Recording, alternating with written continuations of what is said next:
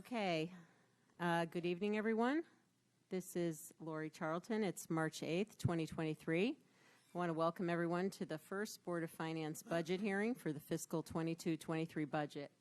I'll call the meeting to order and ask that we please all rise for the Pledge of Allegiance and please remain standing after the pledge.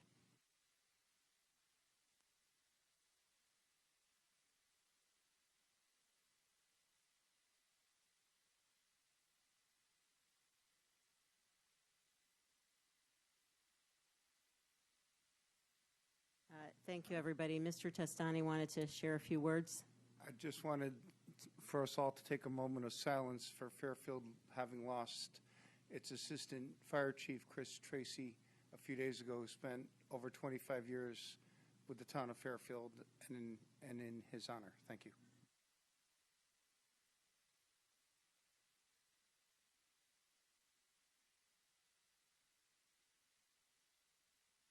Thank you, Larry. Thank you, Mr. Testani. Okay, to the members of the public, this is the first of a series of Board of Finance budget hearings.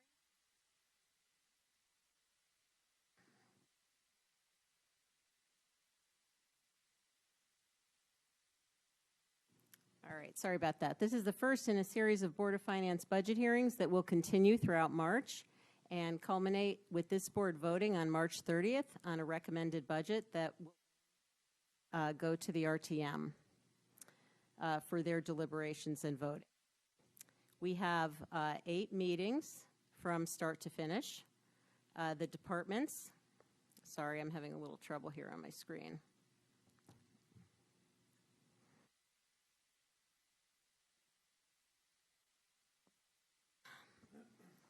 Okay, sorry again. There are 8 meetings from start to finish. The departments and topics to be covered in each hearing are on a schedule that can be accessed through the homepage of the town website, along with the budget book we'll be referring to throughout our deliberations in these hearings.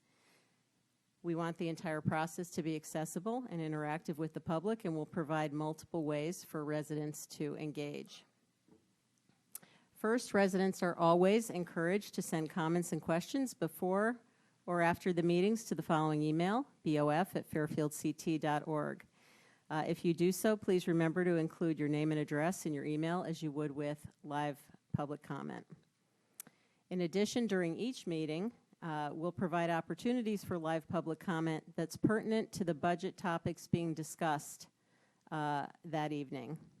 Again, the topics each night for all the hearings are set forth on the budget schedule, accessible through the town website. For residents who are joining us through WebEx for these hearings, please know that you are muted and will not be heard by board members until public comment is called for. I'll do that periodically during the meetings and ask that comments be limited to 2 minutes per person. We will also be holding a public hearing on Saturday morning, March 25th at Fairfield Ludlow High School. That's another opportunity for residents to have their voices heard on the budget as a whole or any particular element of it before this board votes. I do just want to make one clarification on public comment. The format is designed for residents to make statements, but it is not an interactive Q&A. We do welcome questions, and emailing the board is a great way to do that, and we'll be sure to respond to questions either by email reply or through discussion at a subsequent hearing. But I did just want to be clear that the public comment sessions are not meant to be a Q&A forum during the meeting. Before we move to item 3, I want to thank the First Selectwoman, the Superintendent of Schools, the finance departments of both the town and Fairfield Public Schools, and the entire team for the work that went into preparing the budget. We all know that budgets are never easy. They involve choices that impact our residents immediately, but also impact the long-term financial stability and well-being of our town. The bottom line of the budget, meaning next year's tax increase, tends to get the headlines, but what we collectively do in the budget to serve the long-term interests of the town is also critical. That means focusing on the town's long-term liabilities, our fund balances, the sustainability of revenue sources, particularly non-tax revenues and reserves that are used to finance spending decisions, and the choices made between operating expenses, bonding, and use of grants. And as we always say, there is a balance here. It is always prudent, of course, to budget in a way that continues to strengthen the town's balance sheet. For example, setting aside fund balance and other reserves. And it's also important to recognize the moment that we're in. And there's sometimes a natural conflict there. Annualized inflation has come down since we were sitting here a year ago, but it's still higher and stickier than anyone would like. And that functions as a tax on all of our residents, a highly regressive tax. Interest rates have skyrocketed since last year, and that ostensibly has a positive impact on this budget. There's an increase of over 500% in budgeted interest income, almost $4 million. And that offsets increases in spending. But the negative consequences associated with higher rates, including the higher cost of debt and the impact rates may ultimately have on the housing market, property values, and our grand list, are yet to be fully felt. The sustainability of state and federal funding we've enjoyed over the past few years is questionable. And of course, our schools, which have mostly returned to normal post-COVID, will likely be grappling with the impacts of the pandemic and its costs for years to come. So all of that is to say that while we're incredibly fortunate to live in this community and benefit from everything that it has to offer, there is reason for caution, as there always is. I look forward to working with my colleagues in a thoughtful, nonpartisan manner to consider these important issues, to listen to the town and school administration, to listen to the community, to do our due diligence on behalf of the taxpayers, and to recommend a budget to the RTM that best balances the long and short-term interests of our community. Once again, I want to thank the administration of the town and Fairfield Public Schools for all the hard work this budget represents. I want to extend special thanks to the town's budget director, Frank Magneri, who has worked with board members to take input and really enhance the quality and extent of information provided to us in the budget materials. For those residents who are following along, you'll notice this in the backup to our meetings, and on the Board of Finance page on the town's website, you'll see a repository of all this information, including information about budget drivers, explanations of changes, Q&A between board members and the administration, etc. So thank you again to Frank and to CFO Jared Schmidt, who have really answered the call to take this process to the next level. All right, so tonight we are going to start by hearing a summary of the budget from the first selectwoman, and we'll offer the board the opportunity to ask any high-level questions on her presentation. We will then hear directly from the departments listed in tonight's agenda. To reiterate, if any of the public wants to provide comment that's pertinent to tonight's subject matter, we welcome that, and I'll call for it after each section has been completed. If you're on WebEx, just drop a note into the chat box at any time and indicate you'd like to be heard. So with that, we'll move to item 3, and the summary budget presentation. Ms. Kupchik, again, welcome. Turn it over to you. Thank you, Madam Chairwoman. Okay, let's see. Are we ready, gentlemen? Very good. Thank you, Frank.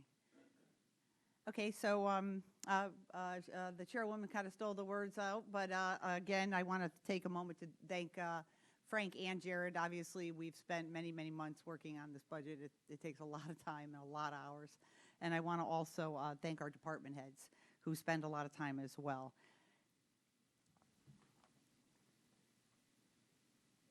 That's okay.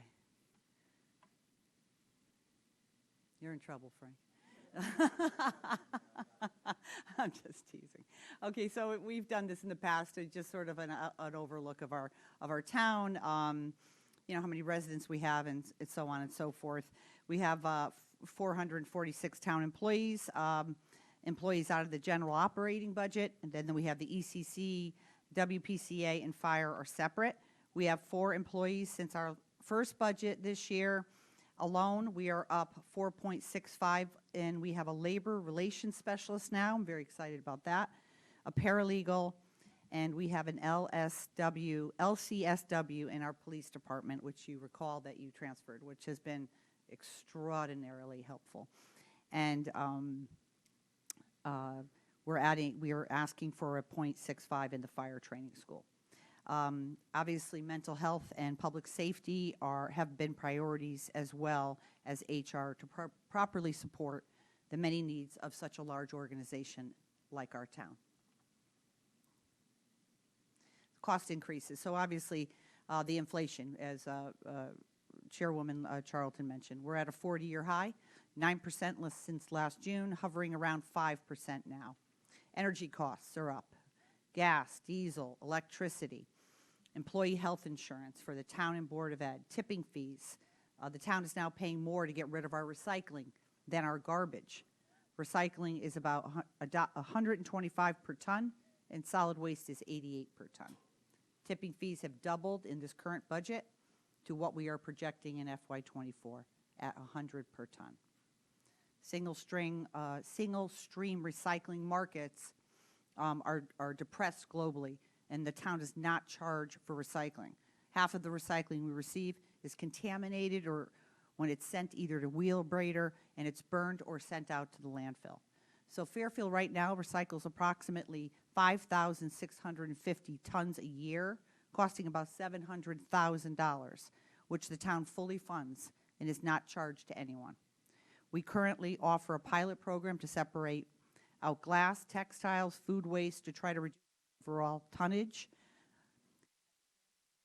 at the transfer station at no cost to town residents. We process approximately 33,000 tons of municipal waste each year. So cost increase. So we just put a graphic up for you to see where we are. You can see the figures on some of our contracts current, and then you see that actually THEA, we didn't update this, but THEA was voted on by the RTM, and it's ratified, wasn't it? Wasn't it ratified? It was ratified by the union. We're awaiting a tentative agreement with DPW. We're very close to that. And as you know, the fire contract is in arbitration.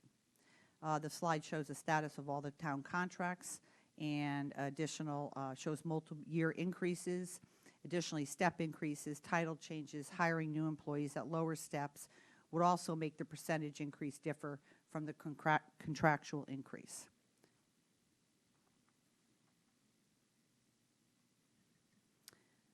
So what does the budget do?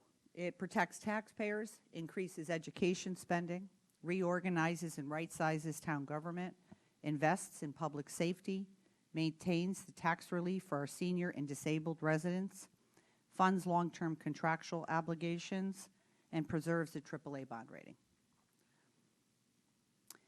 What are the major highlights? I just want to note that the OPEB contribution represents the best estimates at this time.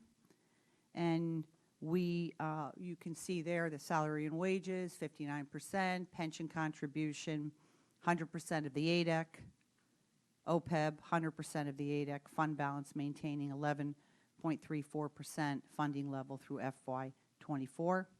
And the public school increase is $7.7 million over last year, with a mill rate increase of 0.98, just below 1%. So our investment income, budgeted invested, our CFO initiated this idea to consolidate the town's general fund investments and hire Janney to be our town's investment advisor. This change has put our investable funds into the hands of professionals that will help to ensure we remain in compliance with the state statute and the town's investment policies. As was reported during yesterday's last week's quarterly review, we are already seeing a significant increase in the investment revenue during the current fiscal year. And this will continue to have an even greater positive impact on our revenue in next year's budget. And this is why you will see a large increase in the investment revenue for FY24. And I believe you have Guy speaking tonight regarding that. So here you just, shared expenses is going down mainly due to debt service. So that just, we've done this in the past, the Board of Education shared expenses for the Board of Ed in town, and the total expenditures and net revenue required. So where does the money come from? This slide is showing you where the money comes from, broken down into category. We already went over the notable change in the investment income. Changes also occurred to conveyance building revenues as a result of the slowing of the market after what we've seen some very active years. Of the $1.4 million reduction to other town fees and charges, approximately $500,000 is due to a decrease in building permits.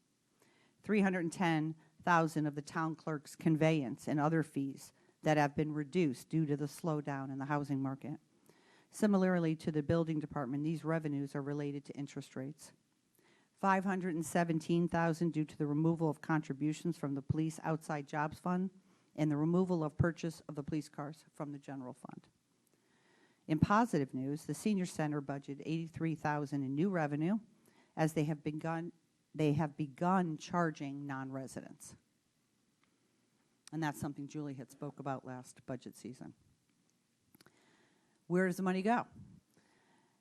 Well, the fees and pros are mostly related to contractual increases. Capital outlay is down due to the purchase of police vehicles using the Outside Jobs Fund. And then you have the shared town and Board of Ed expenses, including nurses and debt service.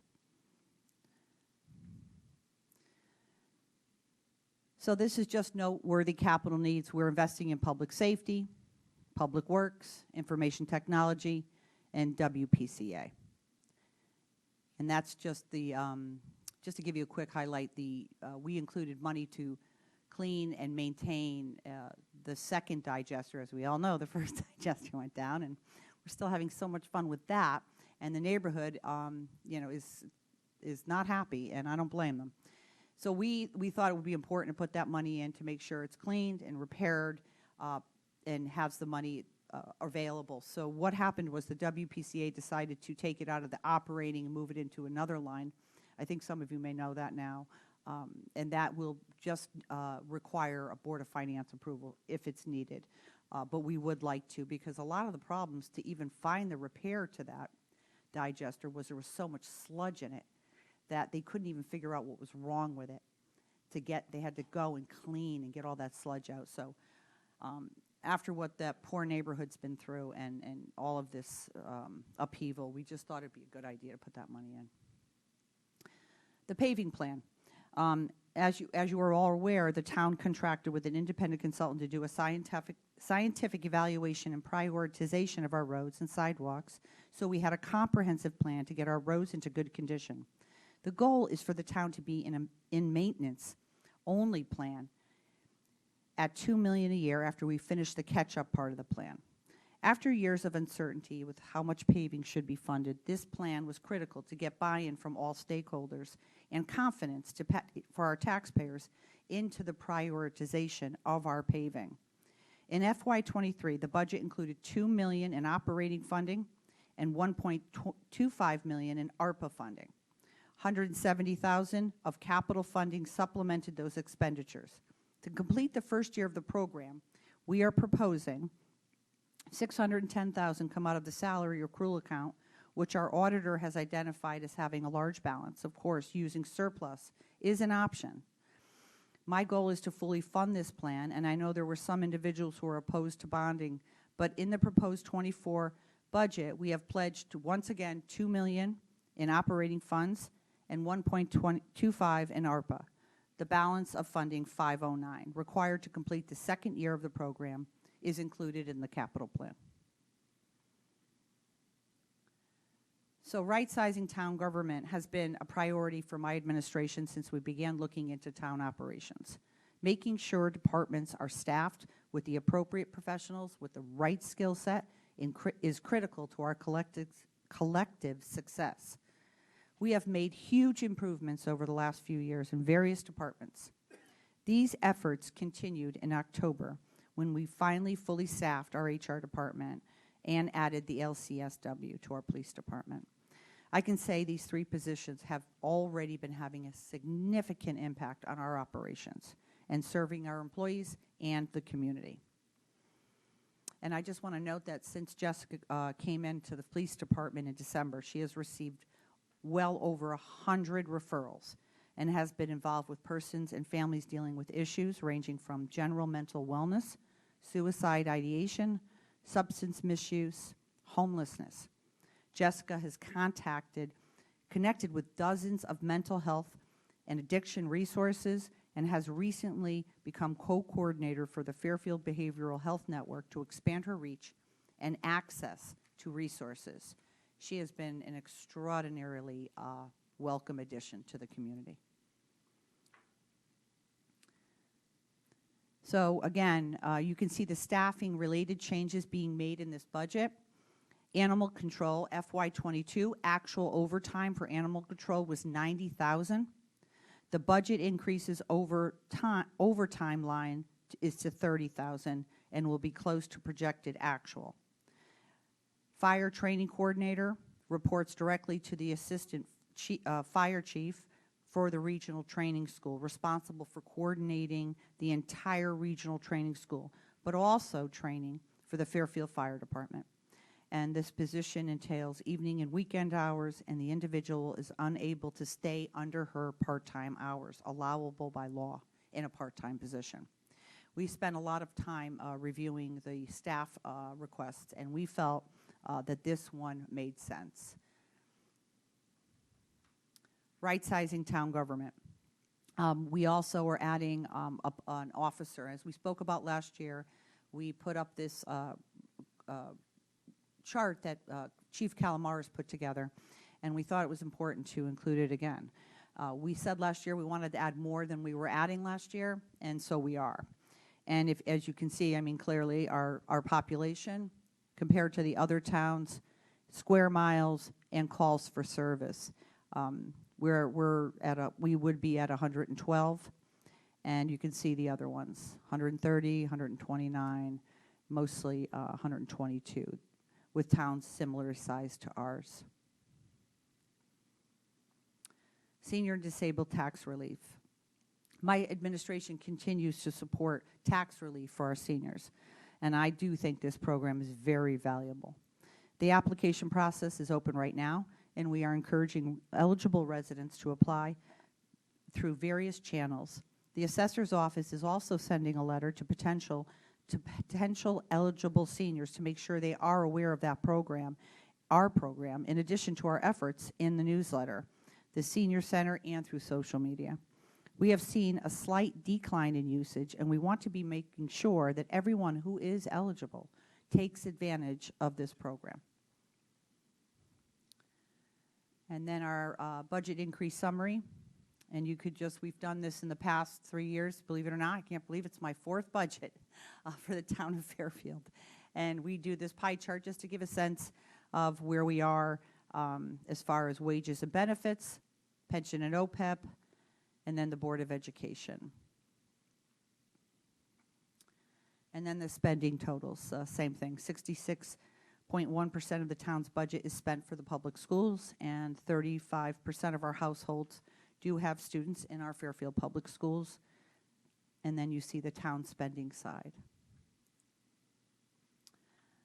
And then we did this the last few years. I think it's good for not just the boards who vote on our budget, but also for our public, just to kind of look at the cost spending and the enrollment, and I think that's really important.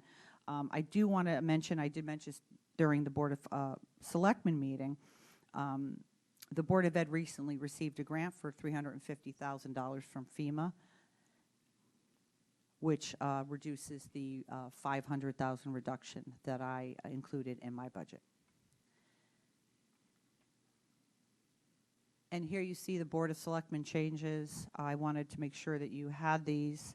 The changes made by the Board of Selectmen increase the collection rate from 98.90 to 98.99 to be more in line with how we are trending. And these changes will have no net impact on the budget. And then I just wanted you to see the Board of Selectmen changes with the WPCA. The only change was that what I discussed earlier about the digester cleaning, moving it out of operating, putting it into a fund that has to be approved by the Board of Finance to be transferred out. But the net is the same.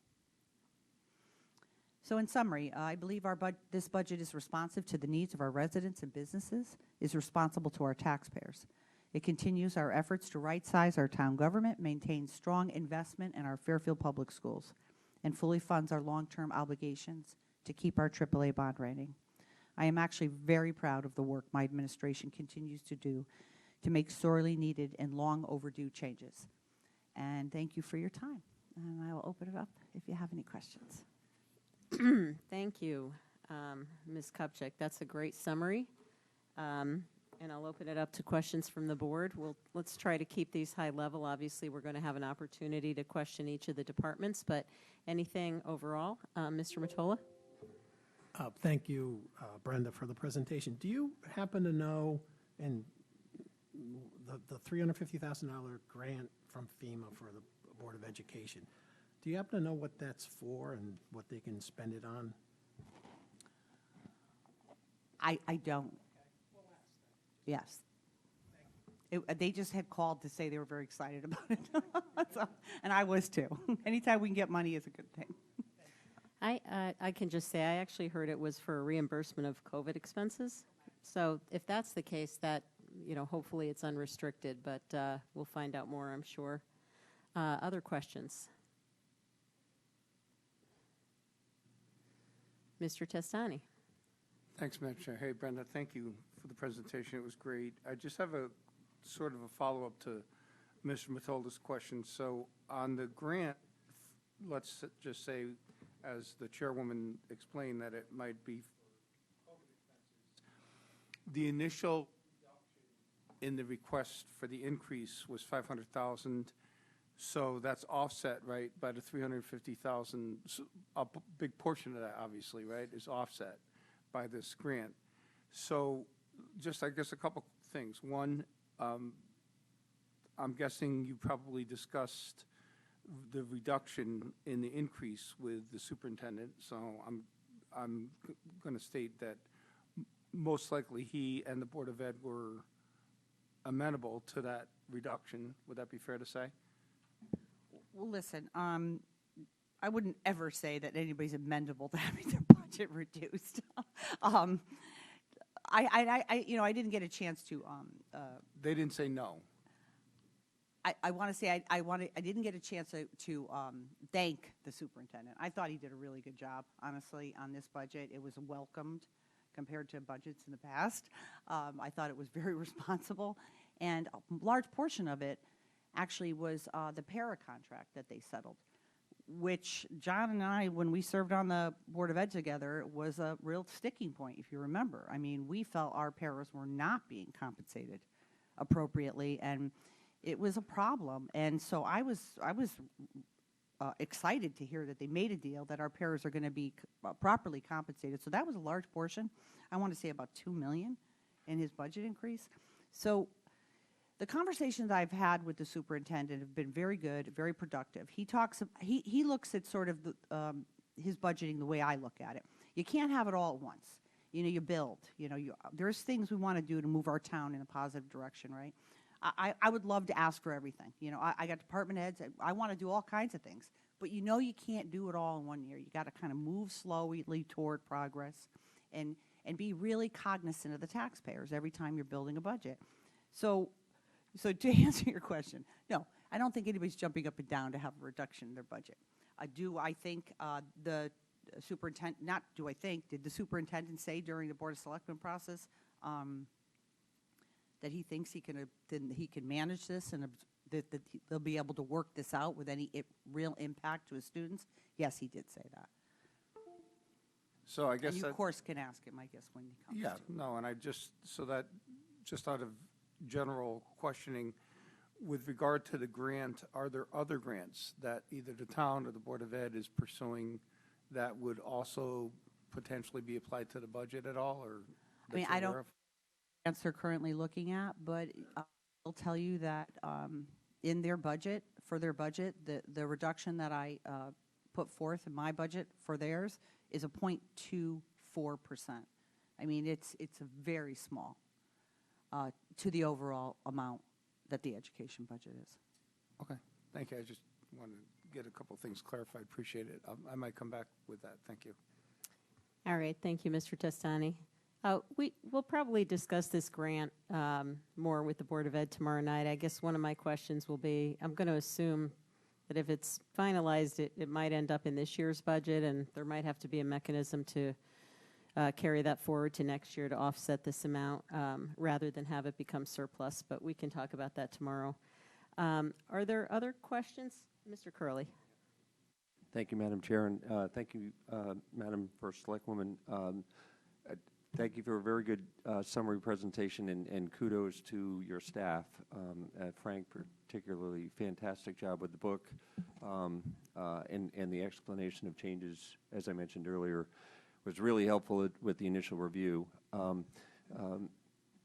Madam First Selectwoman, I just have one question going back to the paving plan. I just want to make sure I understand the numbers because they are in pieces. But what is the and I mentioned this last year when your administration hired that outside consultant to pull together that paving plan. I thought that was an excellent idea, and I'm glad that you did that. But what is the total expected spend for the various components for the paving for this upcoming fiscal year? So Jared's going to answer that, but as you remember, we all had buy-in on this. We all have agreed to fund that plan, which I think is really helpful. As we know, sometimes in the past, it wasn't really like a plan. It was sort of like possibly politicized a little bit as far as who got their streets paved. And I like that they really did the scientific review of our streets and said, okay, this is how you should do it. And as we said before, we wanted to get back to having it only in operating, but we wanted to do the catch-up, right? Get caught up and be in line with that plan. And I'll let Jared take over the rest. So the current year amount is about just over $4 million. And for next year, it's about 3.8, 3.7, 3.8. Thank you. That's fine. Okay. Before I ask anyone else, I just had a quick follow-up on the paving before I turn to anyone else. Are we on track to spend the entire $4 million from this year? Yes. We are. Yep. Okay, Yep. great. Other questions? Mr. Stark. The decrease in conveyance and property-related income on the one hand, and the increase in investment income on the other, are thus far into the third fiscal quarter, is that run rate that you're looking at for next year, is that what we're seeing right about now? Or is it what we saw in the second quarter? I think Any sense of that? we're going to hit on both of these tonight. I think Betsy's the first one to go as a town clerk to talk about conveyance, and then we can talk about investment income, and we'll have our investment advisor on to talk about that in more detail as well later on. Okay, thank you, Mr. Stark. Any other questions? Okay, Mr. Curley. Yep, thank you, Madam Chair. Going back to the budget highlights page, there's a mention of of maintaining the fund balance, which I think is just a theme that we always try and do, so that makes sense to me. But there's a reference to 11.34%, which is where we ended up the year before. I think we increased to 11.75 at the end of last year. So I just want to understand if your expectation is to maintain it 11.75, or is your expectation to drop back down to 11.34 because that was the level that was determined to be adequate? I just trying to understand expectations. That one's on the agenda as well later on. So if you want to talk about it later, I think ultimately, though, in broad strokes, that'll be a decision for the board to make. We're not appropriating money for fund balance as we've done it in past years, and so whatever is left over in surplus, I think, will be a decision for the Board of Finance to make, and we can talk about more details what that would take to sustain it at the level it's at now. Okay, thank you. Okay, Mr. Testani. Yeah, well, first I want to thank Mr. Curley for reminding me to thank Frank and Jared and the first selectwoman, and I'm so sorry I didn't do that earlier. It was a great presentation. I just, on the overall budget, what would you think? I mean, you sort of highlighted it, you mentioned it in the presentation. What was the most difficult piece? What would you say was inflation, or what was the most challenging part of putting the budget together? Well, it's always challenging, Jack.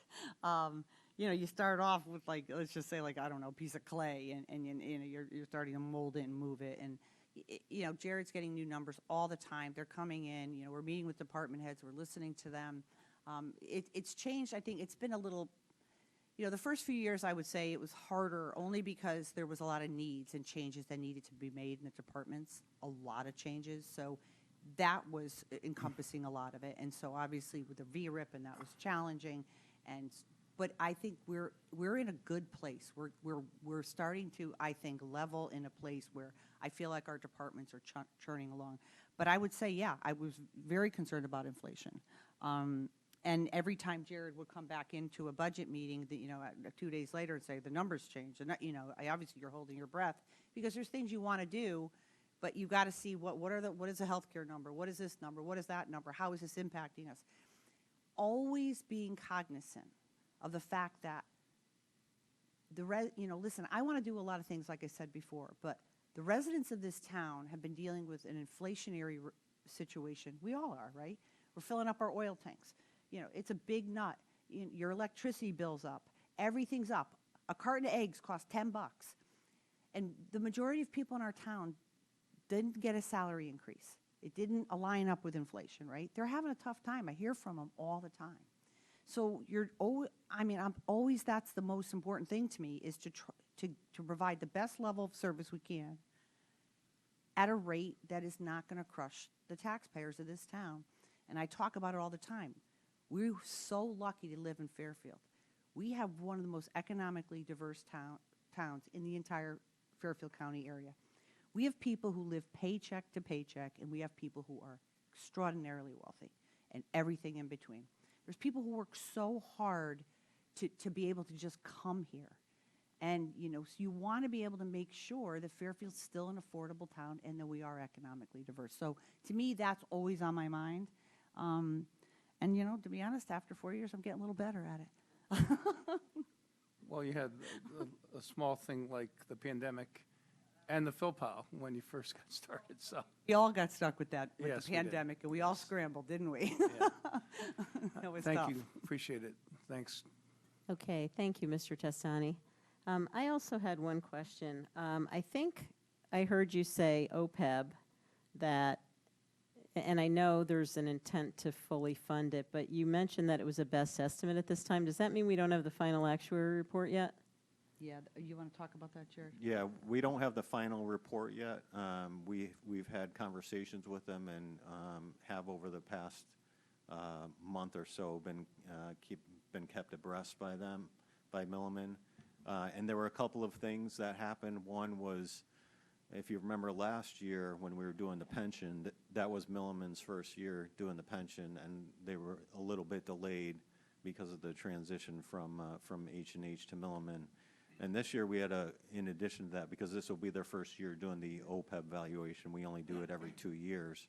But in addition to that, we also had turnover in our HR department and the benefits manager position, and so that has slowed things down a little bit. But they'll be ready to go next week when they're on the agenda with a full presentation, and we'll give you a full update on what the new valuation says and how it impacts the ADEC. Okay, great. So that's on the, I believe they are scheduled for the 22nd. Yeah, I'm sorry, the 22nd, Yeah, yep. so that's, 2 weeks. so that's good. We have a little leeway, and we expect to have a final report from them by then. Okay. Any other questions on the summary presentation? Okay, seeing none, thank you very much. Appreciate it. And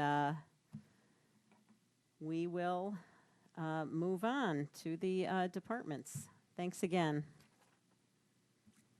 Thank you, Madam Chairwoman. Thank you. Okay, so we are going to move on to item 4, which is a discussion of the departmental budgets.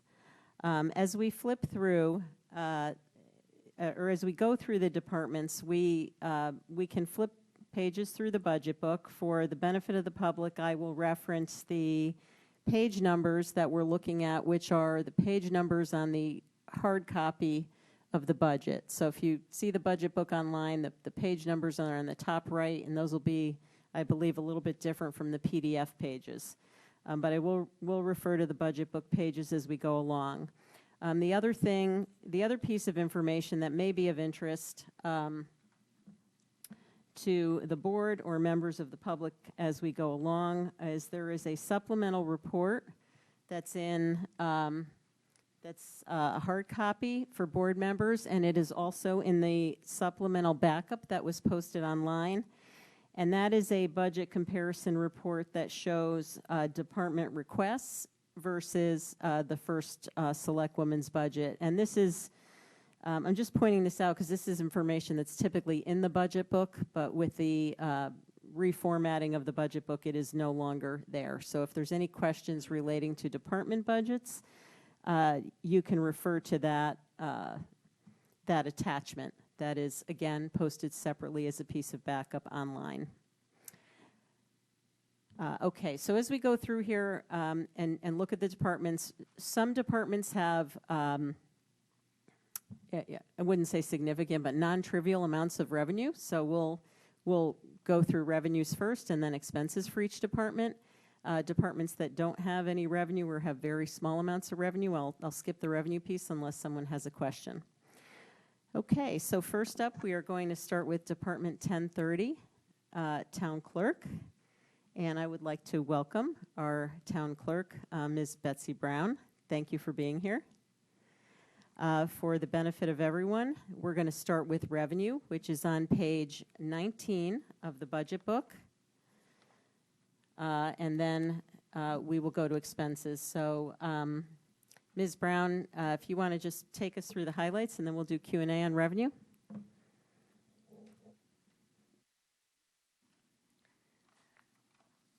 Just as an FOI, this is as of close of business yesterday. Recording fees are at $132,000 for current fiscal year. Conveyance tax is at $1,439,000, and for recording or for conveyance? $1,439,000. I apologize. I was trying to write that. Can you say recording fees again? Recording fees, $132,424. Thank you.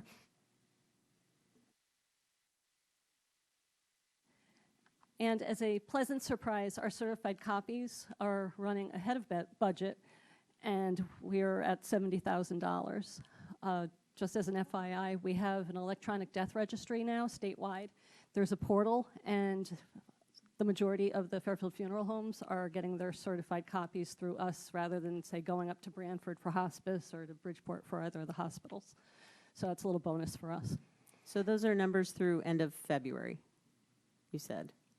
As of yesterday. Oh, as of yesterday. Okay, so basically, Yeah, so 8 anything that you months, had yeah. at quarterly review, this is in addition to that. gotcha. So this is 8 months or so worth of revenue that you just talked about. Okay, thank you. Correct. But unfortunately, it just doesn't appear right now. I mean, things could change as far as conveyance tax. It's just, you talk to any real estate agent and they will tell you there's no inventory. You know, it's just, I think we're back to pre-COVID numbers. Okay, I'll turn it to the board for questions, but I'm just trying to read between the lines. Are you trying to tell us that you've changed your mind about your revenue budget, or? No, just so, you know, you're aware, it's not, Okay, you know, not going to say 2 million, I think it was 2.5. gotcha. We're just Okay. running lower. Okay, thank you. Mr. Walsh? First of all, I think that in our quarterly for December 31st, at least when Caitlin presented the numbers, she reduced the estimate on conveyance taxes, correct? By either 100 or 200,000? 100,000, not a 100,000. lot, yeah. You still think that that's looking okay for this year? Yes, I do. Because don't forget, too, every once in a while we'll get a larger commercial sale, and that gives us a big boost. Okay. I know you might not have this information tonight, but in order to compare apples to apples, could you get to us for the exact same time period, what the conveyance number was at last year at the same time you came to us with the current number of $1,439,000? Like what was it at this same point last year, to give us a comparison of where we are? That'd be helpful. And the same thing with Do you want conveyance and recording, or just conveyance? conveyance and recording, please.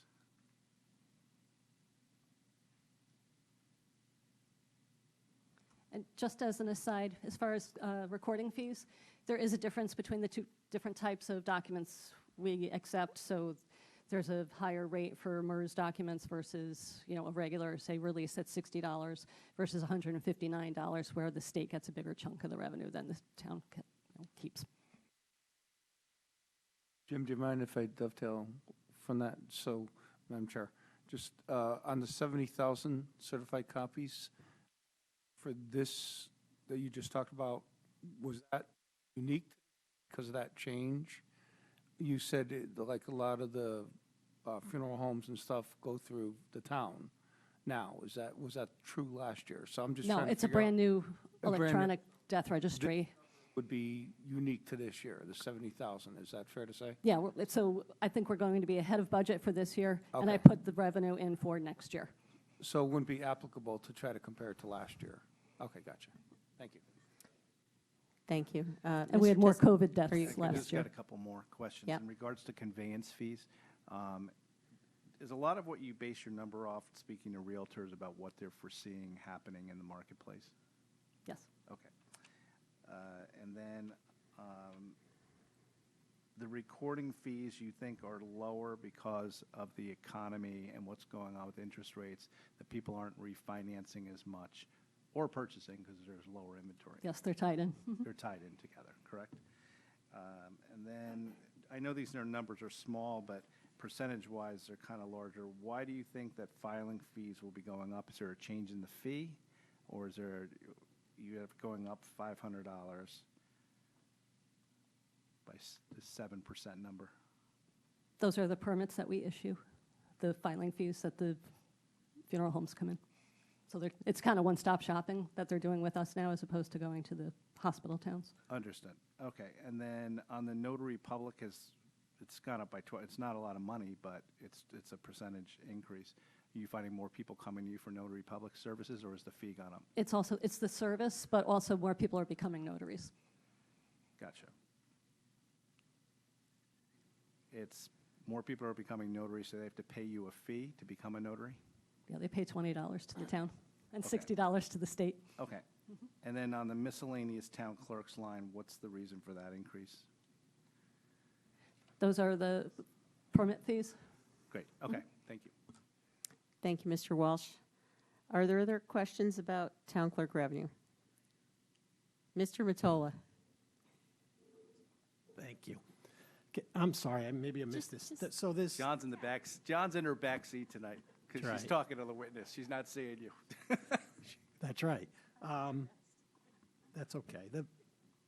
So the $70,000 that you're getting this year, it's what is it for again? It's a fee that, Are you talking about certified copies? it's the death fee, I'm calling it. What do you call it? What is it? Certified copies, that's all my certified copies. Oh, it's Land certified records, copies. Okay. and certified copies of deaths, marriages, birth certificates. All right. And that's reflected in the next year's budget. It's up 10%. Yes. That's okay. Just want to understand that. Thank you. We're also driving more people to the website. We put more and more of our land records online. We're doing back scanning so people can print copies from home or the law offices. Thank you. Ms. Marmion, you had a question? Thank you. Just, Betsy, you had mentioned that once in a while you get a larger commercial property that drives some of these conveyance fees, taxes, et cetera. Is there anything on the horizon looking towards next year? I know it's hard to predict these things, but do you know of anything in the works, or how do you kind of try to predict that or factor that into your revenue Just- predictions? One commercial property of note that's on the market is One Post Road. So, I have no idea of, when that will sell. It could be this fiscal year, it could be next fiscal year. That's you said One Post Road? Correct. It's right on Ash Creek there. Oh, I know where that is. That's where the Jewish Senior Services used to be at, Yes. right? Okay, thank you. Thank you, Ms. Marmion. Any other questions on town clerk revenue? Okay, I just want to make one comment. And so Mr. Walsh asked for some follow-up information. And so what we're going to be doing, similar to the questions we asked beforehand, is we will make sure that, and Frank, somehow we transfer that question onto the Google Sheet. And so so that the attachment that's provided in response to the question will not only be part of the backup next time, but will also be part of the public record. Is that okay? I'm going to try to keep track of the follow-ups, but that would be helpful as well. Part of our objective here is to avoid the dozens of emails of additional information that get floating around. All right, so let's move to expenses, and that would be page 45. And actually, the narrative on the department is on 44. The numbers are on page 45. So, Ms. Brown, I'll turn it over to you for a summary of the highlights. My expenses aren't as exciting as my revenues. Personnel services increased due to contractual obligations. I found some offsets as far as with, maintenance and repair of equipment to offset advertising, which has increased because every RTM agenda, every ordinance that we pass, everything has to be in the newspaper. And Hearst has increased their fees. Also, registrations for town clerk conferences, those have increased as well. But I did lower my printing and binding a little bit to offset that, and also secretarial services. Okay, thank you. I know this is going to be, I'm anticipating this will be a question for every department, but for regular payroll, I just want to remind the board and also for the public's information, these comparisons and the percentage changes may not be accurate per se, because last year's number, to the extent union contracts were open, last year's numbers did not reflect the actual payroll attributable for last year that was carried in a contingency account. So so we'll probably be asking this to everybody, but Ms. Brown, that regular payroll increase that's showing at 6.1%, what is the I'll say the true increase there? Or Frank, maybe that's for you. I'd have to look at it department by department, but on a high level, if you go to the budget drivers page, which I think is page 8, and I'm sorry to make everybody flip, but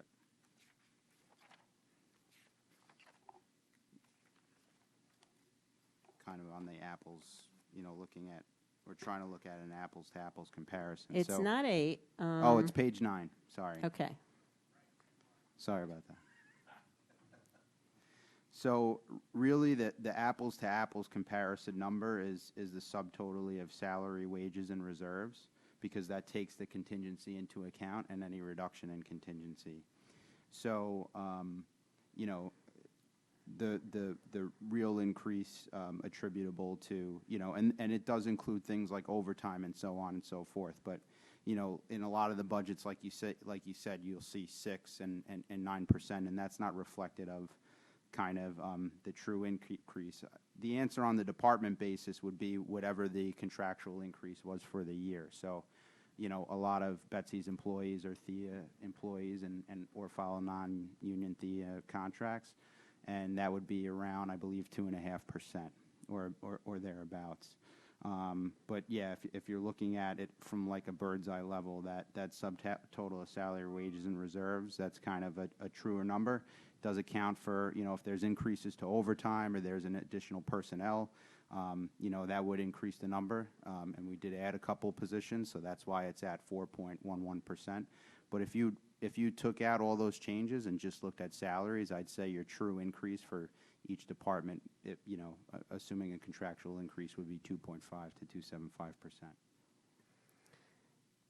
Okay, thank you. I'm probably going to ask for some follow-up information on that, just so that we can, and I appreciate that answer. I just think there's a lot of things lumped in there, including contractual increases, department head increases, and a bunch of other stuff. So the sort of the top line, or the high-level summary is helpful, but probably will also be helpful to understand for some departments as well. So I'll follow up on that with a request for more information that's hopefully not too complicated. Other questions on the town clerk expenses? Mr. Walsh. Thank you, Madam Chairwoman. And this goes to the regular payroll, and I just wanted to remind our board, and I think Betsy can confirm, but it's the year that we set the town clerk's salary, and this board does that, and we're going to have to go into executive session at some point during our budget season so that we could recommend. And so the 111,190 is just kind of a requested amount, but we will have to set the salary of the town clerk for the next 4 years in executive session. So that's kind of just an estimate for right now, and I just think everybody should just look at it that way. So, not that I'm saying she doesn't deserve it. I work with Betsy's office, and I used to work with it a lot more, but you know, I think we have the finest town clerk in the state, and this is talking to somebody who's probably been in 70 town clerk's offices in their life out of the 149, or I don't know how many there are now, 169, 49, something like that. So not quite half, but probably close to half. So we're lucky to have Betsy, and I think we'll just have to take this up in executive session and choose a date to do that. Thank you. I was actually not aware of that, so we'll make a note of that and figure out how to get that done. Any other questions on expenses? Mr. Mottola? No, I don't. Make a wise guy comment, but I won't right now. All Thank right. you. No wise guy comments allowed. Other questions from board members? Okay, Can I just note that my staff, please. they all follow the THEA contract. got it. Okay. All right, thank you very much. Okay, we are now going to move to Department 1230, Conservation. And we have Conservation Director Tim Bishop here with us. So we are going to start with this department on the revenue page, which is on page 12 of the book. Revenues are completely flat for every line item, so this might be easy, but Mr. Bishop, welcome. Point of A- information. and, Point of information, Yep. Madam Chairman, I have to recuse myself on this budget. There's certain town departments that I do work with as an attorney, and I don't want there to be an appearance of impropriety. So Okay. on a yearly basis, there are some that I work with, so I'm going to have to step out of the room at this point in time. Not that I don't like working with Mr. Bishop. Would you but I like us cannot. to text you when? Sure. when- Okay. Thanks. All right, thanks, Mr. Walsh. All right, so Mr. Bishop, again, welcome. And do you want to talk about the revenue budget and the basis for the flat numbers, or anything else on revenue? Yeah, thank you, Madam Chair. Good evening, Board. And thank you, Madam Selectwoman. You can see that there is a flat, no change in revenue, largely based on what was discussed this time last year with proposed fee schedule changes and regulations. Those are currently moving forward as there was some delay just due to normal operations, but that the Conservation Commission has a public hearing set for April on those fee changes. So since they were implemented or assumed to be implemented last year during last budget, myself and the Finance Department Jared and Frank decided that those would stay in place. And that's the explanation for the 0% change. Okay, thank you. Questions from board members? Mr. Curley? Yeah, thank you, Madam Chair.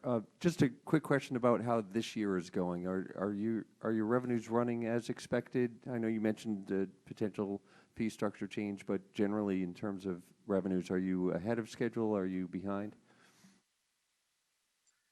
I think we're pretty close to where we should be based on my last conversation on our current revenue numbers.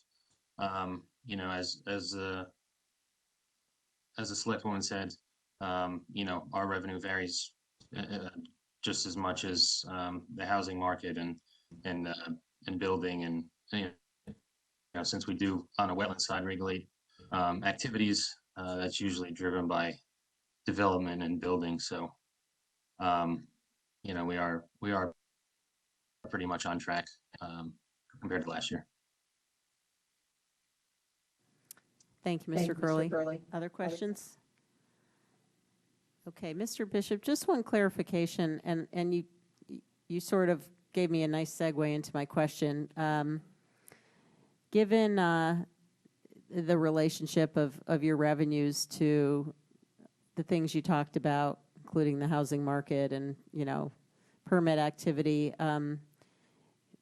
should we have expected the budget to decline from last year based on a decline in activity? And if not, why?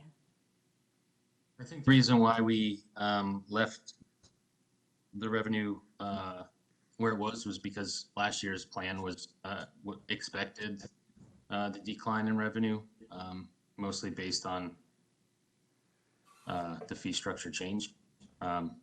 So I think leaving it where it is already anticipates that decline.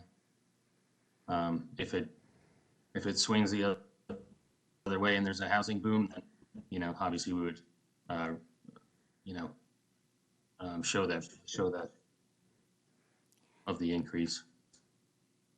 Okay, I don't want to dwell on this. It's not that much revenue, but I feel like there's, you know, there's activity and then there's volume and then there's rate. So if I understood you correctly, last year you had lowered your budget to address decreases in rate, but I guess what I was asking about was any anticipated decrease in volume for next year, given that we've heard from the town clerk, for example, that there's a, you know, fairly substantial decline in conveyance tax. We heard in the summary presentation there's expected decline in building permits, et cetera.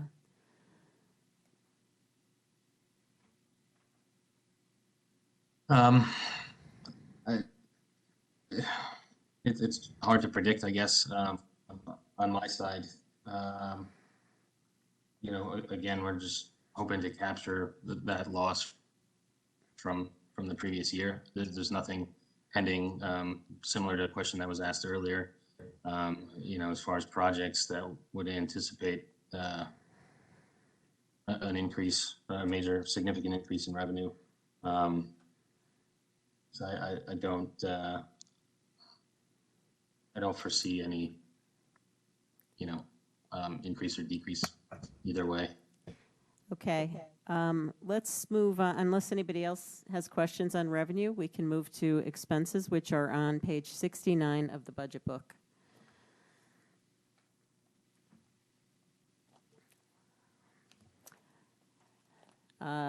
Actually, 68 is the narrative, page 69. Mr. Bishop, you want to take us through any highlights here? Sure. The biggest highlight and largest expense is request for a new dump truck for the field crew. Currently, they're operating a 2009 GMC dump truck, small dump truck. It's not like the large highway dump trucks. This is a pickup size dump truck that is used daily, mostly off-roading to in our open spaces to haul materials, stone, gravel, logs, equipment, tow trailers, things like that. So they do take a beating. as the three the selectmen know that at our last hearing, together with them there, the day I showed up an hour before, the dump truck was on the side of the road getting towed with a broken fuel pump issue. And yesterday it's back in the shop for a power steering issue. So it either knows that I'm coming to make this request for a new truck, because it seems to break down the day of or the day before of these hearings. It does take a beating, like I said. Off-roading constantly is a strain, and this request is for a replacement. Okay. Elsewhere I just elsewhere want in to the point bud- out for everybody, that's in line 57, or account 57,000, which is capital, and that's the 55,000, correct? Yes, Thank you. Okay, sorry to interrupt. that was the largest expense that's notable. Okay, Take any questions. sure. Questions from the board? Mr. Curley? Yep, thank you, Madam Chair. Just a quick question. You had a couple of other line items that were down 11,000 and up 11,000. They look like they might have been related. Is that just a geography change, or are you offsetting something there? I could, Correct. That was just a switch, relocation of funds. Is that correct, Frank? yep. Thank you. Other questions? Okay. All right.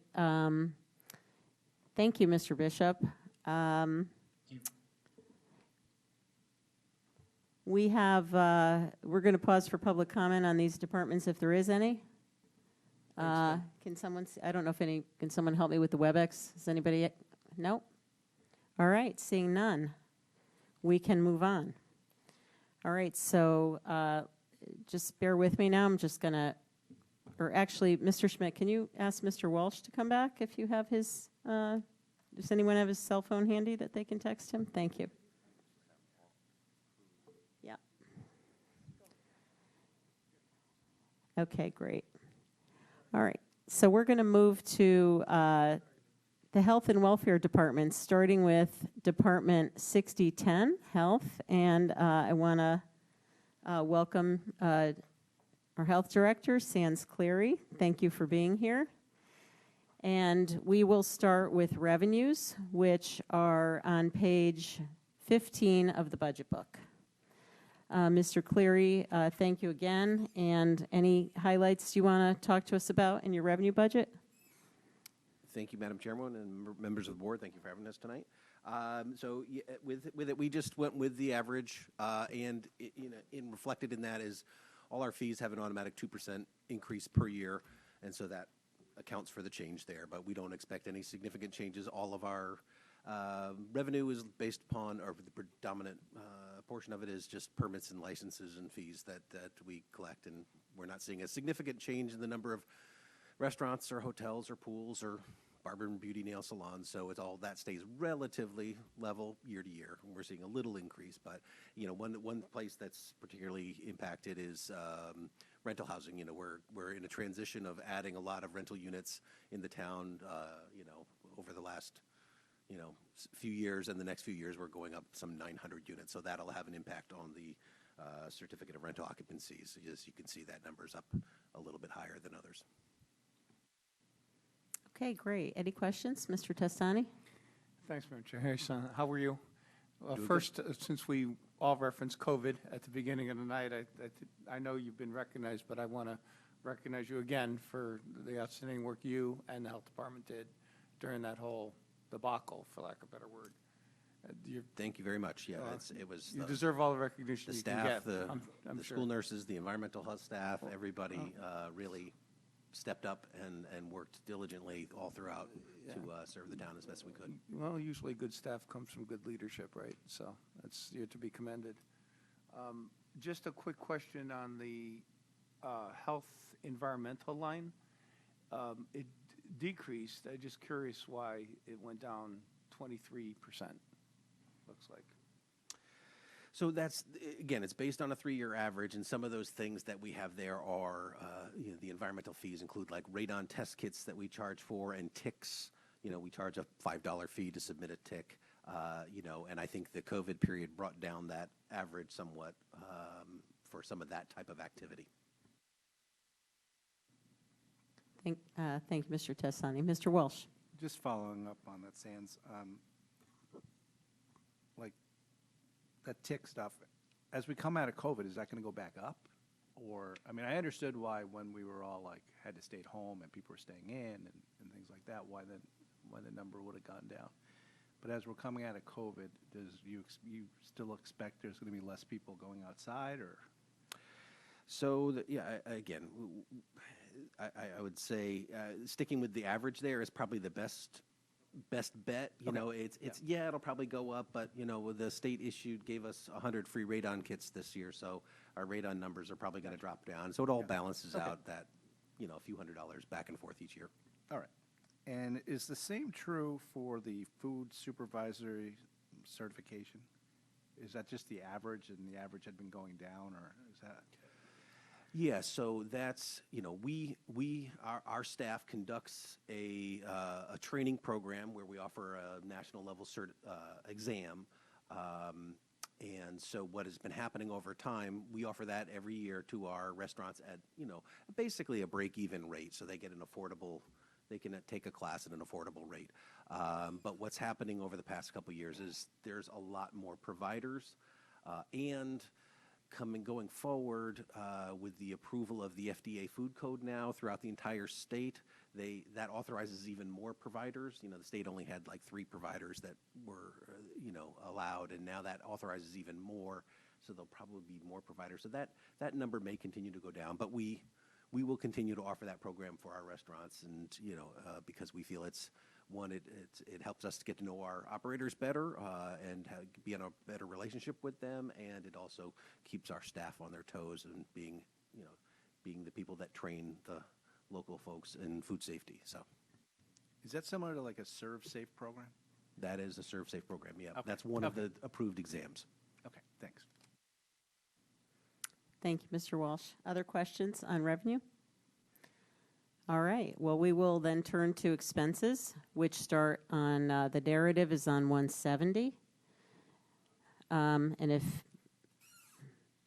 anyone hasn't had a chance to read that, it's actually really helpful in terms of all of the, the budget drivers, the data, how much activity there is in all of these services. So that's helpful. The numbers are on page 172.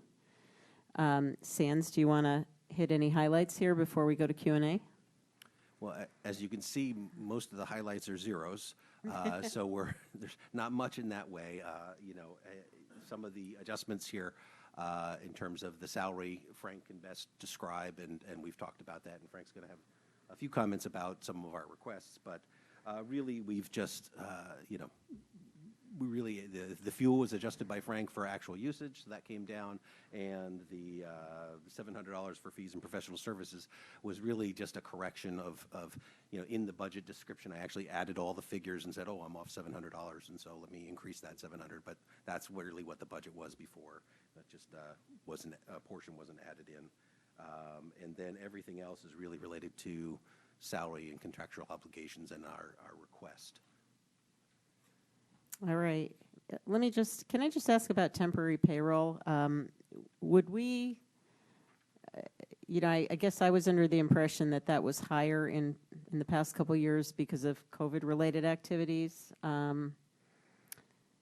We have it budgeted at $63,000, which is flat with last year's budget. Can you just talk a little bit about temporary payroll and what drives those numbers and the amount that you budgeted? Sure. So temporary payroll is essentially our substitute nurses for the school nurses, and so that number's been for the last, I would say 15 years, been kind of fluctuating. It was up in this area about 15 years ago, and then we came down to about, I think we got down to about $40,000 a number of years ago. But it really just depends on, it's really just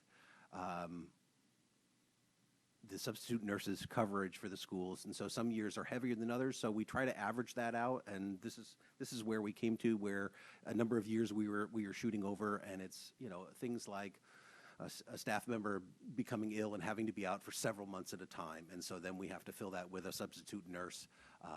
It's often offset by a savings in regular payroll in some cases, but in some instances, that's really where that line hits it. But it's substitute nurses is the sole thing that comes out of that line item, and sometimes it's used for supplemental support. So if a nurse is having a particularly difficult period of a lot of activity, whether it be screening time or a large field trip where there's a lot of additional communication back and forth, we'll bring in a supplemental nurse to help assist with some of that work.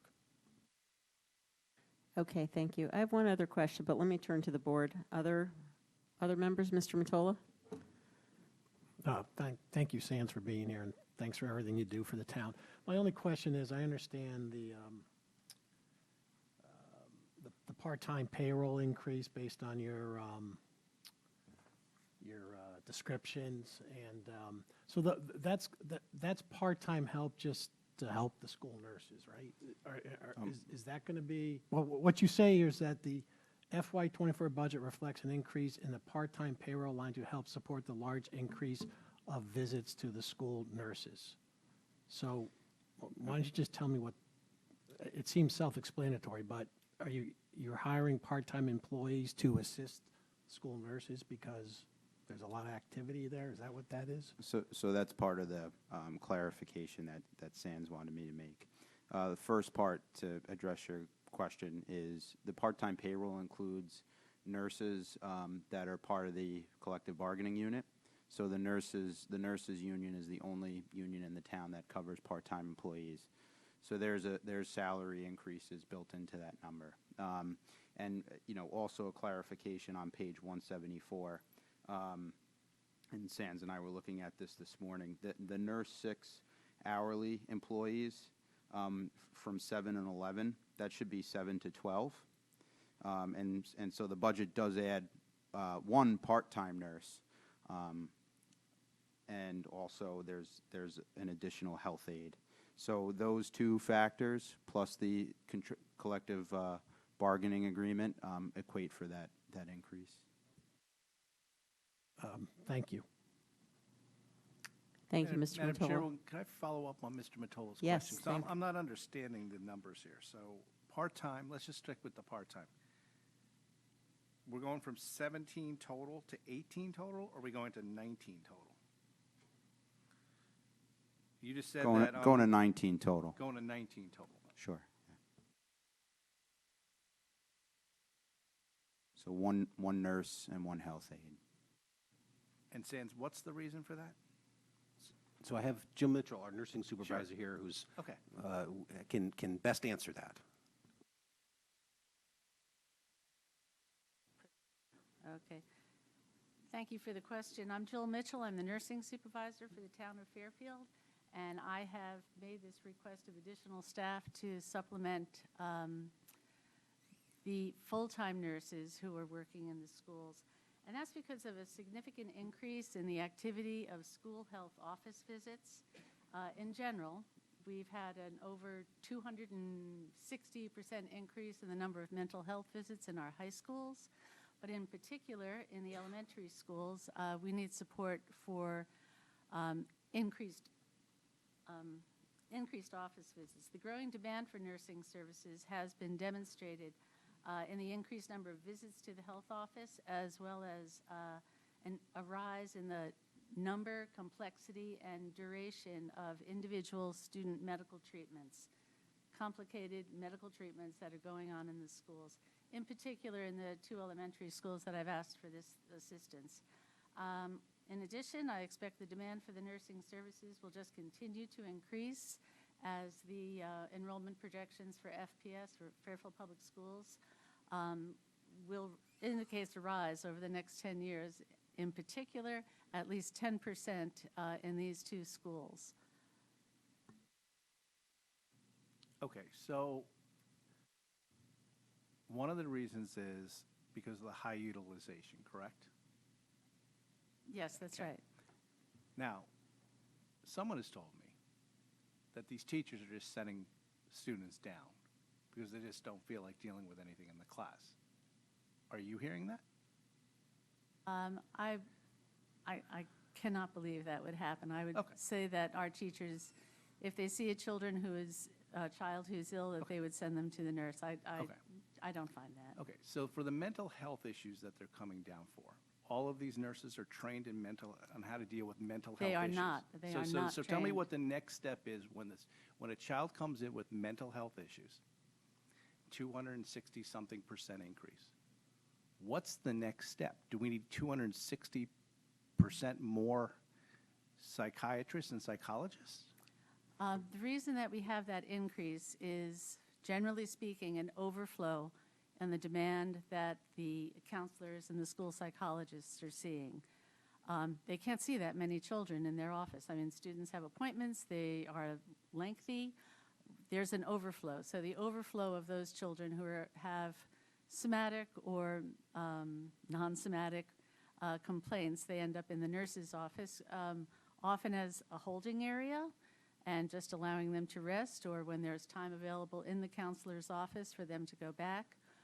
Or we have done, I've encouraged the nurses to attend some certification training for psychological assessment or psychological interventions for these students, but it's very basic. I mean, these are school nurses. They're not trained or, have degrees in advanced psychology. So the nurse's office is being used for a holding area for these students? To rest and relax, and hopefully that their symptom will go away.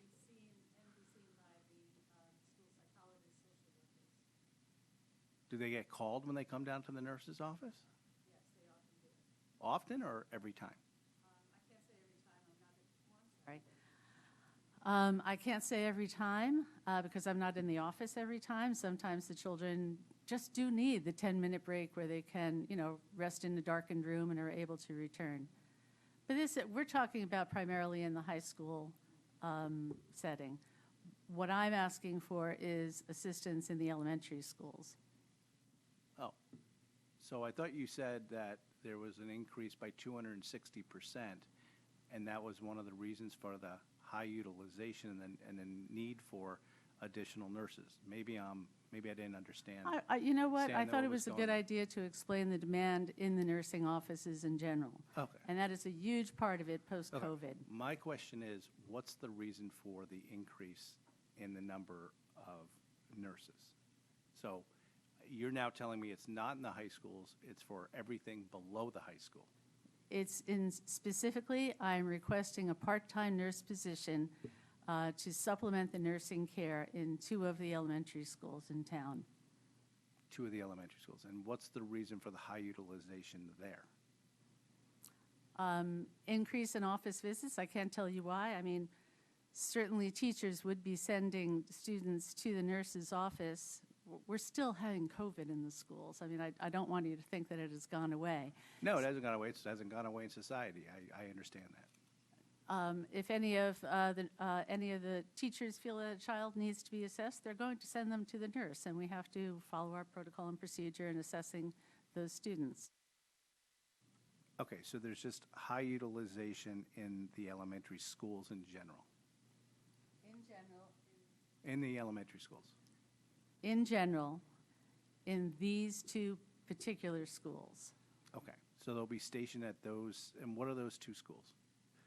So we don't want to get into specifics in terms of the numbers that we're dealing with, in terms of the number of individuals with conditions and the particular schools. If we were to mention the schools or the types of conditions, it would make those individuals identifiable, we believe. So we're trying to be, we don't mean to be cagey or overly vague. We're just trying not to identify. But to answer your question, so there's, as happens from time to time, certain schools have greater impact based upon the composition of the students that are present there, depending on their individual conditions, the acuity of their conditions, and just the sheer number of visits changes based upon the conditions that those students have. So, for example, you know, and Jill's better to talk about this, but, you know, individuals with certain conditions those conditions are new diagnoses, they often have to have more visits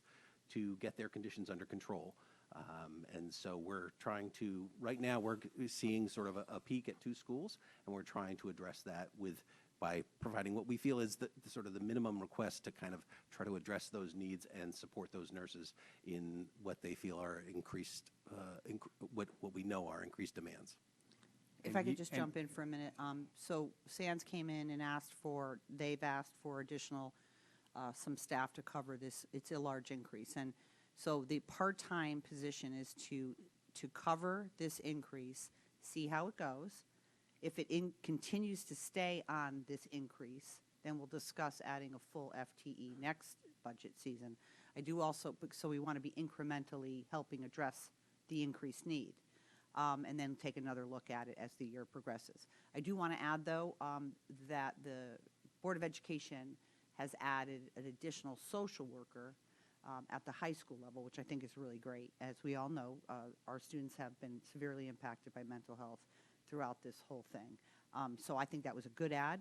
And so we're just going to I think the part-time was a smart thing after we talked quite a bit, and I think it's going to help with the increased need, and then we'll take a look at it and see how it goes. If it stays on the rise, we'll have another conversation for the next fiscal year.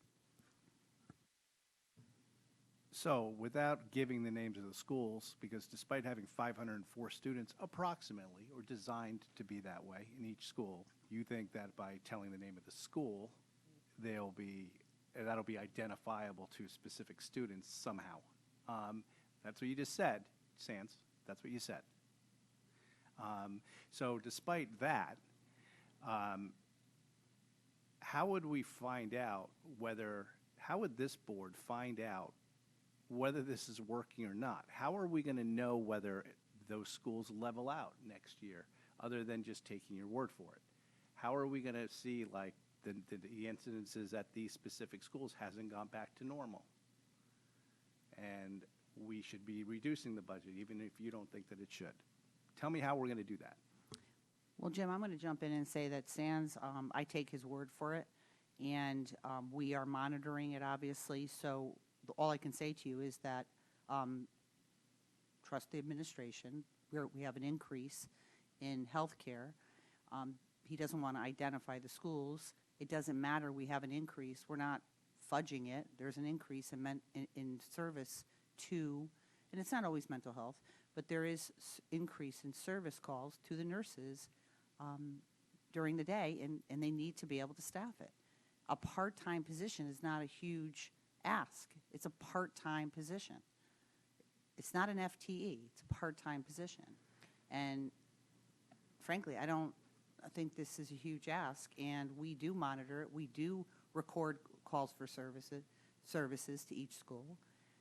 And this is something that's been researched quite a bit. We've had quite a few budget meetings on this, and it was determined after a lot of discussion that a part-time position should be able to help.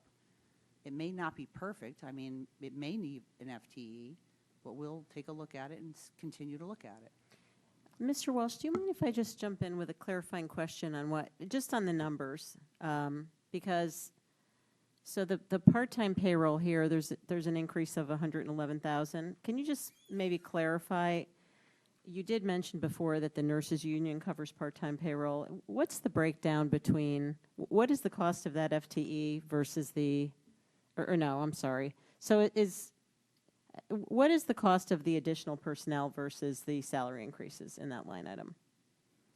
Sure. The number put in here in consultation with Frank was $30,000 for the part-time RN, and then there's another $16,000 for the health aide in there. Okay, so 46,000 is what we're talking about for the increase, and then the remainder of that 111 is salary increases. Is the contractual, salary Okay. increases for the nurses, as well as all the other not contractual, but all the other part-time staff in the health department that received increases. Got it. Okay, so Mr. Walsh, apologies for that. I just wanted to make sure I understood in terms of your question what the number was. So it's 46,000. Okay, thank you. Do you want to? To continue, first of all, Ms. Gudrick, I do trust your department, and I do. But you have to respect my role, and I have a right to ask these questions. I've been supportive, and I think Sands can tell you about all the nurses we've been adding over the last number of years, every single time. But I get to be able to ask questions in regards to when I'm being told it's about utilization issues, I should be able to see numbers on utilization and calls. And I don't understand why that's a problem. And that it's just trust us kind of answer. Would you like to, would it be helpful if maybe we can get that provided supplementally so that the whole board can see it? Yes, I would like Okay. to see it, but I mean, here's the situation. I would like to see the numbers by school because I need to know whether next year it goes back to normal. And therefore, I should be able to ask a question next year. Are we reducing the part-time person there because the numbers are back to normal? I don't know how we track it here at the Board of Finance to know whether someone gets in as a nurse, no matter how many number we have, and whether that number is Yeah. correct every single year or just gets into the budget, and that just becomes the number now. Yeah, so the only thing I would offer is, and I'm not gonna get into I respect the response that we don't want to do this by How school. about an I'm overall number? Yeah, I was instead just of gonna say, total identifying the schools? utilization, If- because. Jill, if you could break yeah. out that, I mean, obviously, in our internal meetings, I see these numbers. But in a public meeting, if you could break down your sheet that we worked on and get it to the board after, and just give the overall number across the schools. Yeah, so the overall number, because the response will be From part of last the year public to this record. year, So, correct. so I think that if we just have the total utilization, I'm not sure it's relevant by school, maybe a breakout by high school and elementary school, and maybe that'll satisfy, going forward. I don't need to know the name of the school. Here's what I'd suggest. Give me the utilization, A through whatever letter there is for elementary schools. Highlight which are the ones you want a new nurse at. And this way, next year, I'm going to ask that be part of your backup. And this way, it's not identifiable, but we can identify whether there's been increases or decreases going forward. That's We what I would appreciate like. that.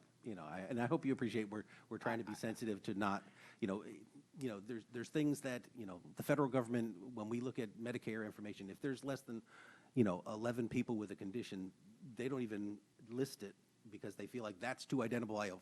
11 cases in an entire town is too identifiable, and we struggle with this all the time of trying to not to provide information that would enable anybody to disclose Right.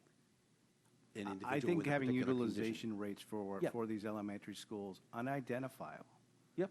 will help you be able to talk in the future. Yeah. No, and we're about happy to provide g- that. And have it going forward. Yeah. Yeah. Okay, so if you could maybe provide that to Mr. Manieri, and then we can have it, all of these follow-up items will get added to, we have a Q&A document going, and this will be an attachment, but I just, again, want to emphasize that any supplemental information will be part of the record. So however you want to do that in a way that's respects the privacy concerns is fine. Are you all set, Mr. Walsh? Yes. Okay, Mr. Stark? 262% increase from what period to what period? Pre-pandemic levels to this year, the first 6 months of this year. So fiscal 2019? We started tracking mental health visits to the nurse's office or complaints of mental health issues, anxiety. Anxiety is probably our number one issue. We started tracking those in 2016, 2017, and that was the comparison that I used. It was a little difficult to track it during the COVID years because either children were not in school for half of 1920, when we closed the schools on March 13th. And then, of course, the following year, we were in hybrid when only half the number of children were in the class. So those numbers were not truly relevant, but certainly we have seen a significant spike this year and last year. And then what's the current comparison period? Is it the school year to date, or? I only had the number, I mean, we have limited sample size here. So I only used the numbers for the first 6 months of the year, from end of August until the end of January. And if I may say so, just top of my head, for this year, one of the elementary schools that I am talking about, for 2021-22, they saw 2,671 students. For the first half of this year alone, they saw nearly that amount, 2,645. Visits, you're saying? Yes. Okay. I would also like to add, if I may, that the quality of the visits has also changed. We are seeing an increased number in these complex medical interventions in the school setting, whether it be much more complicated electronic monitoring of children with diabetes, where it's constant glucose monitoring. We have students not in the elementary school, but who need emergency oxygen administration. We have a number of students who have gastrostomy tube feedings and flushes, and I'm not going to go into any more, as it might be a bit more into identify. Okay, thank you. Are you set, Mr. Stark? Okay, other questions? Mr. Testani. Yeah, hi. Just a quick question, sort of along Mr. Walsh's line. What is a health aid? So if I understand this right, you're also requesting an increase for a health aid, right? $11,000? What exactly do they do? Let's start with that. And let me finish. And then why are we requesting a health aid when we've already requested a nurse to also add to the part-time payroll line? Help me to understand that. A health aide is, perhaps you're more familiar with the paraprofessional term that they use. Well, it's a paraprofessional for the health office. We provide these employees with first aid training, and they are able to be delegated to by the nurse in the office. There always has to be a nurse in the office to oversee their performance. They can address minor health concerns, the cut finger, checking a temperature, things like that. They do not do any assessment, and they refer them, of course, to the school nurse. They also help. There's an extraordinary amount of paperwork that goes into the modern-day health office, and they help the nurses with that. Okay. Are there health aides currently? There are one health aide each in the 2 high schools. And then no elementary schools or No, middle there are schools? not. Okay. And how long have they been part of the budget, the health aides? Yeah, I think we brought those in 2015, is my recollection. Okay, and I'm just trying to understand this. So you're asking for an additional health aide, right? There's 2 currently. Am I right with that? 2 who work exclusively in the high schools. Right, and you're asking for a 3rd? Is it? That's right. For what purpose and what school? Well, So we have increased demands, what we feel are significant demands at 2 schools. And so we are trying to address those concerns in whatever way we can to sort of alleviate the stress, to ensure proper care. We are going to take both those positions, and they'll probably work collectively at those schools together, potentially rotating between the schools. But essentially the health aide can, in one instance, we actually, it's, you know, there's some cases where the care we have to provide, where we have to close the office because it's that technical of a care. And so with a health aide, we could potentially keep the office open and have them see some of the other students while that procedure is going on. And I understand, so there isn't one currently, right? This third person? And the two we have are at the high schools. So I'm still not clear, where would this other person be, A, and B, why wouldn't the nurse be able to handle whatever responsibilities this health aide may be asked of? The part-time nurse that you're looking for in this budget? So we have two schools that we're experiencing increased demand. So one of those would be in each school. One of those what? One Each of the aide would be positions. elementary school, one part-time nurse would be at the other. The two schools most increased need. Health aide at one, part-time at the other. Okay, so if we have a health aide at one and a part-time nurse at the other, why wouldn't we just be able to have two health aides instead of a nurse, right? We would say, the town would save money, wouldn't it? Am I wrong with that? Or, I don't understand, no offense, I'm just trying to grasp the extra cost of this other person. It doesn't make sense to me. So I think Sands was trying to describe that some of these things require technical care of someone with abilities. Right, so that would mean the nurse, So for example, right? if the nurse is in, or if there's more assistance needed, there could be, the part-time could be a health aide sort of covering the office. And he doesn't want to go into specific healthcare issues that may be happening at those schools that require this additional assistance, where the student needs to be alone with a nurse or a part-time nurse, and then there's an aide to cover. When the nurse is otherwise occupied. Correct. Okay. I could perhaps elaborate on that a bit more. The two schools are very different, okay? One school has, they both have an increase in visits. One school has a dramatic increase in visits with an increase in very technical assessments that need to be done, okay?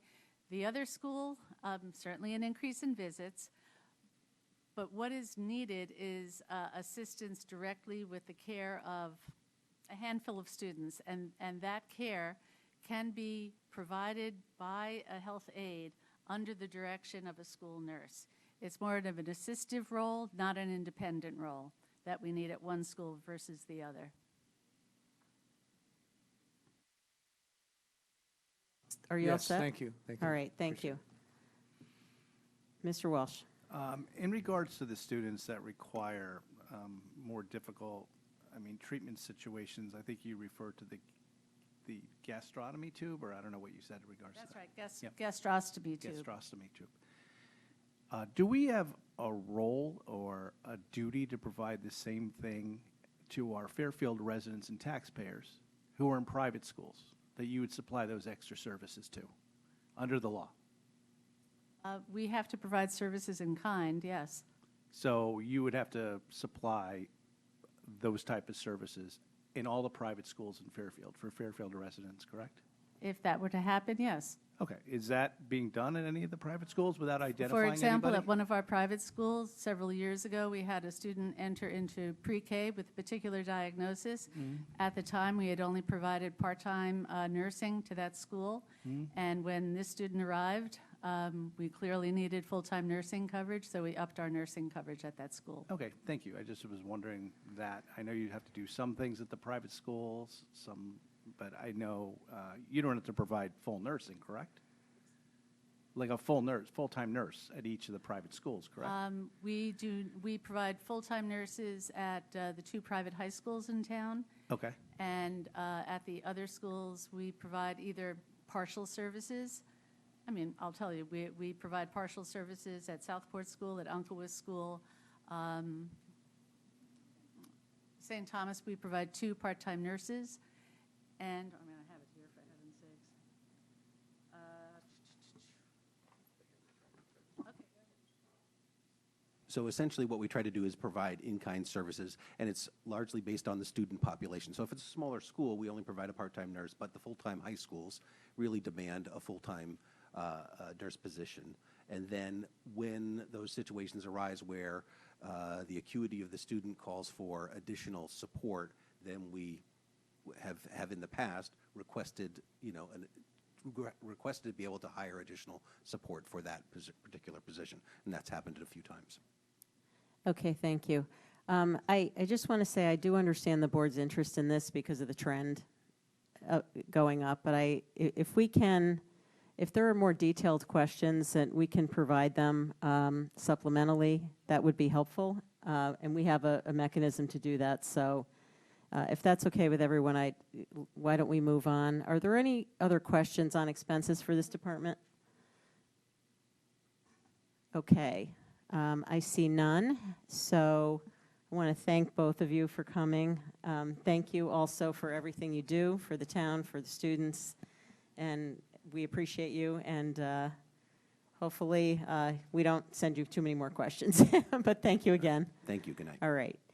Okay, we are going to move on to Department 6050, Human and Social Services.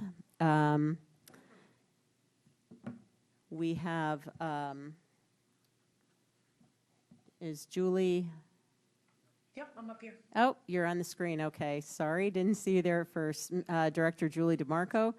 I'll direct everyone to the, actually, we probably don't have to go to the page. There is new revenue which associated with the department with which the first selectwoman mentioned, $83,000. That's reflected on page 15. Do you want to just quick explain how you arrived at that estimate, and then we can jump into expenses? Sure. So the new revenue line is due to our out-of-town membership fees, and also because we are charging seniors in town and out of town for exercise classes, pickleball, some art classes, and language classes. The estimate, and I have to apologize to you because I have two different numbers in my narrative. I was a little nervous, so I put it a little lower, and I should have matched the two. But this estimate is the right one. The 83,000 is based on our quarterly registration. We're taking in just about like 21,000 and change with the registration for classes, and then more like 20, and then we have the July membership dues, and that brought in between 5,000 and 6,000. So it's an estimate. I'm hoping it's accurate. It's the first time we've had revenue, so we'll see how it goes. We have 2 slow periods. This is one in the winter, so we'll really have it evened out by the time it's time for the next quarterly review. Okay, thank you. Since there's just that one line item, I'm going to suggest that we go to expenses, and then we can take all the questions at once. So the expenses, the narrative for everyone's reference is on page 176. I hope everyone had a chance to take a look at that. There's a lot of data there on budget drivers, activity at the Bigelow Center, et cetera. The numbers, the comparative numbers in the budget are on page 178. And Ms. DeMarco, I'll leave it to you to walk us through the highlights. Thanks. So the first, our first budget line, the regular payroll, is all contract driven, but the second one, the increase in the part-time payroll, requesting an increase in the hourly rate for our part-time staff. We have 4 full-time people in the building, and the other 15 are part-time. And social workers, and I'll just say that we tend to pay relatively low on the hourly rate. Social workers, I'm requesting an increase for the hourly rate that goes for the licensed clinical social worker from 32 an hour to 36, and for the master level therapists and social workers from 30 to 34. It's still a little low compared to some of our comparable towns, but it's a good boost for them. We are blessed with really good social workers and therapists who come and do our emergency services and work with our clients and do all the wonderful works. I would like to be able to recognize their hard work. And then also with our bus drivers, I've been requesting that they get paid right now they get paid $16.14 an hour, that they go up to 18 an hour. They are the first eyes we have on our seniors who tend to be more frail as they take the bus, going to doctor's appointments or shopping. And while we're curb to curb pickup, they are helping them carry bags and groceries, get on and off the bus. They see first thing what is going on with those seniors, and often will report back that somebody's not coming in for a reason or somebody is in need of something else. They're important to us in the town, and they're not paid well in comparison to our neighboring towns. And I'm also requesting an increase for our social services desk clerk receptionist who screens every call that comes in. The next thing going down, you'll see is the secretarial services, and that doubles. So 100% increase. It's because we have the new commission on disability, so we need secretarial services for that. Fees and professional services is down by $57.50, and the $750, I see it as transferring from this line item to secretarial, so, you know, as a wash. And also, you'll see going down that we need more in office supplies, and I'll address that in a second. So I kind of looked at that as a reducing fees and professional services by a certain amount to build those two up, but also we're dropping that an additional 3,000 because I want to see how it works out with the revenue. You know, if we have revenues coming in and we're able to pay some of our instructors, we may be able to work with that fund. That goes to our other classes, our one-shot speakers, music, supplies for programs, trainings, that kind of thing. So I think we can handle that reduction pretty easily. The motor fuel and lube, that's something that's set by the town. Maintenance of buildings and grounds, we reduced that by 7,000. We are in the throes of the bids and trying to pick the contractor for the bathrooms and the HVAC system. Those projects should happen sometime this summer. And the outdoor project with the patios, the patio looks beautiful, the lighting looks beautiful, and now we have plantings. Realistically, we're not going to start any kind of big projects this year. So I felt like this was a good year to reduce that because we're not going to be able to spend it this year. You know, we're not going to just spend it to spend it. Office supplies, I'm increasing by 2,000. We are running very, very close to that now, almost over. During COVID, we didn't use very many office supplies, but now we're fully staffed. We need to have things ready for our programs, and we do need those supplies. And then finally, at the bottom is the senior center programming. That's pulling from that revenue line and I hope I'm saying that right, Frank and Jared, but that we would like to use the $26,400 from the revenue we're bringing in to cover the costs of the exercise instructors. And we offer 11 classes. It's $50 a class. And we're trying, I would like to be able to use some of the money we're bringing in to pay for those classes. Yeah, that's it. Any questions? Okay, thank you. Sure. Questions from the board? Mr. Welsh. Good evening, Julie. Thanks for being here. It's always one of the highlights of my budget season to see your smiling face, because I don't get to see it enough. So I just have a couple of questions. Number one, I just wanted to thank you for all the work you do down there and for the town. And in your write-up, it's very impressive, all the services that you supply to both families, and specifically it always hits me when I see the number of children getting services. Mm-hmm. So thank you for all you do. It's my pleasure. And the senior center membership, it says it's up by 550 people. Where do you see that coming from? Is it all just Fairfield residents, new seniors? I'm trying to figure out, because you seem to have a lot of members, 6,200 members. Yeah, that's a great question.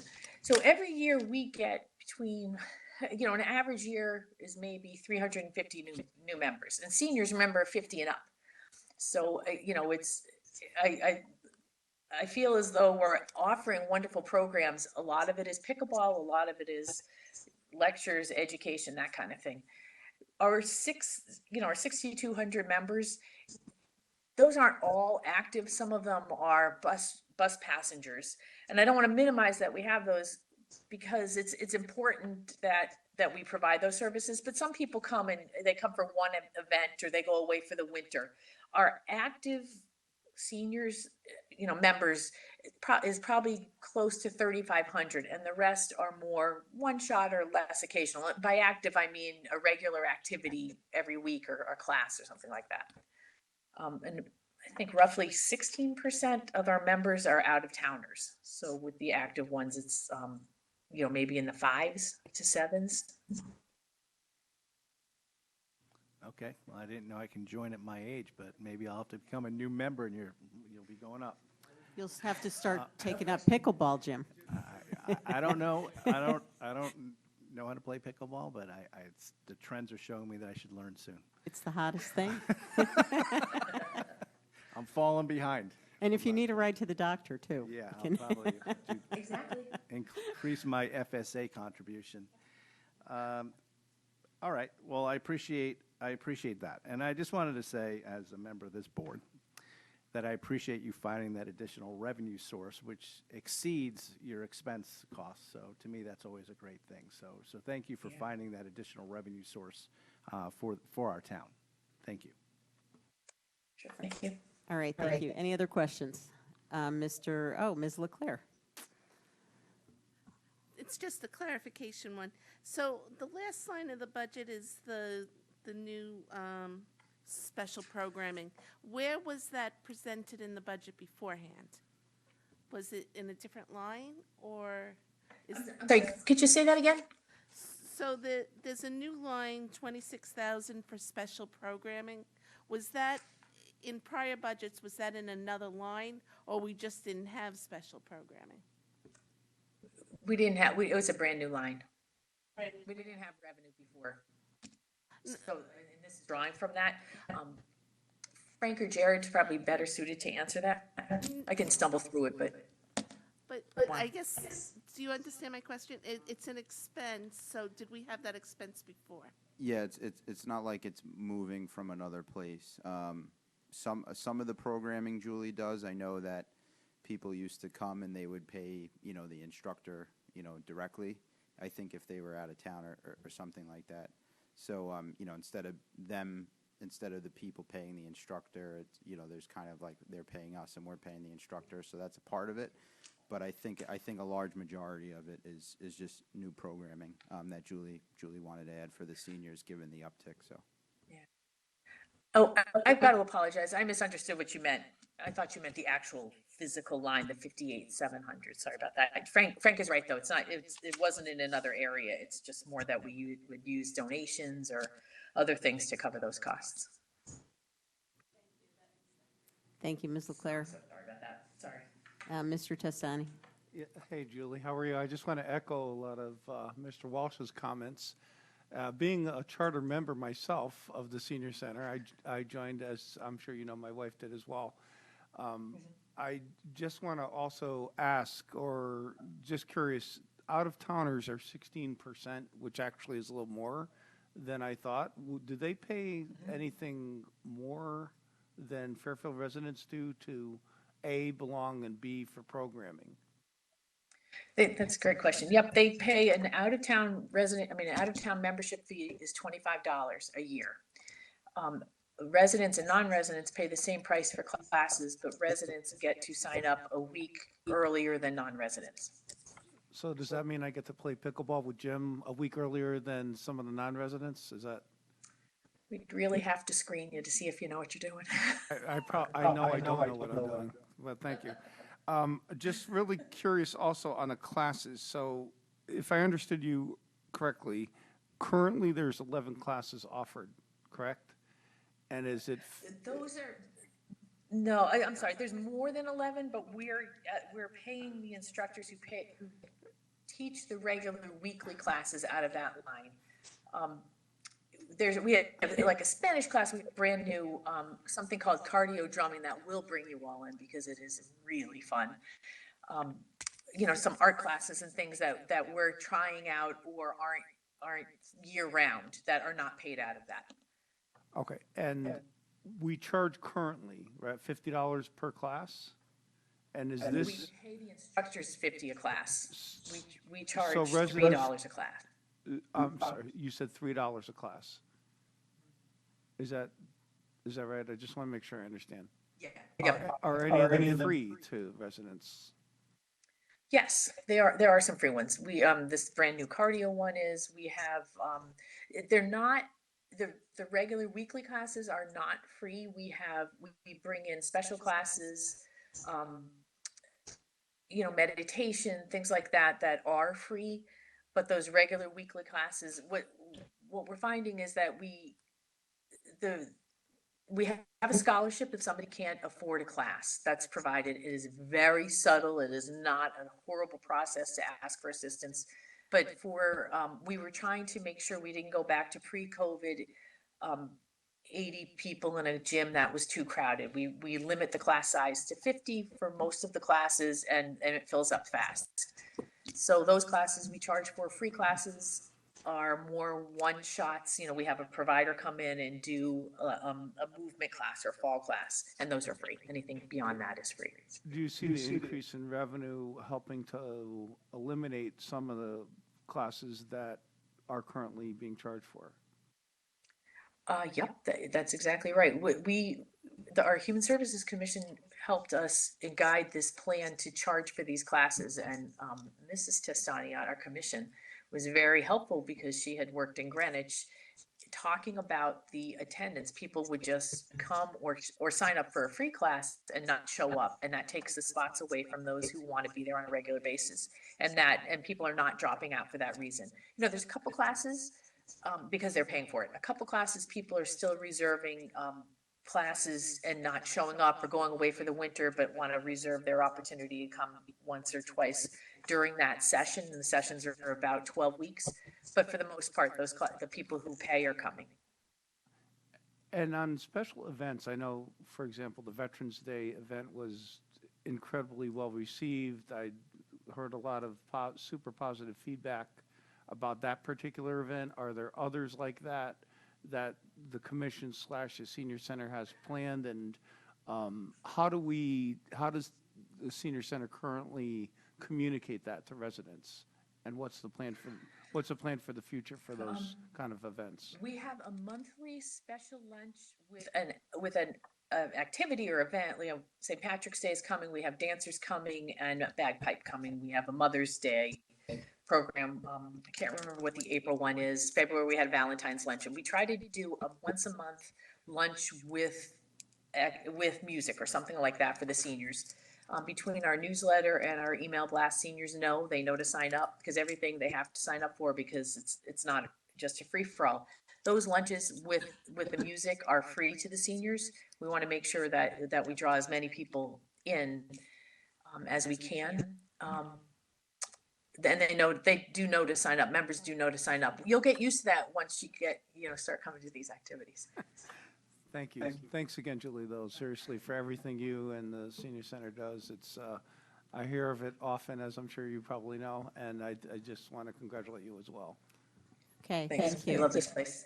Thank you. Mr. Curley? Yeah, thank you, Madam Chair. My question will be quick. It is a two-part question, but Frank, I'm going to come to you too.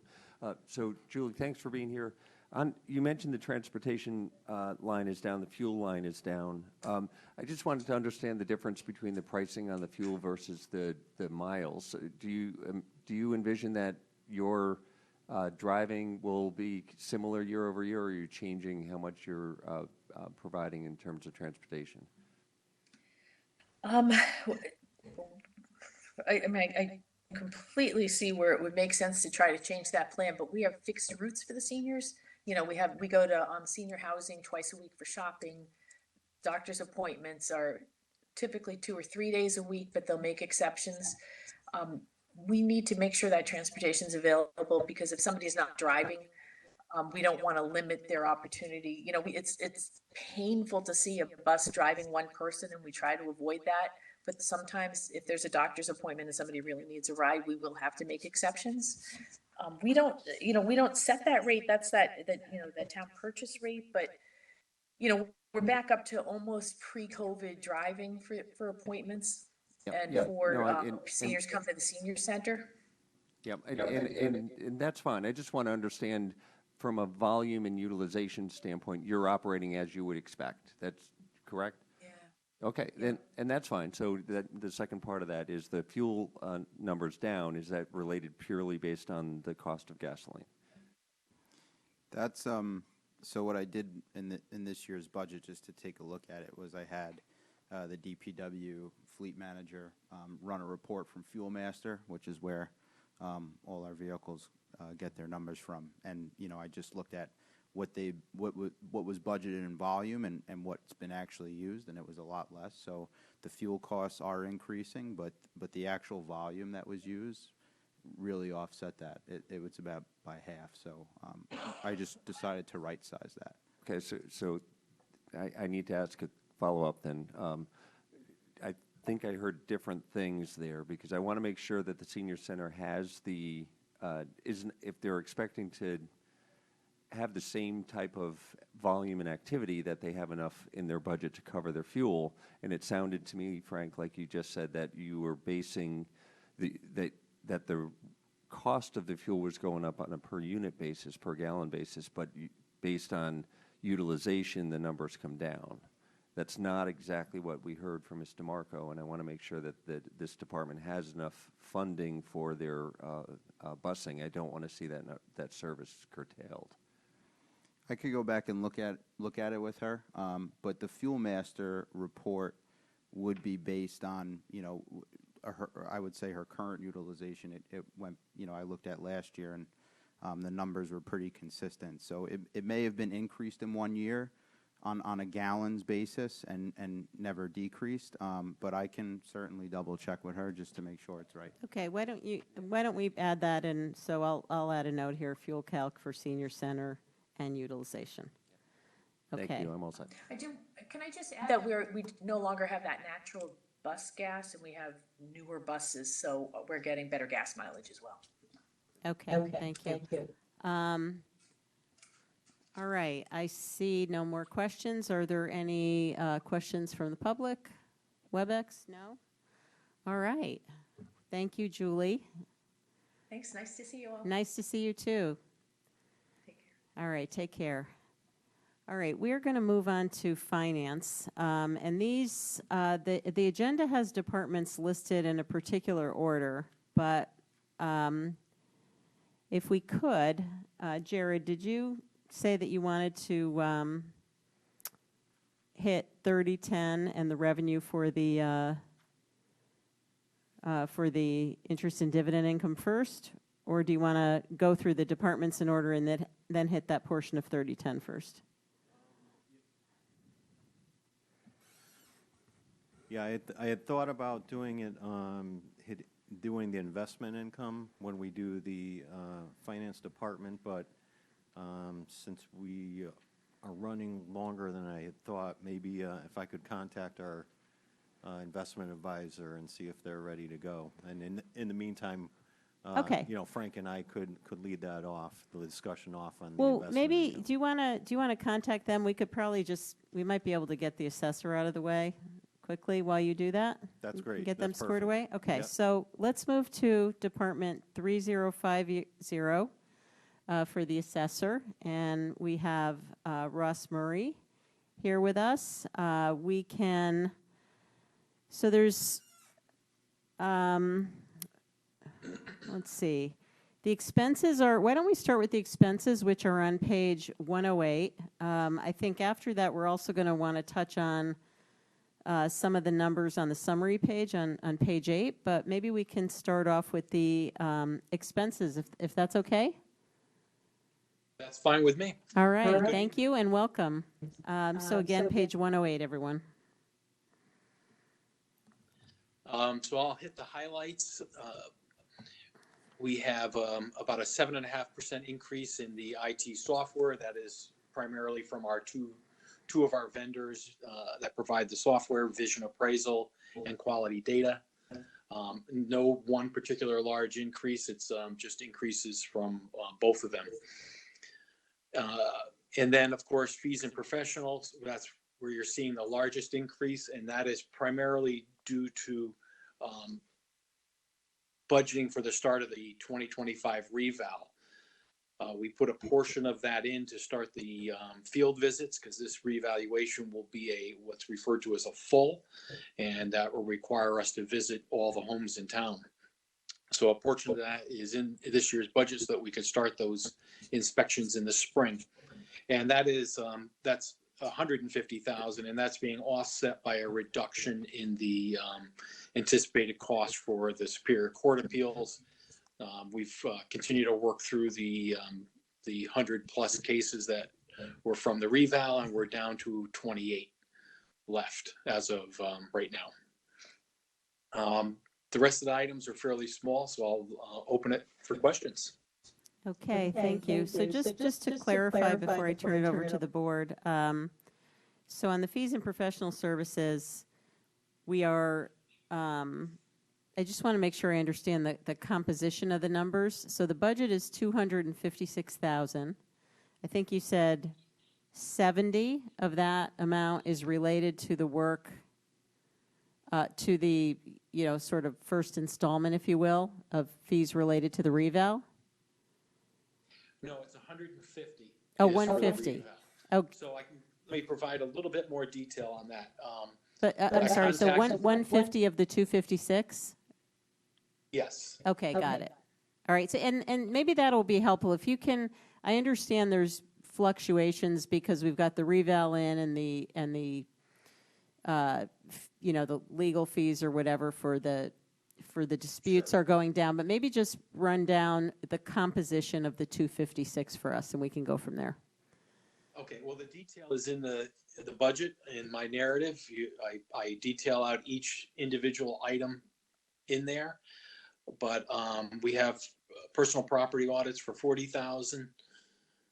We have the Superior Court appeals for, this is the outside appraiser, that's $20,000. Shredding of documents is $300. Marshall and Swift, which is a valuation service, is $2,300. Our motor vehicle pricing guides, we use the NADA guides, which is recommended by the state. That has climbed up to $5,000. They've recently been purchased by JD Power, and they've been raising their rates pretty substantially. We have $10,000 for work to improve our mapping. We're migrating from the Mylar maps that currently exist to being completely on our GIS system. We have our NearMap subscription, which is an aerial service, provides aerial imagery twice a year for us, and that's $15,125.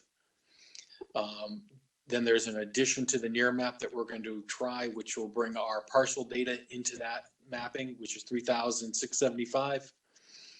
We're looking to do some analysis via the GIS for $5,000. I'm looking to do change detection, which would look for properties that have made improvements that we do not know about, in particular those without permits. We're estimating that to be about $5,000. And then the reval, of course, is $150,000. I contacted 3 of our vendors. I heard back from 2 that provide the revaluation service in the state, and they both gave me a similar total cost of about $850,000. And that will be spread out if the 150 is approved over 3 fiscal years. Okay, thank you for that. You started out by saying that was in the narrative. I don't think it is, but it sounded like you were reading off a schedule. So maybe if we could get that just attached to the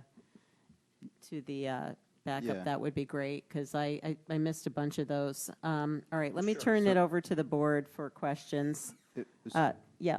So, so I to that point, I have the numbers, and I used it to kind of, I summarized it in the supplemental backup. I think it was question 25. because a lot of Ross's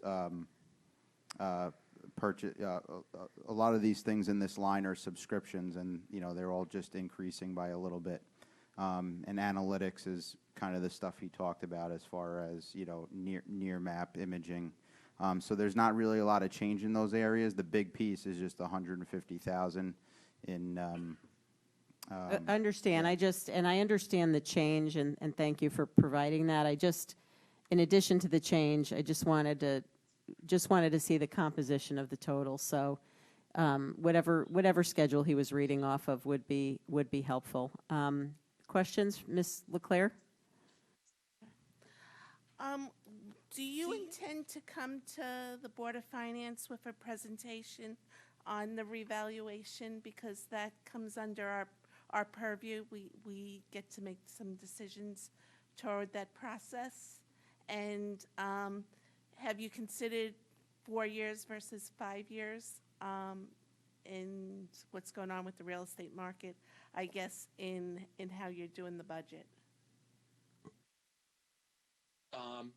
Well, the RFP I would hope to issue in the fall, so we're not quite even ready for that at this point. And no, I have not considered 4 years. To move it up a year would be difficult, especially considering this is a full reevaluation. The amount of extra work is a lot, and that's why I'm looking to start this next spring. So it would be a 5-year revaluation. That's Yes. I don't believe there's an option to go in 4 years. Oh, I thought that was what the requirement was. Isn't it? I thought it was 4, and then you had an option to extend it. No, revaluations are every 5 years with a site visit once every 10. And we're in that cycle with a site visit. Okay, thank you. Thank you. Other questions? Mr. Welsh. What exactly is the Board of Finance's role with the entire process of revaluation? I presume you've read our charter, correct? I have, and I don't understand what your role is. It seems to be software related. Okay. Very good. Well, I guess then that's, I'll take a look at it again, and I guess this board will decide what their role is, just like you've made your decision. And we'll get back to you about that. It's definitely unclear. Yeah, and I guess we'll talk, I'm going to have a Yeah. conversation with the town attorney about it, and maybe he can just make a ruling, and we'll go from there. So stay Yeah, tuned. I do Stay recall tuned. there was a lot of questions about this the last time around because the Board of Selectmen approved a contract before it came to this board. And I think, if I recall, the wording in the charter, it talks about systems, but it's sort of outdated language. And as I recall the explanation we got last time, it was around this board just understanding kind of methodology, if you will, but most of that is prescribed by state statute, or all of it. So yeah, I would agree with you that it's unclear. And, if we do need to get an update, just to Yes. sort of fulfill our role, we can do that, but And the if we're- reality And is. if we're responsible for software, about what software we think should be used, as our assessor just told us. I don't know told if us it's that software, I think it says systems, right? Systems, so. Yeah, so I think, I'm not sure that's software, I think it's. I think it's the entire thing personally, but I would thought it like was then to have methodology. a Okay. full update before we purchase or go to contract on any system. And that was the consensus last time this issue came up, was that it should come to the Board of Finance before the Board of Selectmen signed a contract. Yes, so if So, we're going to got it. continue to use IT software before we decide to do it, especially one that's increasing by a certain amount, we should get a presentation on it and decide what other things were looked at, what other vendors are out there. I didn't think this software was, is this an existing subscription service, though? Yes, we use Yeah. Vision Appraisal for our Right, computer-aided mass appraisal software.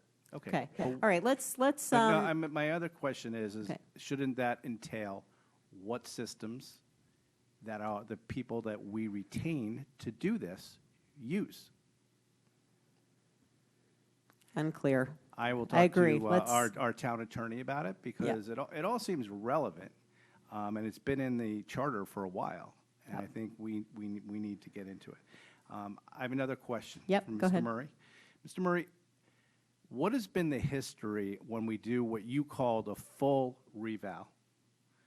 For what the percentage of houses that let you in or let our contractor in who we hired to do this? I can tell you that the number pre-COVID was probably around 30%. I don't know what the number was 10 years ago. That was before my time for Fairfield, but typically it's been around 30, and I suspect that number is dropping as we, as we are now in post-COVID times. Does that impact the cost of what this will cost us? Because if they're not having to go into as many houses, it seems to me the cost should kind of go down. Well, they still need to go to the houses and view them, even if they don't get actual to visit the interior of the house. All right, so they just view them from the street? They view the house from the street. They do a measure and measure the house, and hopefully they can gain entry and view the interior.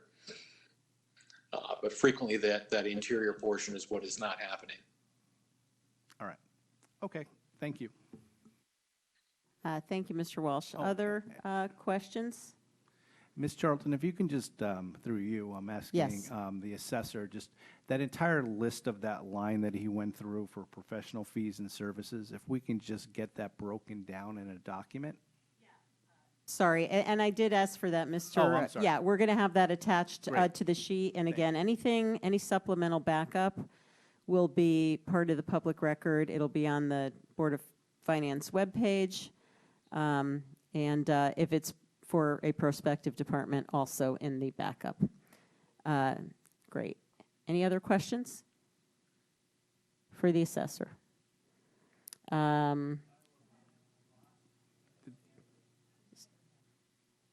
Sorry, who's that? He's our investment advisor. I think Okay. I think he was raising his hand to say he was ready to go. Okay, got it. when you asked. Okay. All right, great.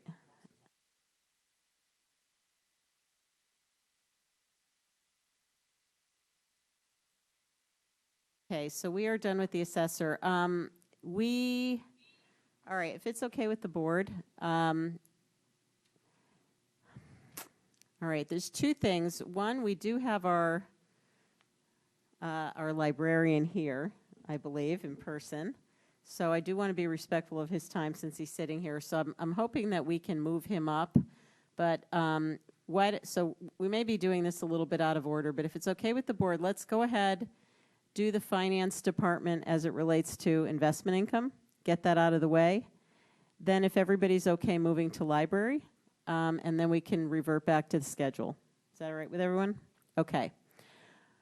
Okay. Madam Chair? Yes. Just a point of order. We do need to vote on it. If we are going to change the agenda, we have to take a vote. Change the order? Yeah, I think we do, don't we? Okay.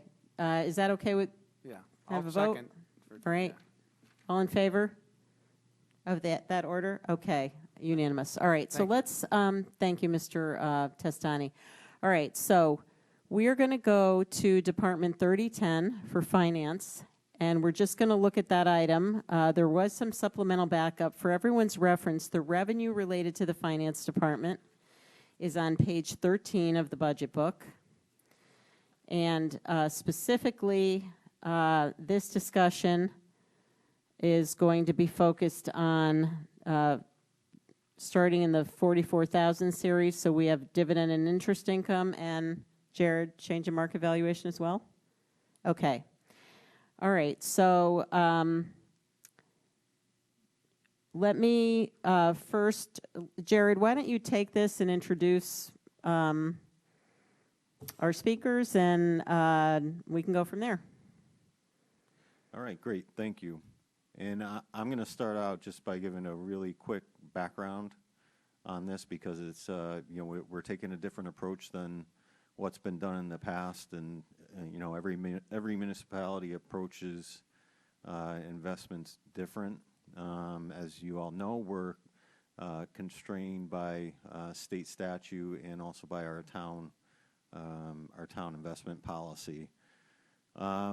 So we decided, because we had investments spread out over a half dozen or so investment advisors to differing degrees, and thought it would be better to concentrate all the investments into one advisor and consolidate everything for a number of reasons. And going back to the state statute and the investment policy, it's going to be a lot easier for us to track and make sure that we're staying within the bounds of what's in state statute and the investment policy.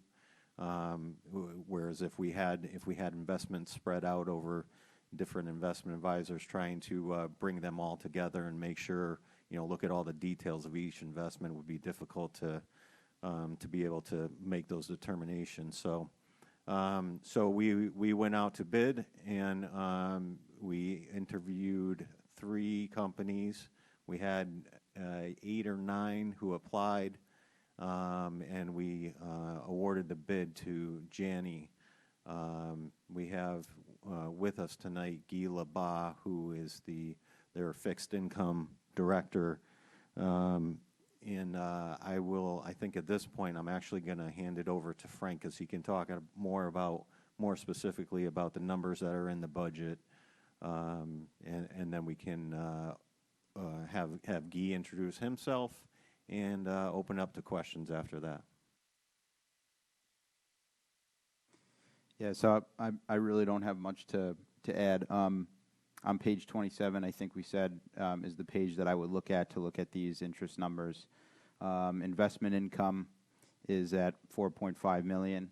The change in market valuation is $650,000, a negative $650,000, and the bank fees, which are just the fees to our financial advisor and to the other institutions we use, is negative $195,000. So if you net all those together, and I believe how the board's typically looked at our investment income is to net whatever we expect to get less these fees and change in market valuation. And the backup for these numbers, and is where I think I'll let Guy take it over, would be on that backup document that we sent with the Q&A, and page 5 kind of goes over the worksheet that he had provided to get us these estimates. And so with that, I can let Guy take it over, unless anybody has any questions in the meantime. No, thank you. I just do want to, for the benefit of the public, the sheet that we're going through is in the supplemental backup posted to this meeting. And as Mr. Manieri said, it's on page 5. I believe you're referring to the one titled Fixed Income Sheet, correct? Okay, thank you. Wonderful. Thank you for that introduction. Can you all hear me? Yes, we can. Yes. Excellent. Thank you. I'm in a different location than usual, working from home this evening. My name is Guy Labat. I am head of fixed income for Janney Capital Management. Janney Capital Management is a subsidiary of Janney Montgomery Scott. The parent company has more than $120 billion in client assets held here. And my organization within Janney manages about $3 billion or so. We're based primarily out of Philadelphia and Pittsburgh. And the individual who is also here, who is a primary sort of a relationship manager, if you will, with Fairfield, Carolyn Frajap, she's on the line as well. So I'm sure she's waving there as behind you. A couple points about what we do. Everything that my organization does, we serve as a fiduciary investment manager, which means we're legally and ethically obligated to act solely in our clients, your best interest. In the case of Connecticut municipalities, there are a few governing arenas that limit the types of investment that we have with general fund monies. Those investments in the state statute, they're essentially designed to layer additional protections onto how you invest and essentially ensure that you steward your taxpayers' money, just as we are fiduciary stewards on your behalf. The documents that I provided to Jared and Frank and Caitlin ahead of time, and we discussed a little bit in a private session earlier, refer to investment income that we can expect to earn over the course of the next fiscal year based on the current level of interest rates. Interest rates have moved up considerably over the course of the last couple of years, and as a result, the approximately $100 million in funds across various arenas of Fairfield's investable assets, they are in a position to be able to generate substantial returns over the course of the next 12 months. As I said, the numbers that Frank mentioned a moment ago, the $4.5 million approximately in interest income, and the estimate of a potential cushion against a mark-to-market loss, call it in June 2024, they represent our best estimates today as to what the market will bear in order to generate the income over that time frame. So I'll take a quick pause there and open it up for questions from the board.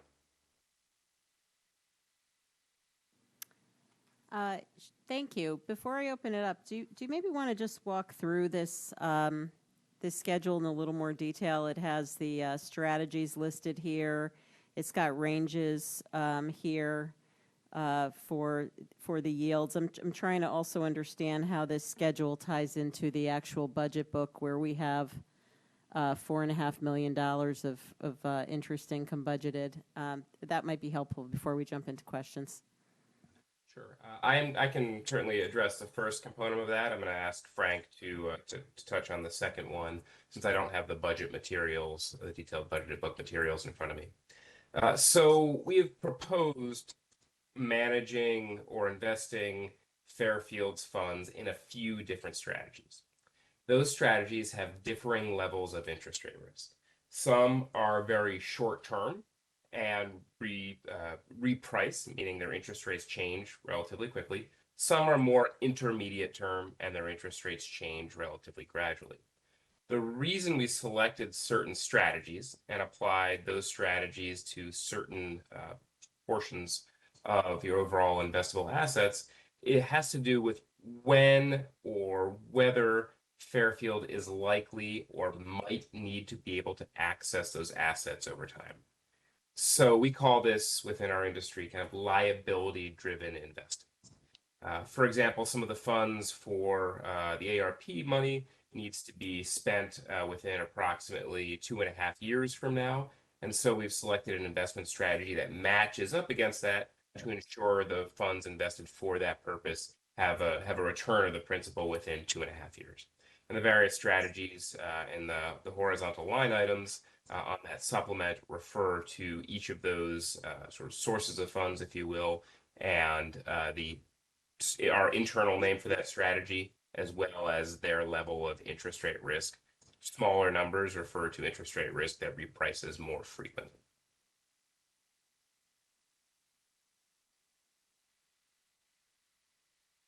And Frank, I think you're probably in a better position than I am, knowing the budget material, to be able to tie those into the detailed budget book. Okay, and before we get into that, Frank, so the strategies, I'm not sure what these acronyms relate to, but you basically describe them as time-based, based on, when these funds, the liquidity, if you will, of when these funds might be needed. Is that accurate? We have SDI, we have CABs. I'm not sure what those stand for. Yeah, those are our internal strategy names. Okay. The SDI stands for Short Duration Income. It's a very short-term investment strategy. And the CAB stands for our Core Active Bond Strategy, which is an intermediate-term strategy. Now, everything we do for Fairfield is going to be customized to meet the parameters of Connecticut State Investment Statute, as well as Fairfield's specific investment policy. In fact, we will code those policies and regulations into our own investment systems, so we ensure that everything that we invest on your behalf meets those requirements. However, we're going to put them in these broad strategy categories that we need for our own internal reference. Okay, thank you. And just as one more piece of background before we turn it over to questions to the board, can you also talk a little bit about the yield ranges that you've assigned here to the different buckets and how those are determined, and whatever else is relevant, risk, likelihood, et cetera? So the investment or the yield ranges, the income ranges in percentage terms, are essentially determined by what's available in the bond markets as of the time we put that note together. It's approximately a week and a half old, memory serves. So on any given day, there's billions and billions, if not trillions, of bonds in these various categories that are traded on open markets. And we know what the price of these trades are, and so we can see what the investment income and the yield, the percentage returns, will be on any given day. Right? So in order to generate those estimates, we took a point in time, again, approximately a week and a half ago, identified a hypothetical portfolio, looked at the yield, the return on that hypothetical portfolio, and used that to generate those numbers. The types of investments, the specific bonds that we would be investing on behalf of Fairfield, include bonds issued by the United States government, its instrumentalities, and they include taxable municipal bonds within certain criteria that are issued both in the state of Connecticut and outside as well. So very high quality, lower risk securities, but that's that point in time estimate based on a hypothetical portfolio of what we would be investing in, yielded on that day approximately a week and a half ago. All right, thank you very much. Okay, I'm going to turn it over to the board for questions. Jim? Mr. Labat, I hope I'm saying your name correctly. You are, thank you. Okay. My name is Jim Walsh. I just have some questions. Number one, I was trying to write down these different strategies. So what does CAB stand for again? Core Active Bond Strategy.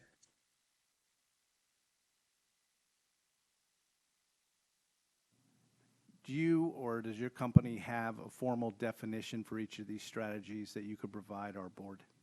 We do. I can provide fact sheets with historical returns, which are audited and compliant with global investment performance standards for each of these. I would say that or emphasize that the specific restrictions for Connecticut municipalities, as well as for your investment policy, will make the actual securities different from the average of everything that we have invested within those programs. But I can certainly get you general descriptions of those programs, yes. Okay, when you're giving us yields for those specific strategies, is that for the overall or for the things that we can invest in? That was specifically for a subset that fits both Connecticut state statute as well as Fairfield's investment policy. Excellent, thank you. So I understand you took these yields from a week and a half ago, I believe you said, is that correct?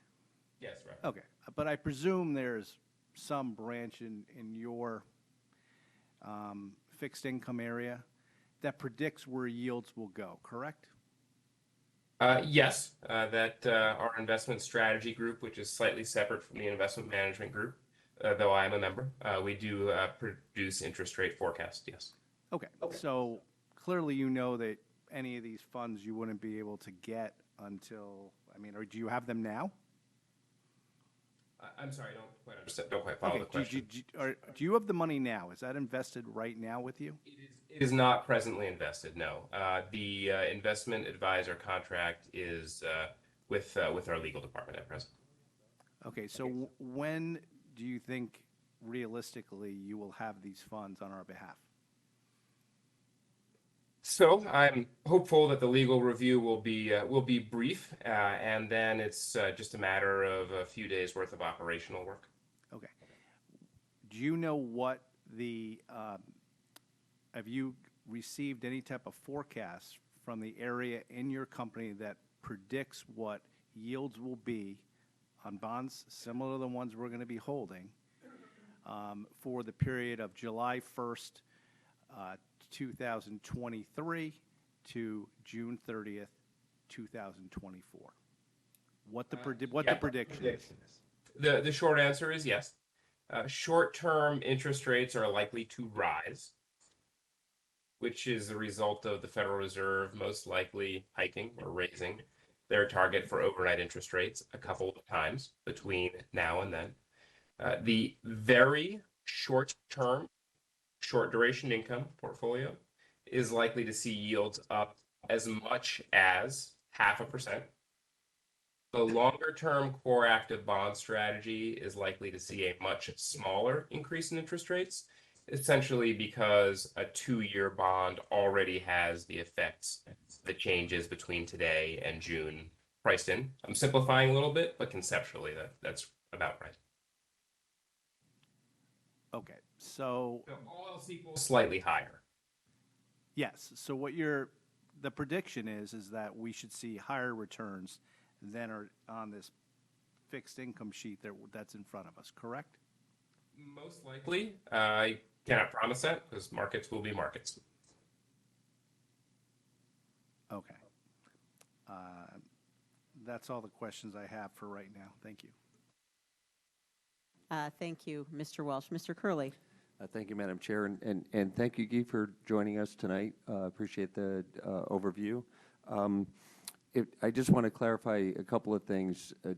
If I heard you correctly, you don't have our money yet, but you're hoping that'll happen soon, correct? Yes, that's okay. And the second thing I think I heard you say was that this hypothetical portfolio that you used to help Frank with the budget numbers was based on a $100 million investment. Is that correct? I believe the numbers should be on that supplement. I think offhand, I believe the final number was 102 million. That's correct. Right, 102. Thank you. And now I'm going to turn this over to you, Frank. I'm looking at I think it's the February 23rd or 2-23 cash summary PDF that was part of our backup, where you had provided cash and investment information.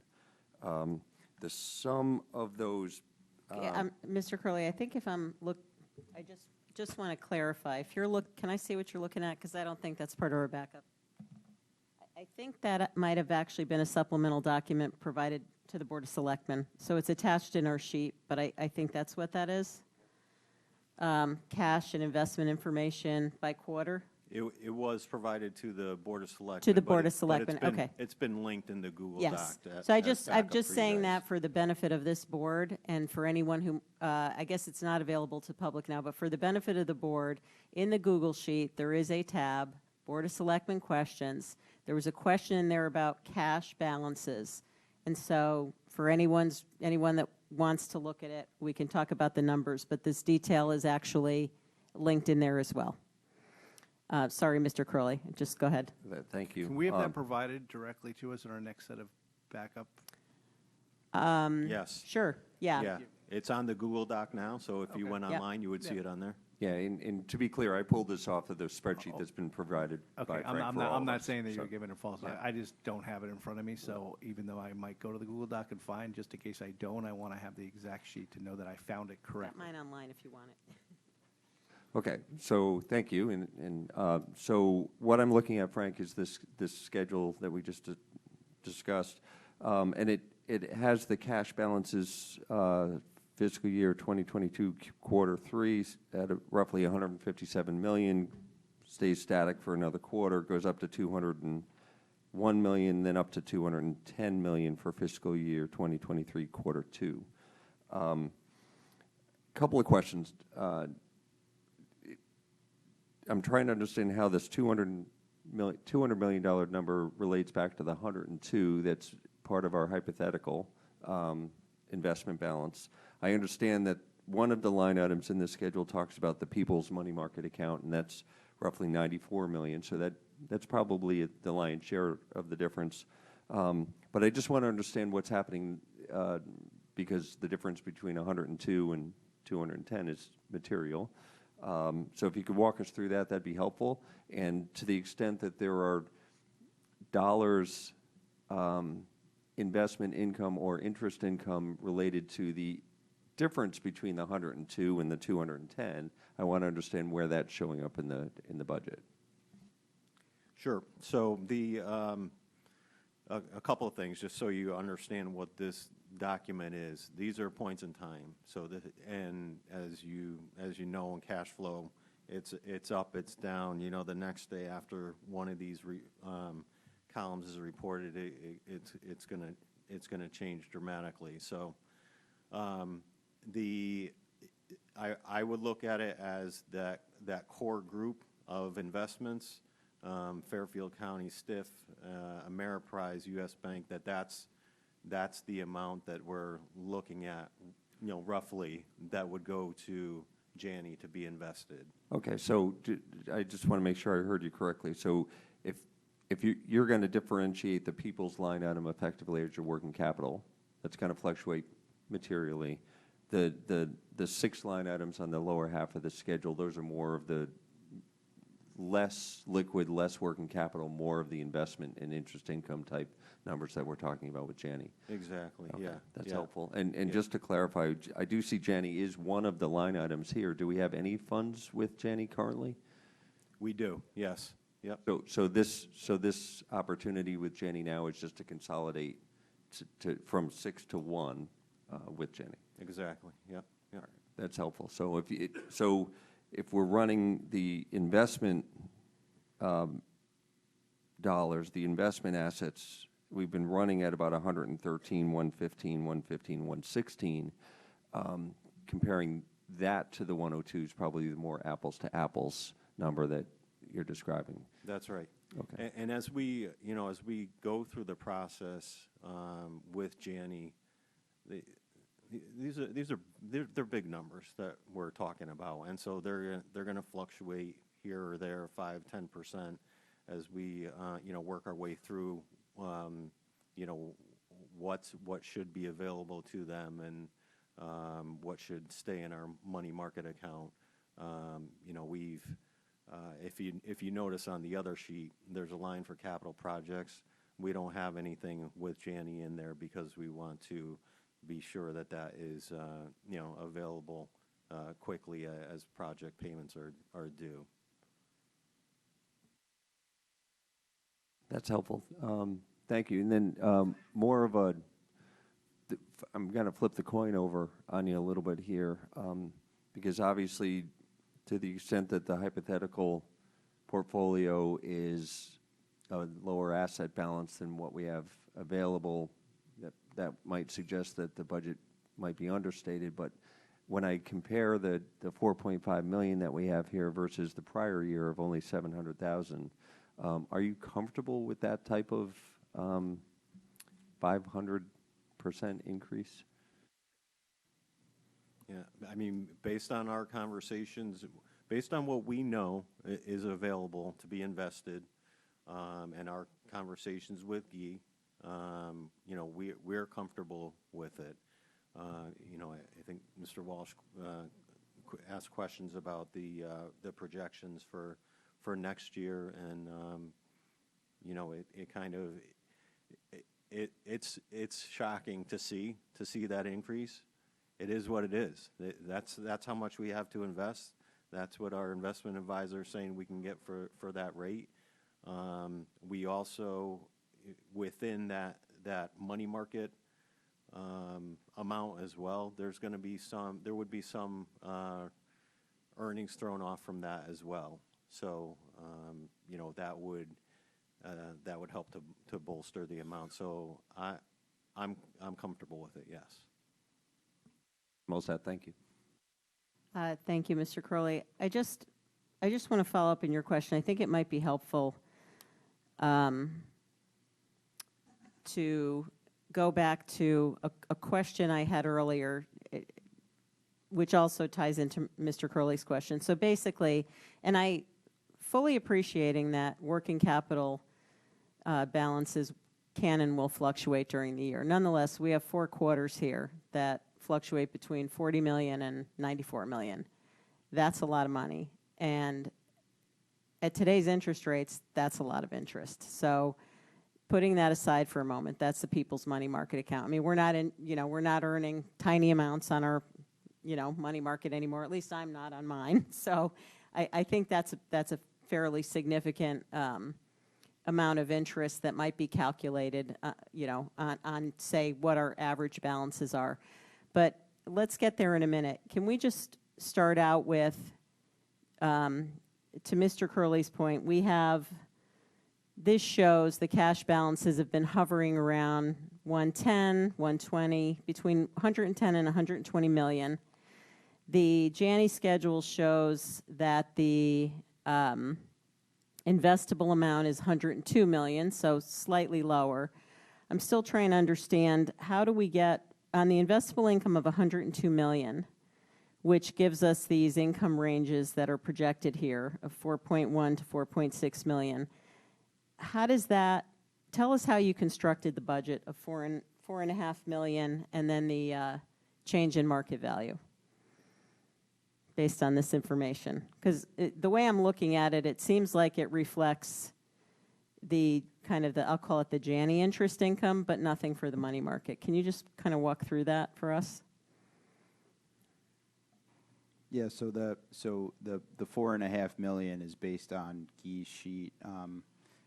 You know, it's showing 4.6 here. Like he said, we updated it about a week and a half ago. But the 4.5 was just a little bit lower than his high scenario, and that's the same for the mark to market. And your other question is, is the money market money reflected somewhere here? I mean, I'm looking at the money market balances over the 4 quarters. And again, for board members that have access to the sheet, they're running between 40 and 90 million at the end of the quarter. And again, fully appreciating that those are working capital balances that fluctuate. I mean, if that number was 50 million, let's say, at today's rates, that's like close to a couple $1 million of interest income. So how was that reflected in the budget, if at all? Yeah, so what is reflected in the budget is just the Janney money, like you said.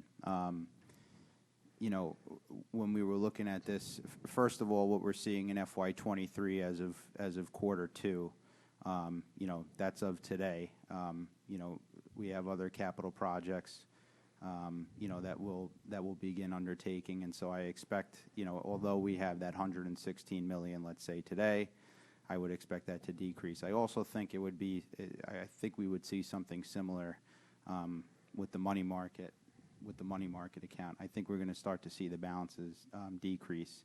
You know, why, you know, could you put something in there? I guess you could, but when we go through these scenarios, there's a lot of discussion about cash flow and kind of hedging risk. And you know, like Guy said, he could expect the markets, you know, to be there, but he can't guarantee they will, because markets are markets. And you know, to Mr. Curley's point, ultimately, you know, if we don't hit this, you know, if you don't hit this number, then you know who's gonna fund this line? You know, if you don't get this revenue, then where's the money coming from?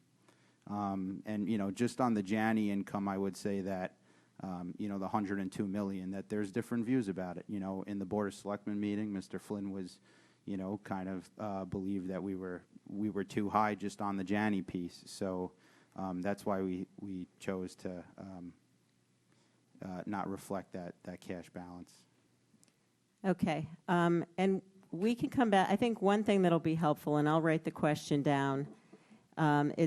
It's great that we got this cash and investment information by quarter. It might be helpful to just, and I don't know if this is seasonal. We were like 40, and then 86 and 94. I don't know if the tax collections impact this somehow, but it would be helpful to see, you know, maybe an average or a monthly cash balance there. But I will just say from my perspective, and listen, I can see already there's probably some risks in the budget, right? Talked about conveyance tax, you know, that's an unknown. I get it. But I would say that with rates the way they are now, I mean, if rates were 0.3% or something, I could see being conservative and not budgeting any interest income in the money market account. With rates the way they are now, that makes no sense to me. So I'll just say that. But maybe as a follow-up. Can I respond to that? Yeah. Quickly? Just to, and to kind of expand on what Frank said. And by the way, we've acknowledged, I think, even the Fed, nobody thinks rates are going to go down in the short term. The Fed has basically said they're going to continue to raise rates. This is a money market account. So I understand conservatism. I understand other risks in the budget. But as we think about this in totality, you know, to not have any interest income on what is, at the end of Q2, $94 million of cash, that's a little too conservative for me. I'm just going to say that. So, 5 things. We're working with M&T right now to get a better sense of, and to get a little more granular on our balances, on our cash balances, so we're not just looking at 4 points in time. That's one. And just to kind of generally answer your question, no, we haven't done a calculation to figure out how much additional income we may get from the money market account. But we did. I would say that we factored it in the sense that, you know, we did take the higher yield. We took the higher scenario, as Frank alluded to, and so that's another thing. And also we are, when you look at those, the Q1, the biggest reason for the jump there is because that's when we get our bond proceeds. They come in Q1, and so, you know, as I mentioned, those aren't going to be invested with Janney. They will get invested. We are, as another point, something that I don't think the town has done before, we're going to work with a group that takes a look at arbitrage earnings and trying to figure out how we factor that into and what our approach is going to be in the future for dealing with that, whether we you know, purposefully kind of hold back and put money into a lower rate account for those bond proceeds, or do we just max it out and then we end up, you know, we'll end up having to make an arbitrage rebate at some point in the future. So those are the kind of things that are, you know, when I talked earlier about some of the things that we're working our way through, that's another one. So, and then, yeah, and I think Frank hit on this one too, just we don't know for sure what rates are going to be. So, you know, to be upfront, we were conservative with the amounts that we think we're going to bring in. But there's a lot of different factors, and we're still, you know, working our way through some of the details of this. Okay, and I appreciate that, and I'm not suggesting that, you know, we do anything crazy here. You know, obviously there are always risks in the budget as well, as I said, but there's also, you know, we haven't funded a surplus for fund balance. I think the risk management we kept it at 0 again, which it was last year. So, I mean, there's some things in here that I think we'll talk about over the next weeks as we go through the budget. And I do think we're going to come back to this because appreciate that we may have, even if we go on the lower end of the Janney number, again, with rates what they are, you know, I think in my checking account I'm getting 3.5% right now. I mean, that would be like $2 million on this money market money. So that's a lot of upside. And I think we probably need to go back and look at that. Again, not suggesting that, you know, not suggesting what we do with that, but I think it's large enough that we have to look at it. So I'll just leave it at that. I don't want to get us off track, but I do want to see if other board members have questions. Madam Chair. Sure. I'm sorry, but can I just speak to that real Yep. briefly to that point? To that point, in looking at the budget as a whole, there are other areas that interest rates do affect. So, Yep. you know, the conveyance fees would be, you know, a good Understand. one, where if the rates do continue to increase. So on a global level, that plays into it too. So, I mean, to your point, but I just Totally wanted to- appreciate that. And that's why I think, as we look at this, not suggesting that we change a bunch of numbers, but understanding where we have material risk and material upside and sort of looking at that is I think, important to all of us in the process. So thank you for that. Did Mr. Stark, you had a question? A statement, really. The change year on year in interest income isn't what it appears to be, because if you look at our February 21st backup, you can see that there was a $2 million positive variance in that category just for the first 6 months of the year. And then I would just remind everyone that while this interest income sounds wonderful, it's actually running at or below the rate of inflation. So we're not really gaining any spending power from this. Thank you. Mr. Walsh. I think Ms. Stark makes some very good points, especially at the end about the inflation, which we're going to still continue to see. And there's a risk on this community on these expenses that we have in our budget, obviously not contractual ones, but other ones that we're going to be hit with. I was glad to hear, because I was going to ask you the question on why we were taking the higher of the yields and going to, which was $4.6 million, and we're going to like 4.5. So I now understand why you're not going with the more conservative number. And this is a number we can talk about, but we got to be really conservative with this in case things just don't go the way we think they were going. And, rates don't go up or something else changes with the economy. We've just got to be very conservative. I mean, we're going to have increased debt costs then if these rates are going to continue to go up when we go to bond. So we've got to take that into account. We have to look granularly about other areas that we're exposed at as a board, and before we make any determinations in regards to this number. But I appreciate the administration going through this exercise and making us more money. I think it's great. One question I do have, Madam Chairwoman, didn't we ask at the quarterly meeting that we wanted to see where these amounts were? And there seems to be, I hope this isn't just it. I hope this isn't. I think this hope is these meant aren't to like be the it. 5 categories, because I'd like to see it be much more detailed than that.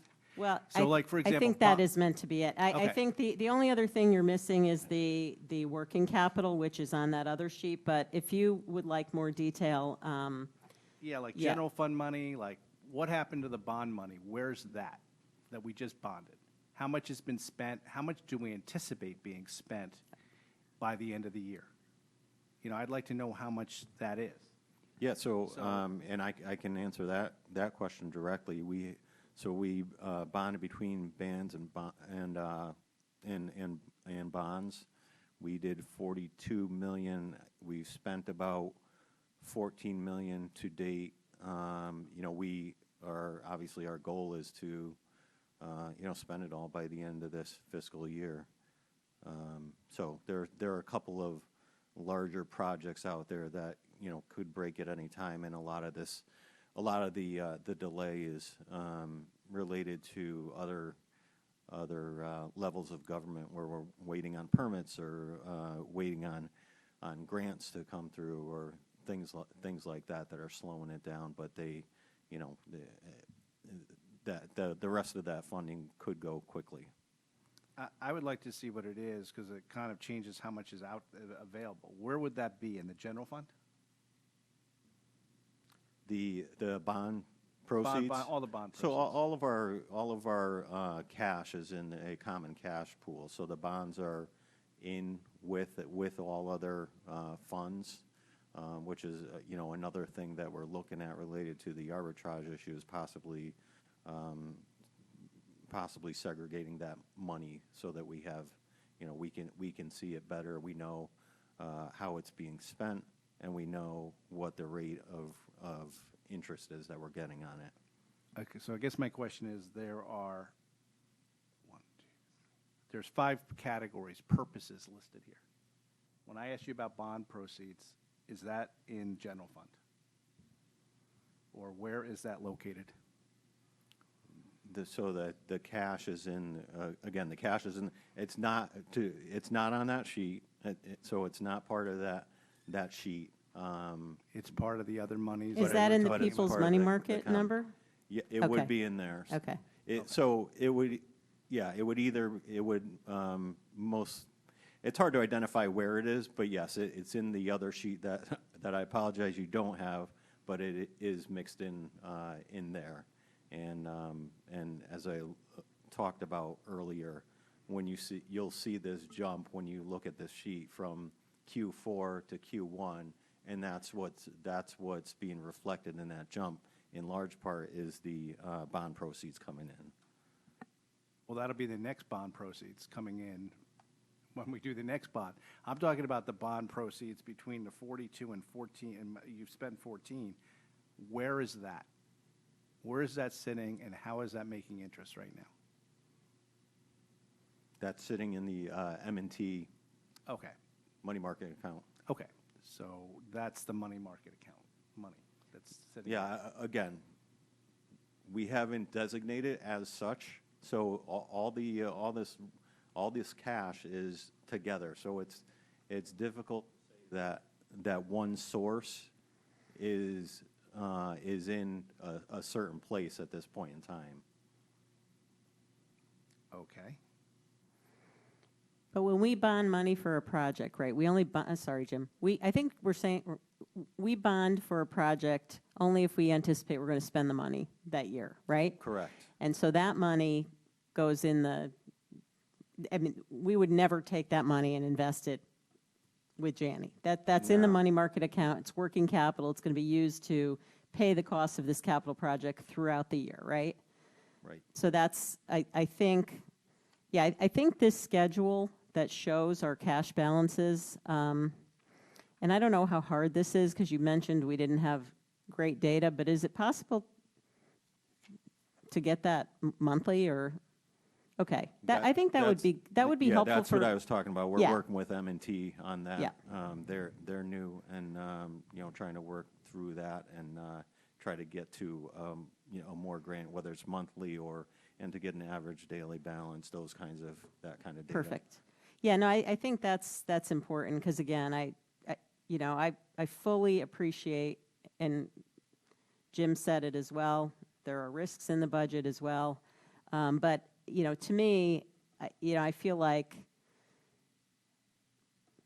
either if we have upside and downside, you try to get to your best numbers on each, or you acknowledge the fact that you've got where you may have material up and upside and downside. We sort of at least quantify that and understand it because, there are some areas, fund balance, et cetera, where, where it might make sense to allocate some of these funds if we think we've been super conservative here. Mr. Curley. Thank you, Madam Chair. This has been an interesting dialogue, but I think we're virtually all of us are on the same page here. Jim, I agree with you. I think we have to be really careful with these investments and not overstating. But I also agree with you, Madam Chair, that we do have money market accounts that are fairly safe relative to other investment opportunities, right? So I would think Sounds that like we hit a good midpoint there. Look, right. Some saying it's too much, some saying it's not enough. No, so. I agree with that. But I guess my point is, I think we're probably going to be pretty close to the same bottom line number. But personally, I would feel more comfortable budgeting for interest income on our money market balances based on an average daily balance analysis. That's pretty predictable, and that's something that we would want to have repeat year over year over year. And then to the extent that we have these monies with Janney, we can take a more conservative view, maybe not take that high end of the range, and we go to the low end of the range. And we end up pretty much at the same place, but I think it's a geography question more than anything else. Mr. Welsh. I would just like to throw something for us all to think about while we're doing this. I would rather budget conservatively on this number and end up with a surplus that we could throw at some of the toxic remediation work. We just were presented with knowing some of the numbers, which we clearly probably don't have enough money for, including stuff at the WPCA facility that we haven't even really touched, as Mr. Bremer properly told us about. I'd rather do that and not add it to fund balance, but put it into the fund that we could draw off of. And I'd just like everyone to think about that going forward, because we could then protect, on the conservative side, the town, but yet we know that maybe we're missing $500,000 in this, especially with us going up to the higher yield number. Maybe I'm willing to look at the numbers, but I'd rather be protected and not overstate or ever have the chance of overstating this interest number, and yet knowing that we're going to have a need for the money. So just something to think about. Okay.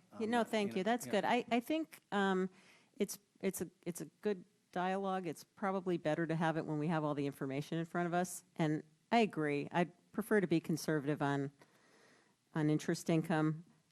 I don't think that budgeting 0 for the money market account is conservative. That's just wrong. And I would say I do not think it will offset going to the lower end of the range here. Going to the lower end of the range is pretty conservative in an environment where we think rates are going to rise. But we're talking about 3 to 4 times, at least as much interest on that money market account as the delta between going to the low end of the range. So I think we should come up with a good faith calculation of what we think that is. And, we can be conservative on our average balance or whatever it might be. But, and I hear what Jim's saying. And by the way, Jim, I wasn't suggesting we sock more into fund balance, but we have nothing to bring us to the steady state at this point, right? We're assuming we will rely on surplus. So, it's just a different way of looking at it. So we'll get back to this. I don't want to take forever. Do we have any further questions for Guy? Anyone?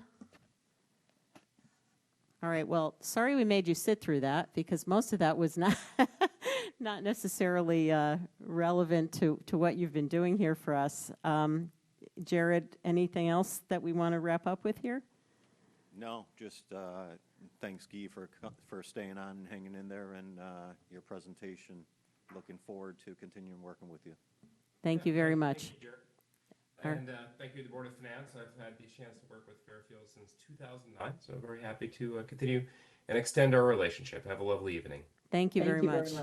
All right, so we are going to, and boy, best efforts. You wouldn't believe how much time Mr. DeWitt in particular and I put into trying to get this scheduled to a point where this meeting wouldn't go so long tonight, but obviously we failed because it is 10:45. Ms. Charlton, could I? Yes. This happened last year, and my suggestion is to do the library and the register of voters, and then the finance piece, since you're here every meeting, we can maybe pick that up at one of our next meetings. Agreed. Well, let's go to the library now and then see what time. Is that all right? You okay, Jack, with that? Okay. For everybody's reference, library is Department 710, and we have Scott Jarzombek here. Thank you for hanging in. Sorry it's so late. Just for the benefit of the public, before we get started, there is a small amount of revenue for the library on page 15. We'll go through that first, and then we'll move to expenses, which are on page 185. Welcome. Madam, I'm sorry, Scott, just 1 second, please. Yes. Just to be clear, so can those people who were on the WebEx who were prepared to present the tax collector IT, yes. Oh, God. Can they, do we let them go at this point?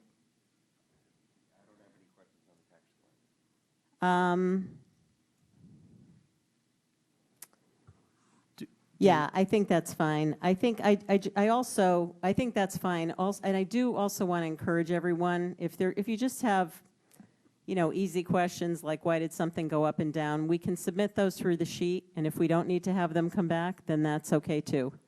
And there, if you take a look at it, Dave Kelly was very diligent in his background. There's a lot of detailed information Yes. in his write-up that may help to preempt a lot of those questions. Agreed. So why don't we poll the board and see if there's anything, once we give everybody a chance to, to ask any additional questions they might have had, we'll see if we need to have them come back. I would say, though, for the tax collector in particular, there's probably, I think we probably want to talk about the collection rate and things like that. But for the others, we'll ask everybody to put their questions online and then see if that covers it. All right. Okay. So, library, starting with revenue quickly, page 15. Thank you, everybody. Great to see you all in person. I've yet to get to do this in person, so I'm excited. I'm Town Librarian Scott Jezombeck, and I'm with Deputy Town Librarian Jan Fisher. In regards to revenue, we project an increase in fines and fees, which is line 42205. As circulation increases, so does items returned late. So, of course, we're going to see an increase there. As the library continues to attract patrons from outside of Fairfield, the library is reimbursed for each item circulated. This is called the Borrow It program. That's reflected in line 41154, and we see an increase there. We are also seeing a modest increase in visits, which is leading to a return to normal in regards to renting space within the library. So that remains flat. We're hoping that'll grow, and that's reflected in line 42511. All of these projections are based on a 43% increase in circulation last year and a 13% increase in card holders. It should also be noted that our participation in the state's Borrow It program, allowing out-of-town residents to create accounts and borrow material at our library, not only receives reimbursement, but brought in $250,000 over the last 10 years and is required if we expect to receive any state funding in the future. And a historical note, the library received $600,000 in construction funding from the state for the 2003 renovations at the main library. We also see, of course, our collection is more popular than other collections, but members of our community do borrow material at other libraries. Those libraries are reimbursed as well. So when we did the back of the envelope calculation, we make about $1,000 to do a value-added program that really works for our patrons and works for individuals. And also, if there's concerns about demand, we can speak to those as well. Thank you. Questions on revenue? Mr. Walsh.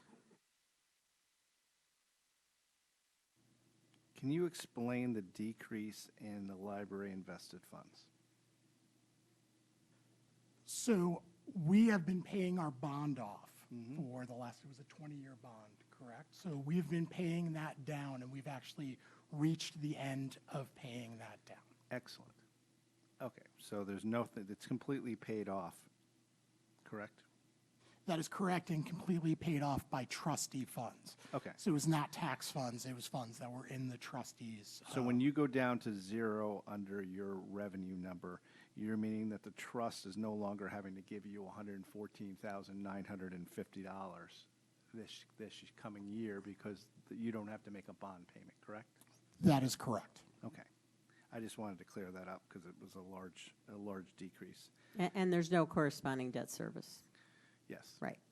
And in regards to the miscellaneous library fees going down by 90.46%, can you just explain that? Those have been moved because miscellaneous, I like to have my budget very clear. Yes, so do I. And we continue to work with Frank, and Frank has been fantastic in really creating lines which really speak to library service. So those funds have just been moved over into other lines where you'll see an increase. Well, which lines did they move into? Multiple lines, or is it just one specific line?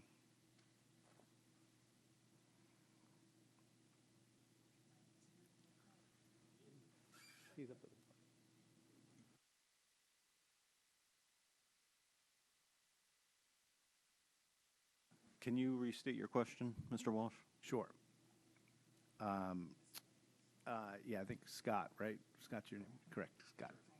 No problem.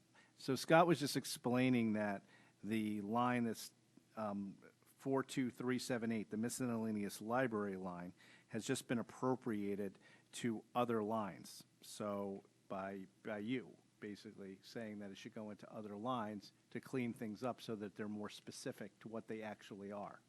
So what lines were they appropriated to? To be honest, I'd have to go back and look at my notes on that one, just because it is one of the smaller lines. And, you know, we probably had a discussion about it, and it was brief, and we kind of agreed it wasn't one of the bigger things. So I could just go back and look at that for you. And Okay, if you could answer. just tell me what it, yeah, if you could send us an email. I don't really care how you get it to us, but, I mean, the decrease on that line, 90.46, is kind of similar to the library fine increase of 90.4. So it kind of makes it almost look like the number might have gone up. Not sure, but but that's a lot bigger number. So if you could just tell me what that is, that'd be great. All right, sounds good. Thanks. But I agree. I'd rather it be on a specific line that has a designation as opposed to a miscellaneous line. Okay, thank you, Mr. Walsh. Yeah, maybe the way to look at these revenues is, you know, revenues are down 91 million, but 91,000. I'm used to talking about interest income here. I wish Not- that was the library revenue. That would be fantastic. So revenues are down 91,000, but invested funds is down 114,000. So on a net basis, if you were to take out that invested funds number, the library income is actually up pretty substantially. I mean, it's obviously not a material number, but in compared to the to last year, it's up pretty substantially. So I'm not overly concerned about what line it is, but I know you had spent some time talking to us last year about how you were going to focus on that. So nice to see that going in that direction. All right, so let me just direct everyone to oh, sure, yep. Thank you, Madam Chair. Just a quick question. I know you mentioned with the circulation going up that you expect the fines to go up, and we're seeing that. That's going up quite a bit. I am curious, though, are you really expecting the number to nearly double because people are twice as bad, or are you expecting the rate for the fines to also go up? I don't want to frame it as twice as bad because I don't want to speak poorly about our patrons. That's normal, especially a considerable amount of our circulation is children's material. And if you've raised a child and you brought them to the library, you know that you are paying a lot of money on a regular basis in fines. But I guess I should be more specific. Are your rates for fines going up, or is it just purely volume? Just purely volume. Okay, thank you. Okay, thank you. All right, so over to expenses. So page 185 of the budget book has the narrative, which is excellent, talks about some good statistics, including utilization of the library. The numbers are on page 187.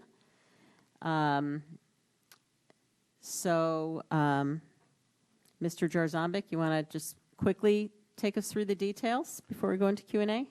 Sure. So we're asking for a modest increase of 3.67% at the main library, 7.25 at Woods. This is a combined 4.81, primarily reflected in the part-time payroll line of 51030. A significant portion of our frontline staff is part-time. Our part-time pay does not align with the state or other comparable libraries. Our library's always attracted quality candidates due to its reputation, but we now find ourselves at a competitive loss due to our pay. The average market pay for a library clerk in our region is $18.27. We pay $15.50. Library clerks are often the face of the library. They check your items in and out. They take care of your account. And with seeing that 43% increase in circulation, and this is above projections we thought we would be at without the pandemic. Projections we made before the pandemic were above those numbers, which we're still trying to figure out. Our library circulation was more than double all Connecticut libraries, and we have about 26,000 active card holders. So these are really the staff who are dealing in and out with the individuals who are coming in the door. And just to brag a little, comparing FPL nationally, our library triples the average circulation, program attendance, and visits per capita. So we're an extremely popular library when we look at our state report. Preliminary numbers from last year, out of the 191 Connecticut libraries that reported, FPL had the 12th highest number of program attendees, was the 7th most visited library, and had the 4th highest number of circulated items in the state.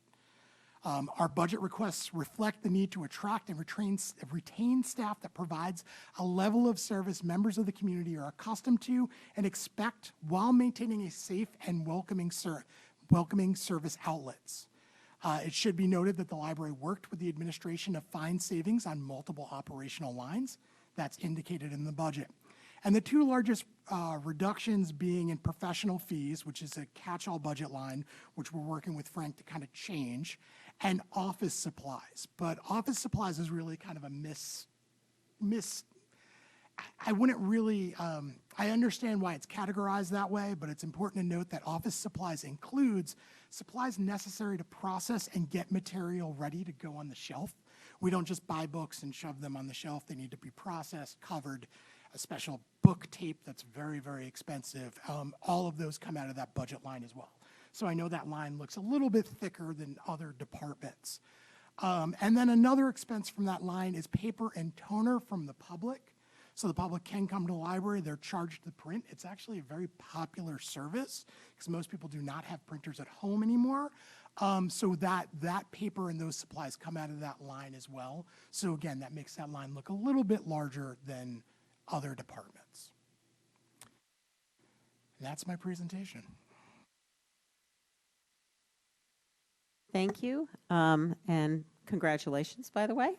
Those are some pretty impressive numbers. And source of pride for the community. So thank you for everything you're doing. Mr. Curley. Thank you, Madam Chair, and yes, thank you. That was quite impressive.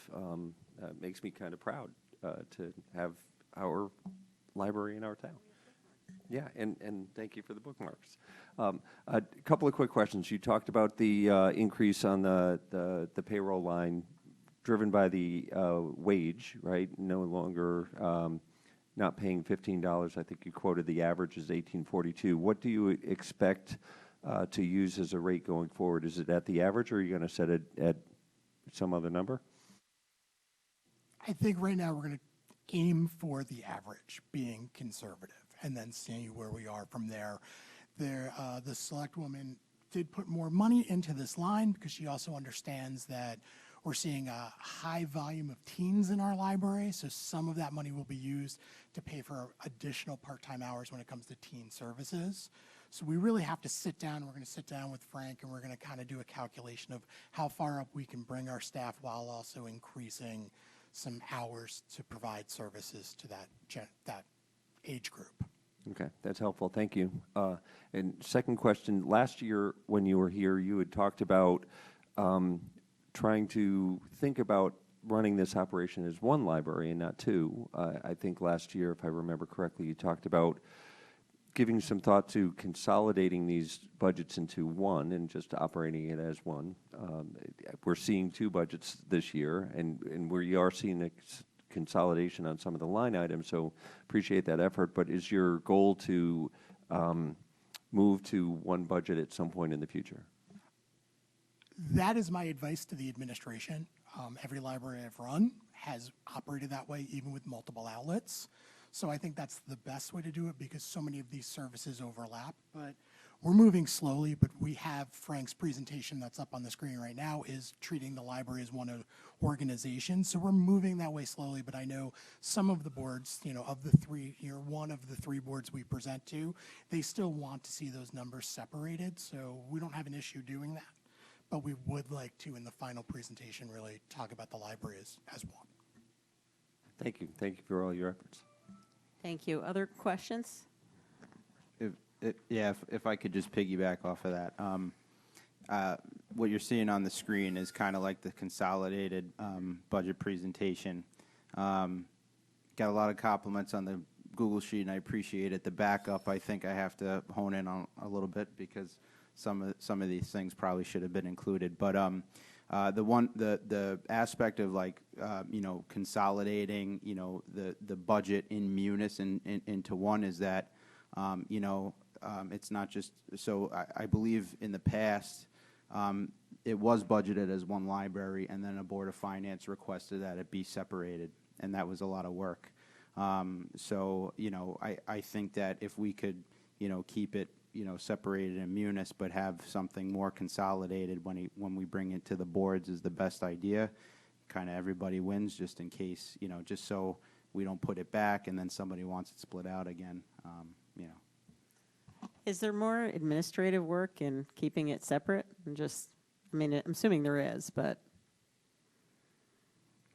Yeah, I mean, I would imagine so, but not more administrative work if we consolidate it and then had to separate it again. Okay, thanks. Mr. Walsh? I will say that I'm against separating it. I was one of the reasons why it did get separated, and it was for a number of reasons. Each library should stand on its own. We should just know where the numbers are, what the expenses are, and where it stands. We know what the numbers are. We have your invoices. We pay the bills. We should just know what each one costs. Further, there were past members and a current member on this board who would make a big deal about what the value of Pequot Library was. We have 3 libraries in town, and they all seem to operate as one, which I think is a great thing. I love our library system. But in comparing value of what we get, we should be able to compare the libraries, because a lot of times, like Pequot gets asked about, why can't you use more of these funds? What are your expenses? Well, let's just look at all these budgets side by side, and we can compare them. I don't see, there's no extra effort being made any longer on why these budgets can't, especially if you're telling me on a Munis side you're keeping track of them separately. What's the problem with having a separate budget? How many hours does that take you extra, Frank? Tell me the number of hours it takes you to break out the library budgets separately. I don't know how many extra hours, but it's not a lot. Okay, it's not a lot. All right, well, I'm not gonna, I don't think we need to have the debate. My feeling is, if the leader of the department feels like the most relevant way to look at it and the way he looks at it is combined, that's sort of my bias. I tend to think Pequot is differently. Again, we give them one number. We don't get into the bowels of their operations and what they do and their part-time payroll and their materials and all that stuff. So I hear you. I think that having the combined presentation is good as well. So. Here.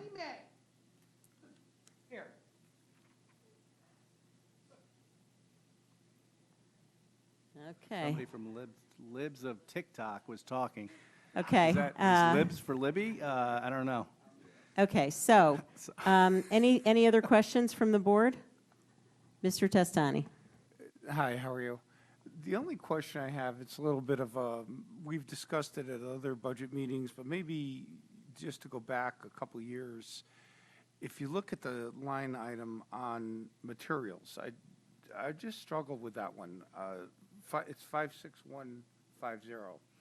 So the fiscal year 20 actual, which again, it just seems to be a high number to me, but again, I just don't understand it probably completely, maybe as I should. 475,798 was that fiscal year actual. So, rounding up, it's 476,000 basically. 390, so a pretty clear reduction in the following year, fiscal year 21. Then the fiscal year 22, we're back up to 420, which I'm not quite sure I understand. Maybe it was coming out of COVID. I don't know. And then we went to 450, both last year and fiscal year 24, 450,000. So help me to understand exactly what is comprised in that line. That's A. And B, can I get a copy of whatever we're spending $450,000 on? So our ask last year was primarily for the cost of ebooks, which we saw a tremendous increase. At 450,000 for ebooks, is that what you're saying? What did we add? About half. So ebooks were 225, 200,000 roughly, 210, something like that. So databases and digital books. And the remainder, the other over 200,000 Physical books. each year, consistently for the last 5 years. Yes. I'm just struggling with it a little bit. So when you say physical books, help me to understand. Fiction, nonfiction, encyclopedias, what are they exactly? And to get to Mr. Walsh's point, how are they divided up between libraries? Fiction and nonfiction, of course. Children's books, young adult books, trade paperbacks, all the DVDs, even circulating items that we have, like our kits that we create for dementia. Everything that kind of goes out the door and is borrowed at the library, picture books, chapter books, all of that material. So what happens to the books from the past? So just using last year as an example, we bought, in the budget, I'm sorry, fiscal year actual was 420,539, right? Fiscal year 23 budget, 450,000. So what happened to the materials that we spent $420,000 on last year? Where are they? Some are on the shelf, some remain on the shelf. And in your opinion, we need $450,000 more. Is that what you're saying? Yes. Well, Well, part of that is periodical subscriptions, database subscriptions, that they're just, your subscription is good for 1 year, and then you have to renew your licenses. Ebooks as well expire. This is something that Scott might want to talk about as being addressed in the state legislature, because the extreme expense of ebooks over print books. Do you have like a printout or a layout or like a summary of what's comprised of that 450,000? Like, do you have an exact spreadsheet of what you're spending money on for the ebooks and the physical Yes, books? we, If you don't mind, I'd like. Yeah, can we maybe Through the just chair, I'd provide it, like to- yeah, let's provide it supplementally. So you're looking for the materials To categorized break it further. out, yeah. So I understand what we're spending Yep, $450,000 absolutely. So if on. there's licenses, if there's, physical books, whatever the material, yeah, if you could just provide that supplementally, I'll make a note of that and we'll get that. we can provide that relatively quickly. Okay. No, I too, and want to congratulate you and thank you for coming tonight. I'm also, as Mr. Walsh said, a big fan of the library system. Having worked my first college career in the college library and learning the Dewey Decimal System, I envy all of you. So thank you so much for all your hard work. I appreciate it. All right, thank you, Mr. Testani. Mr. Welsh? Yes. So you're going to supply us with the breakdown of the materials budget. I appreciate that. And I understand the increase in the ebooks. I guess you've explained before, especially during COVID, you explained it, but even I presume that it continues to be a very popular request. Is that correct? It's 25% of our circulation, and it's actually grown. We saw a slight decrease once kind of people started coming back in the door, but in the last 2 quarters, we just did an analysis for Q2 of this year. We are back to COVID level borrowing of ebooks. The biggest issue with ebooks is once they hit a certain number, they disappear. So then if there's a high demand item, we have to repurchase that title. Okay. So it's a certain number of uses you pay for, or is it, It is- you have it for a certain amount It is of time? all over the place. It depends on the publisher. It depends on the title. It's maddening. There are 2 bills.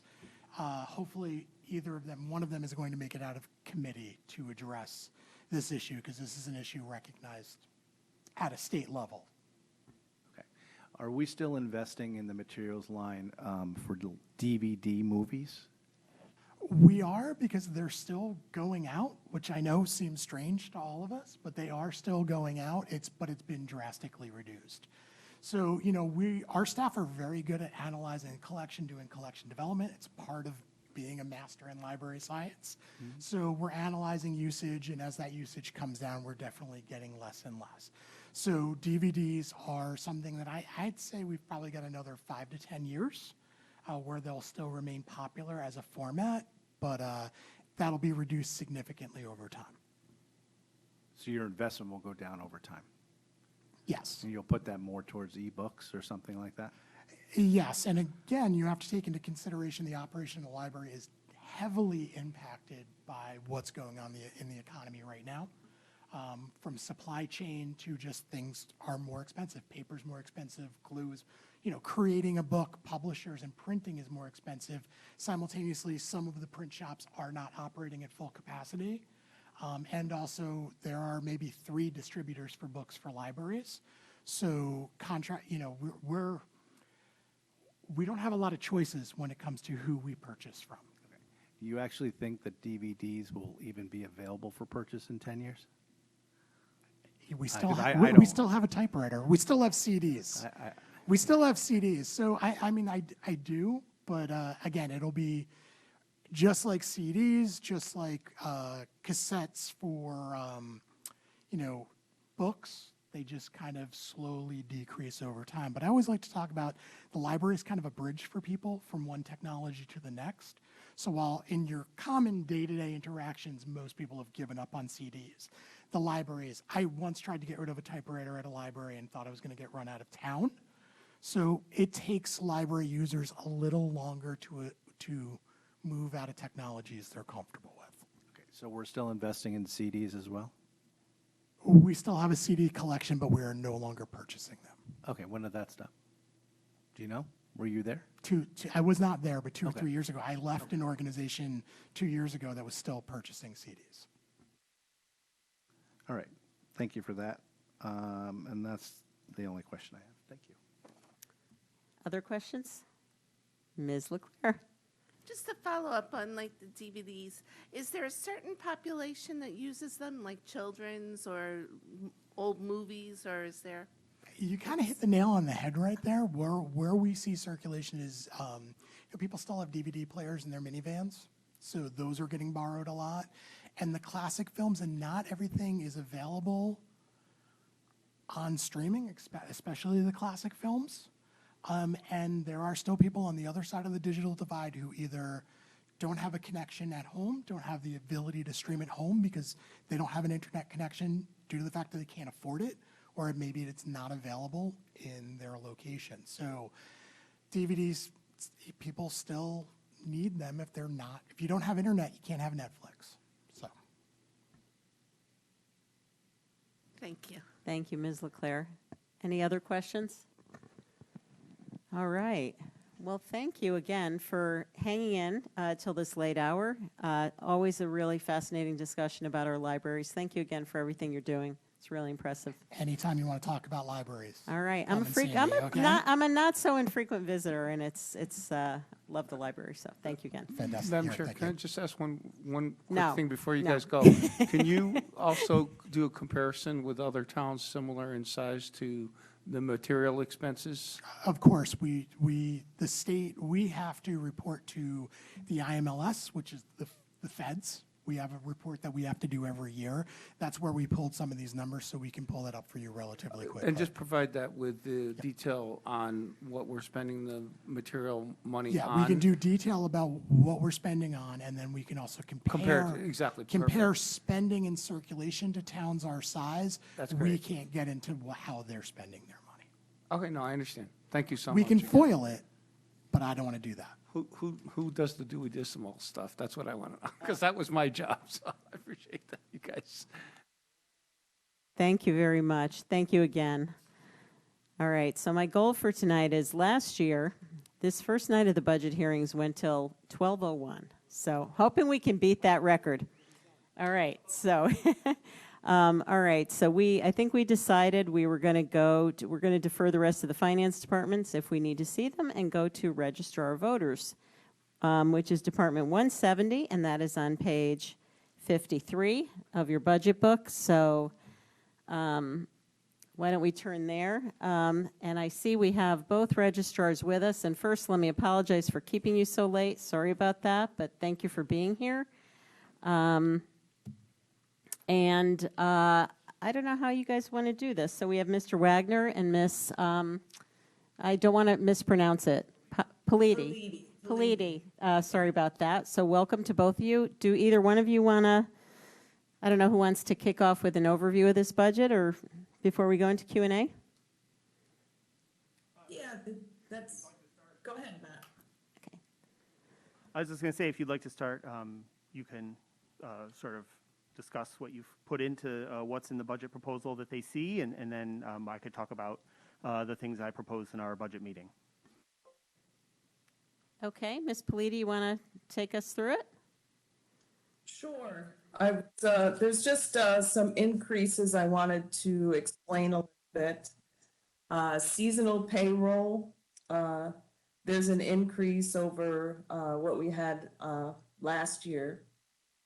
Basically due to, I have a new deputy and there's a learning curve. There's a lot to learn, you know, as being registrar. So there'll be additional hours needed with that.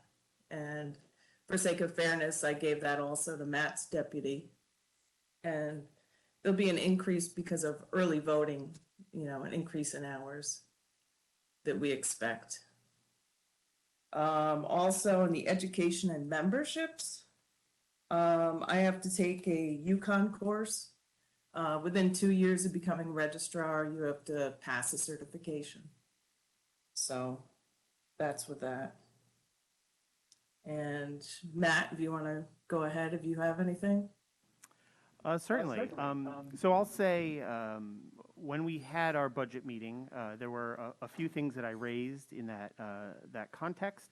The first of which was early voting, which at that time I had made a proposal of about $14,800 to be added to cover the basically the proposal that the Secretary of State is currently advancing concerning early voting, and that's the number for seasonal did not change from prior to that meeting and after. So I'm not sure what exactly is being proposed for early voting in this document that's here. There's no breakout in munis.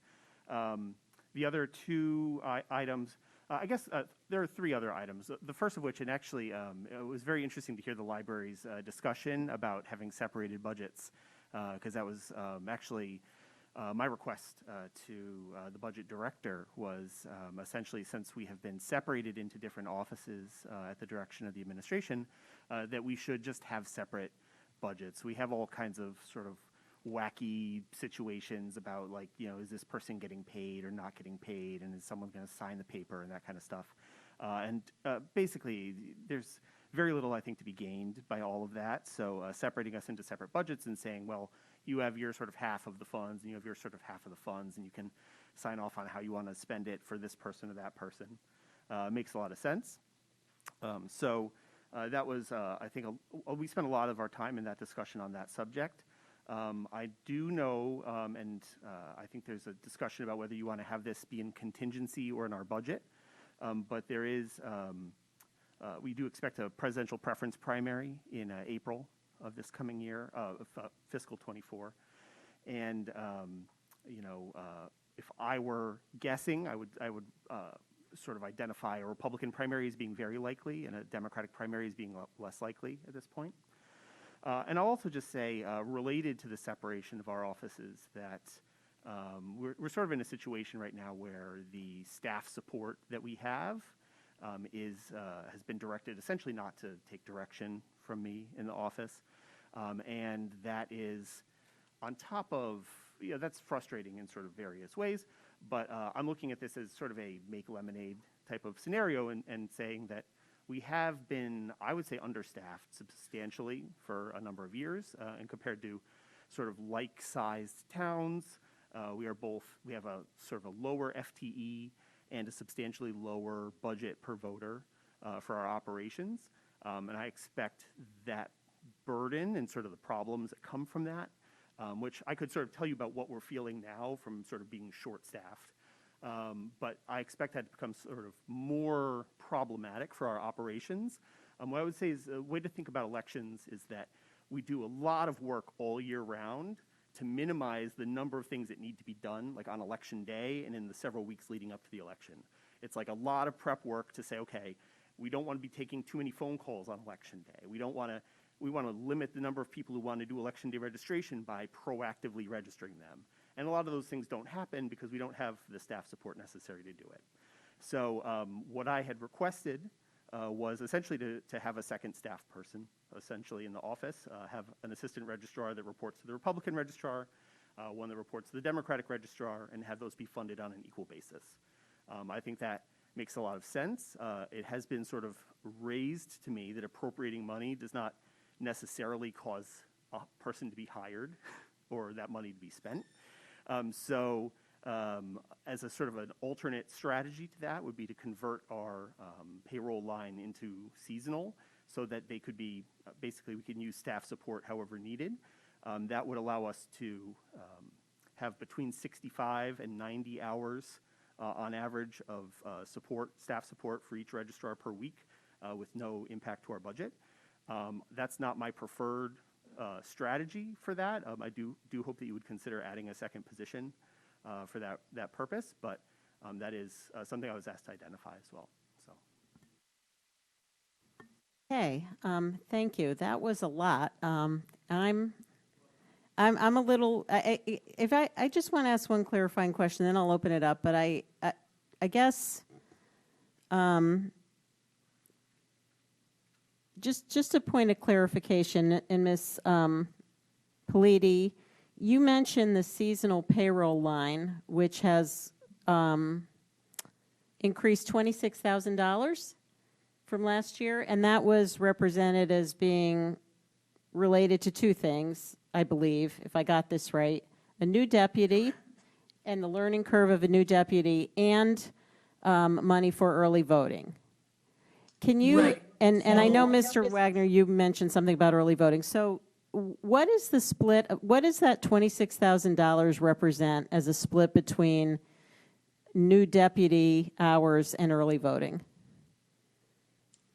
What I had listed was, because Matt, this is my budget, before the meeting that we had with Matt. So he was saying the presidential primary would not be needed for the Democrat side.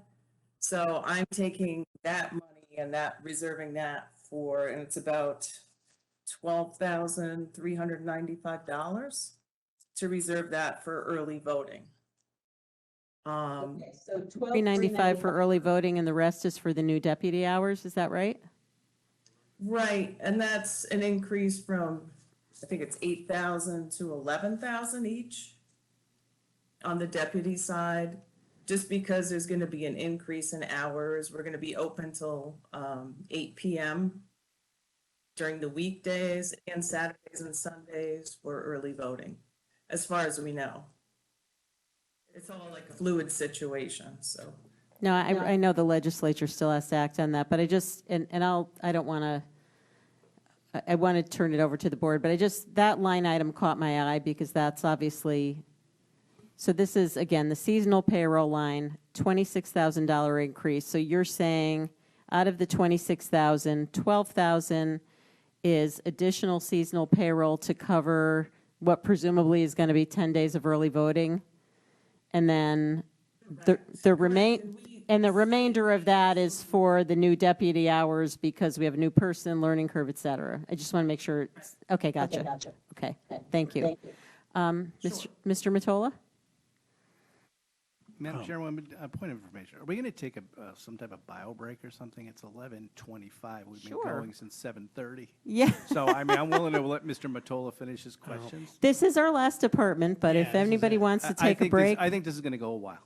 Okay. To be honest with you, based on what I'm hearing so far at the table. Okay. I think we got a long item before us, and before we get all into it, I would prefer to take a bio break before we go all into it. But I'm willing, John, I don't want to interrupt you, so it would be. All right, well, Ms. Politi, I'm sorry, again, to keep you waiting, and Mr. Wagner. How about, so it is now 11:27. Is 11:35 okay with everyone? Okay. So we'll reconvene at 11:35? Okay. All right. Why don't we, okay, so we're starting up again. And Mr. Matoli, you had a question on the Register of Voters budget. Yeah, so, and I guess Kathy, I want to start with you. Is it okay if I call you Kathy? Sure. Thank you. And then so Kathy, and both of you can answer this question. You have, I think you mentioned you have a new deputy. Is that, and is that covered by part-time payroll? That is under seasonal. Seasonal, okay. Yeah, yep. All right, and does Matt? Payroll is myself and Matt. Gotcha. And Matt, do you have a deputy too? That's right, yes. Okay, so you each have a deputy, all right. All right, that's what I wanted to clarify. Well, I'm going to leave it at that for now. I may have some follow-up questions, so thanks for clarifying that. Thank you, Mr. Rantola. Other questions? Mr. Walsh? Is there any way to like have this thing be on for like a couple of minutes, or do you have to continue to hold it? At the Board of Selectmen, at the Town Hall, they have one. I think there's different mics. These mics you have to hold. I got a feeling my finger's going to get a little tired. Mary, I might have to ask you to hold it down. No, I got it. Okay. Mr. Wagner, I have got a couple of questions for you about your statement about wanting a new position. Are you talking about a full-time position? That was my request, yes. Yeah, with benefits? 2 identical positions, yes. Yeah, how much extra would that cost us? The town of Fairfield.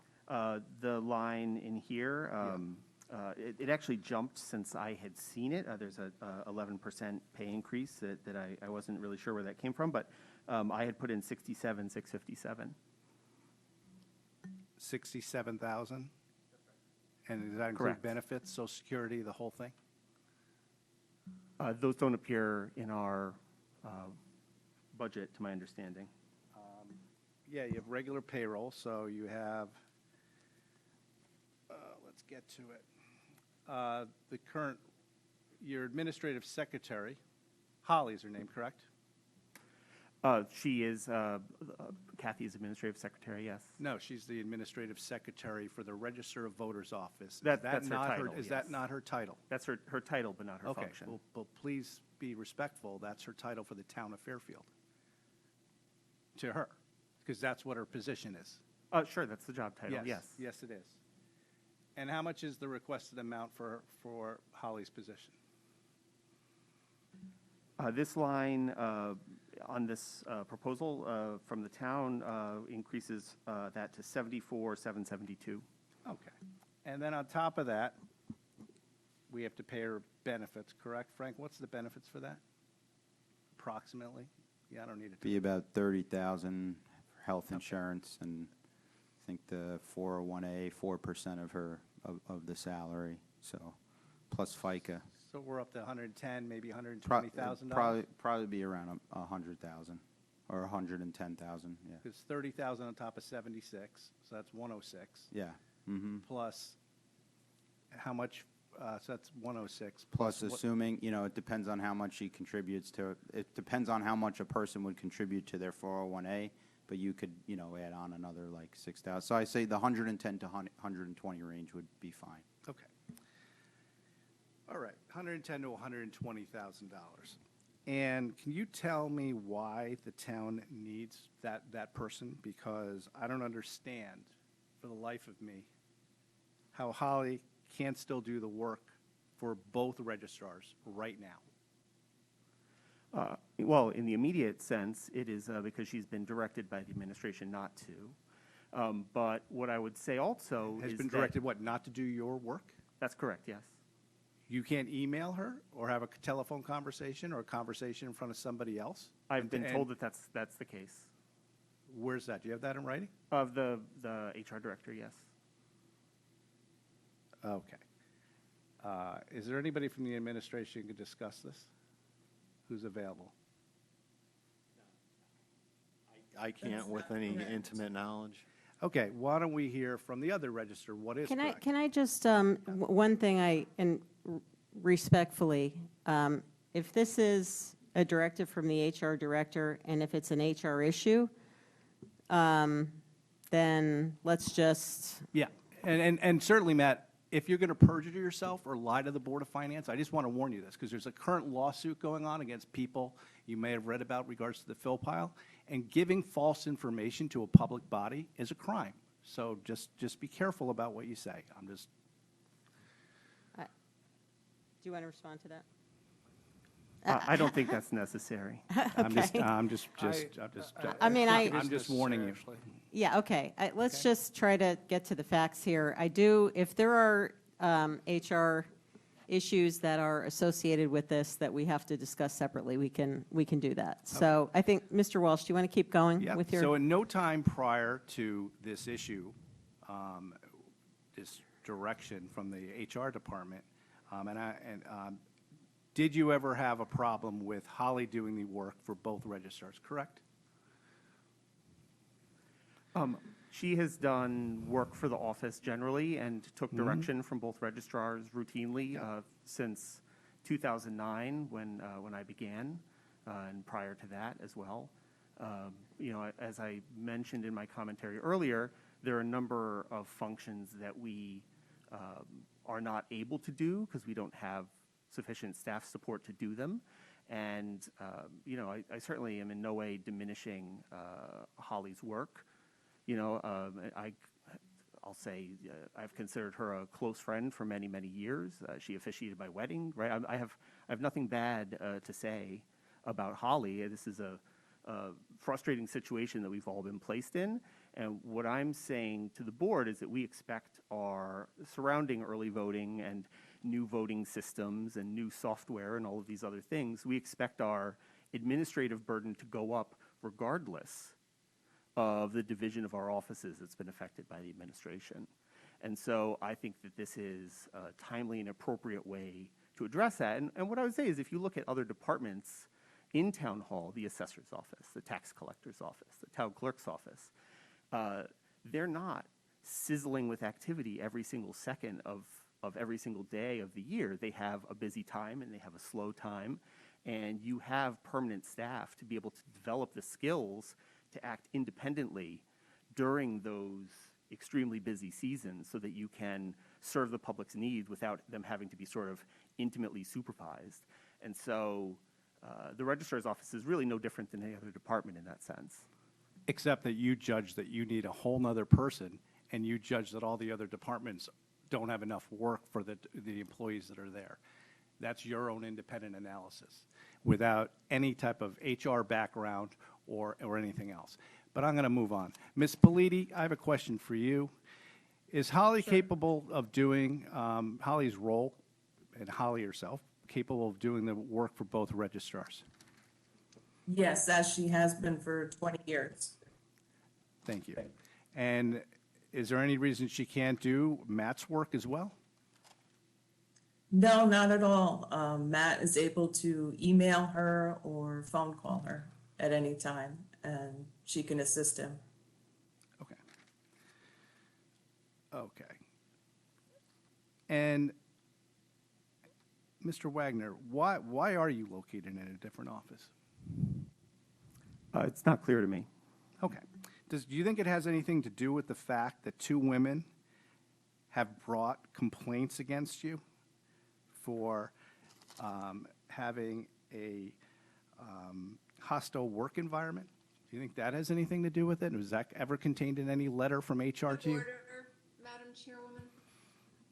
Yeah. Ms. Marmion, I'm going to join in that too. I don't think this is a finance issue. Not relevant to the budget. Yeah, I think, Okay, my point on it is that something that is self-inflicted shouldn't be paid for by the town of Fairfield.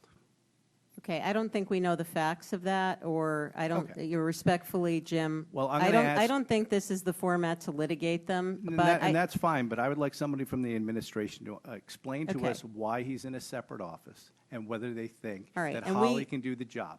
let's do that. Here's what I would say. I understand what you're saying. I think the idea that we have to hire, well, I heard two things, and I don't want to put words in anybody's mouth, but I heard a difference of opinion, let's just say.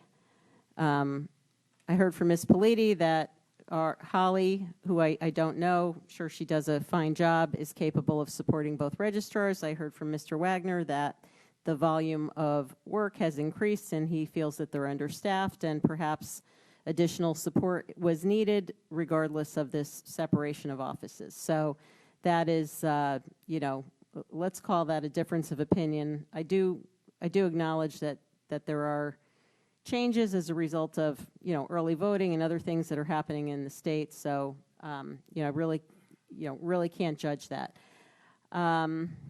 Where was I going with that, though? I think the you know, without delving into areas that are not in our purview, it sounds to me that the current situation is today, and maybe I'm wrong, because there seems to be a difference of opinion here.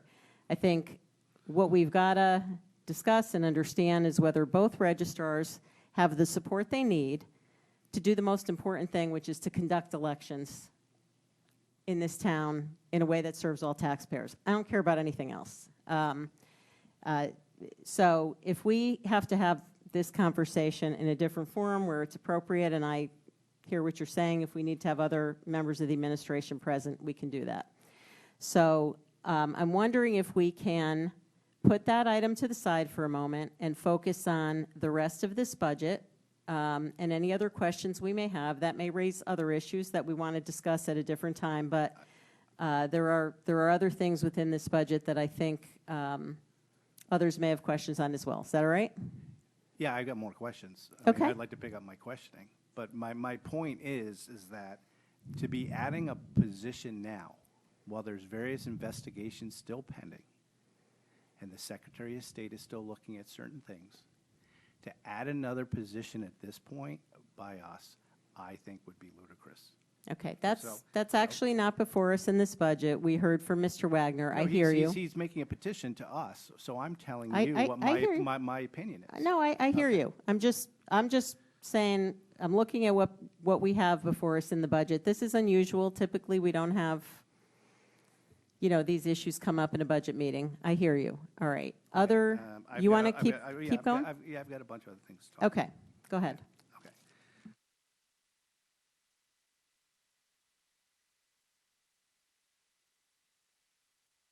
So, Holly, no, not Holly, excuse me, Kathy Politi. Is there any money in this budget to pay for freedom of information requests by you or anyone else to pay the town of Fairfield? We'd be actually paying ourselves in a way. And the reason so when you were preparing your budget, correct? Correct. Did you put any money in here for any freedom of information requests? No, I did not. Okay. And do you have access to all of the voter registration cards for the town of Fairfield? No, I do not. How is that possible? Mr. Wagner has some in his office that at one point I asked for one and he sent it to me as a FOIA request in the mail and told me I owed the town 50 cents. And I'm trying to get other cards, but I have yet to receive them.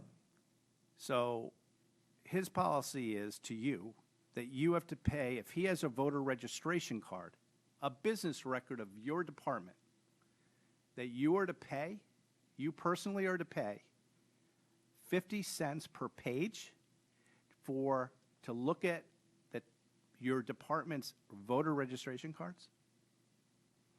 Correct. That's what he did, yeah. Jim, do you mind if I jump in with a dumb question to clarify? Do both registrars not, how does it normally work? And sorry for my ignorance. Do both registrars not have access, or are they split by party? How does this actually, how is this supposed to work in terms of access to voter registration cards among the registrars? I will say that when the administration affected the separation of our offices, they were advised by the Secretary of State's office that doing so would place us in violation of the records custody and control provisions of 9-23 in the statutes. The administration declared that they would ignore that guidance and separate us absent a legally binding order from the state. Okay, Ms. Politi, can you answer Madam Chairwoman Charlton's question yourself? How is it supposed to work? We both have access to registration cards normally. Just because we're located in different offices should not make that, any different. Mr. Wagner, if he could easily share what he has with us, he could make copies of the hundreds of registration cards that he has that we don't in the main file. But he has not done that. Ms. I have Politi, asked. how does that happen? Why don't you have access to the same registration cards that he has? I don't know, it shouldn't happen. Yeah, it should not happen at all. Do you get all online registration cards? What happens is lately, he's been going into the system and them, so I don't have access to them. Every morning I come in and there's no reminders there. They go missing somehow. So you would normally get reminders from who? The state, DMV? How does that work? Yeah, the DMV and online registrations, I'd come in the morning and there would be, probably like 20 updates, and there's been nothing every morning. So I don't know how he's deleting them, but he deletes them and does them once a week. Is there a no action needed button that he can choose that will get rid of that email? Correct. Correct. That's Oh, what he does. okay, that's what he does. Okay. Well, I'm getting to it, and my point is that if she's going to be charged 50 cents, we need to have a budget line that's going to cover that. Well, why don't you ask him if that's what he did too? You're Okay. asking Is one that- question. Is that what you did, Matt? I Why isn't she also- seeing reminders? I'll say that I also lack access to the large majority of the voter records, which impedes my duties as well. What I have sought and requested was a joint access policy that would cause all the records to be placed in a common area that would be accessible to both registrars, absent the reunification of our offices, which I think is appropriate and was the not quite the direction of the Secretary of State's office, but their legal interpretation that this arrangement was in violation of statute. And so I'm seeking to bring about a policy that would cause us to have equal access to the records. I understand that my colleague is frustrated that I have like several hundred records that she doesn't have access to, and I'm frustrated that I don't have access to the large majority of Fairfield's 40,000 voter records. And it is frustrating, and it impedes our jobs, but we need to fix it in a uniform way, not in a way that essentially, prevents me from having any access to the voter records at all. Have you ever asked Ms. Politi for voter registration cards and she not provided them to you? I'm not allowed access to the office. Have you ever asked her for the access to the cards, and like certain cards or the new registrations, and she's not allowed you access to them, either by bringing them up or whatever it is? I have not, and also I have never prohibited her from accessing records either. Okay, have you ever charged her 50 cents per voter registration card? In accordance with the Freedom of Information Act, I did provide Okay. a records charge, and it's my understanding that she did not pay it. Okay, and has she ever charged you 50 cents a card, or for any other document in your business records? I have not made any requests for copies of documents from her. And I will also just note that it was my sense that the records request that she has made was to essentially probe and ascertain that the records were being properly retained, and they are. And so that was my, when she supplied me with a request, I fulfilled it in accordance with the law. And you know that intent how? I said that was my suspicion, not that I know that to be a fact. Okay. All right. Is there any money, let me just ask you guys some questions.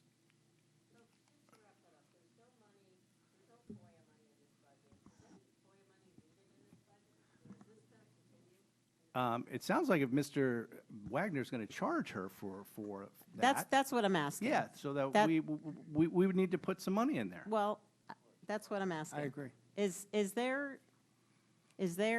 no, I'm assuming there's no FOIA money in this budget, and I guess I'm just asking, is there anything needed? Or is there a common understanding that you can both ask each other for records? I'm certainly going to provide records in accordance with the law. No, that's not what she's asking you. It's not your interpretation of the law. It's whether you're going to give Ms. Politi documents that she asks for, and she would do the same. That's the question. Without a FOIA payment of 50 cents per page. That's the question, Mr. Wagner. Please answer it. I will say that I'm going to follow the law carefully, as I do, and I will say that I also am in the process of making an FOI request from the Human Resources Department for email documents from our department, and have been told that I will have to pay thousands of dollars for them. So, I do think that, I would like to invite my colleague and any interested people in this room to encourage a solution to this problem that arises from the offices being separated against the law, according to the Secretary of State's office. And, that is a problem that we have to resolve, but the resolution to it can't be one-sided. All right. So it sounds like, Madam Chairwoman, we're going to have to add a budget line because he won't answer the question for, records. And Ms. Politi, do you have any idea of how many registration cards we may be talking about? Probably up to 1,000 at this point. How much? And also, I'd like to mention if he would do the updates online properly, that way I can print them out myself, but he's deleting them online, so I can't access them that way. Normally, they would be right on the system. Oh, okay. So they'd normally be on the system, but the way he's doing it, he's deleting them. Are you deleting them, Matt? No, I'm not. And Why aren't they on the system? The way you can tell that is because when Ms. Politi requests them, I supply them to her. Why aren't they on the system, Matt? I'm sorry, what's the... Why aren't the registration cards on the system for Ms. Politi to see them without even coming to you? Why aren't they on the system? Like Well, she just said? I also would like access to the large supply of paper voter registration cards that I do not have access to. Okay, but why aren't you giving her access? Why are you purposely holding back the voter registration cards where she could see them? Why are you holding that back? Why are you deleting them? I am not deleting them. Okay, what are you doing that's preventing her from seeing them? Chairwoman? Thank you. Yeah.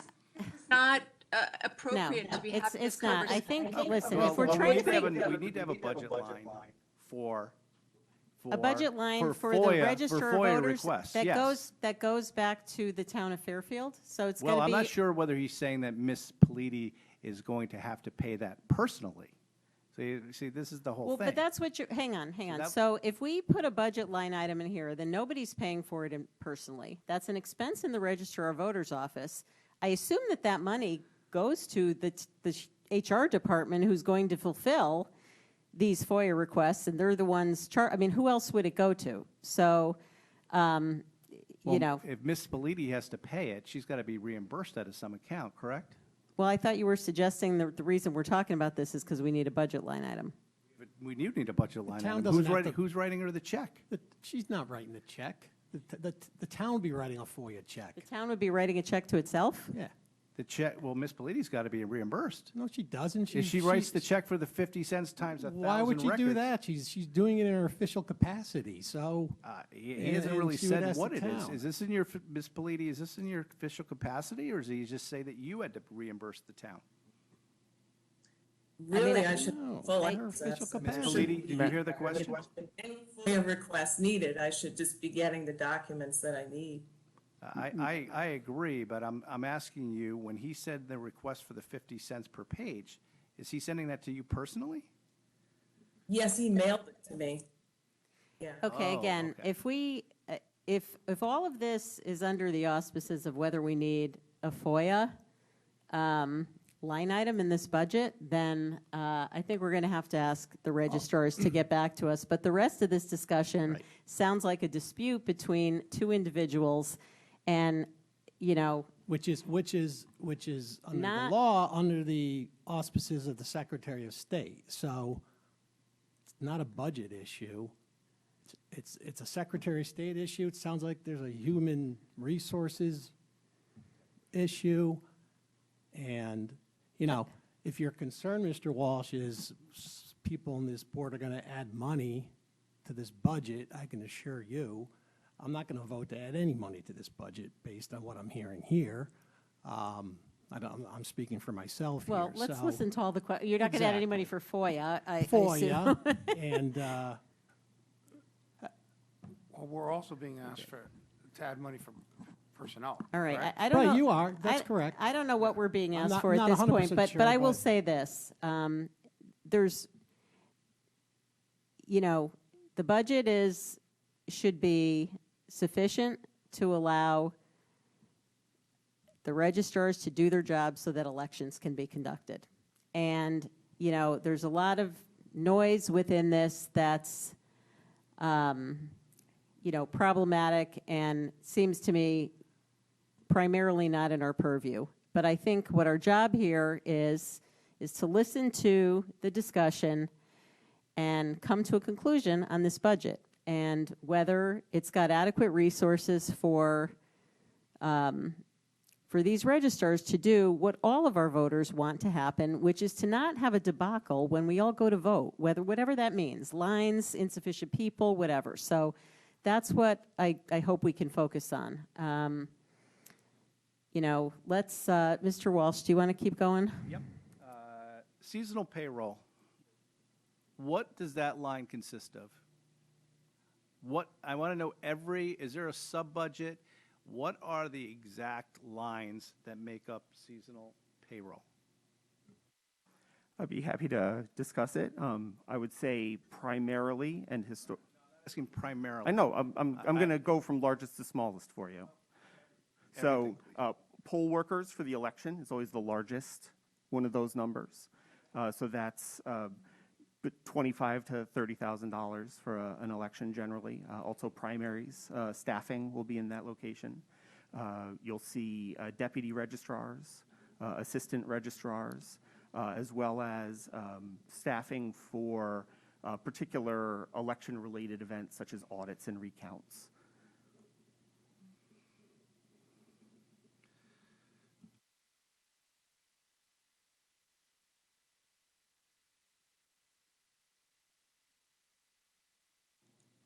Ms. Politi, did you agree with that? Is that a complete list of all the expenses? Yeah, you seem to cover it all, yeah. Wow, we have agreement. Can I follow up on that? I don't even know where to go next. Mr. I Walsh, thought I had 20 minutes to go there. Can I follow up on Sure. that? Please do. So do both of you agree that the budget item of 26,000 and change is sufficient to cover the seasonal workers for next year? I guess I'll start with you, Matt, then Ms. Politi, you can follow up. That's an increase of 26, I believe. Yes, I'm And sorry. before you answer that, can I just ask maybe a background question and then ask that you answer Mr. Matola's question? Does that seasonal payroll budget how does that happen? Do you each get an equal amount to use, or do you share that? Because how does that actually work typically?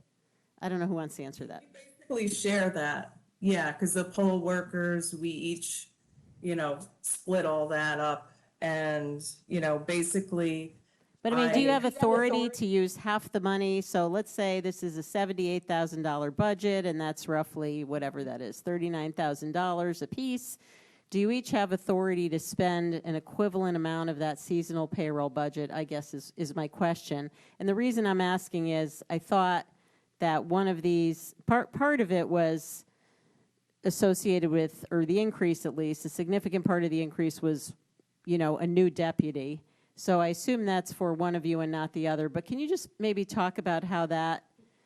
In fairness, I gave Matt's deputy the same amount as my deputy. Okay, so it's basically it's split in half, and you each sort of control the authority to spend half of that. Is that a fair statement?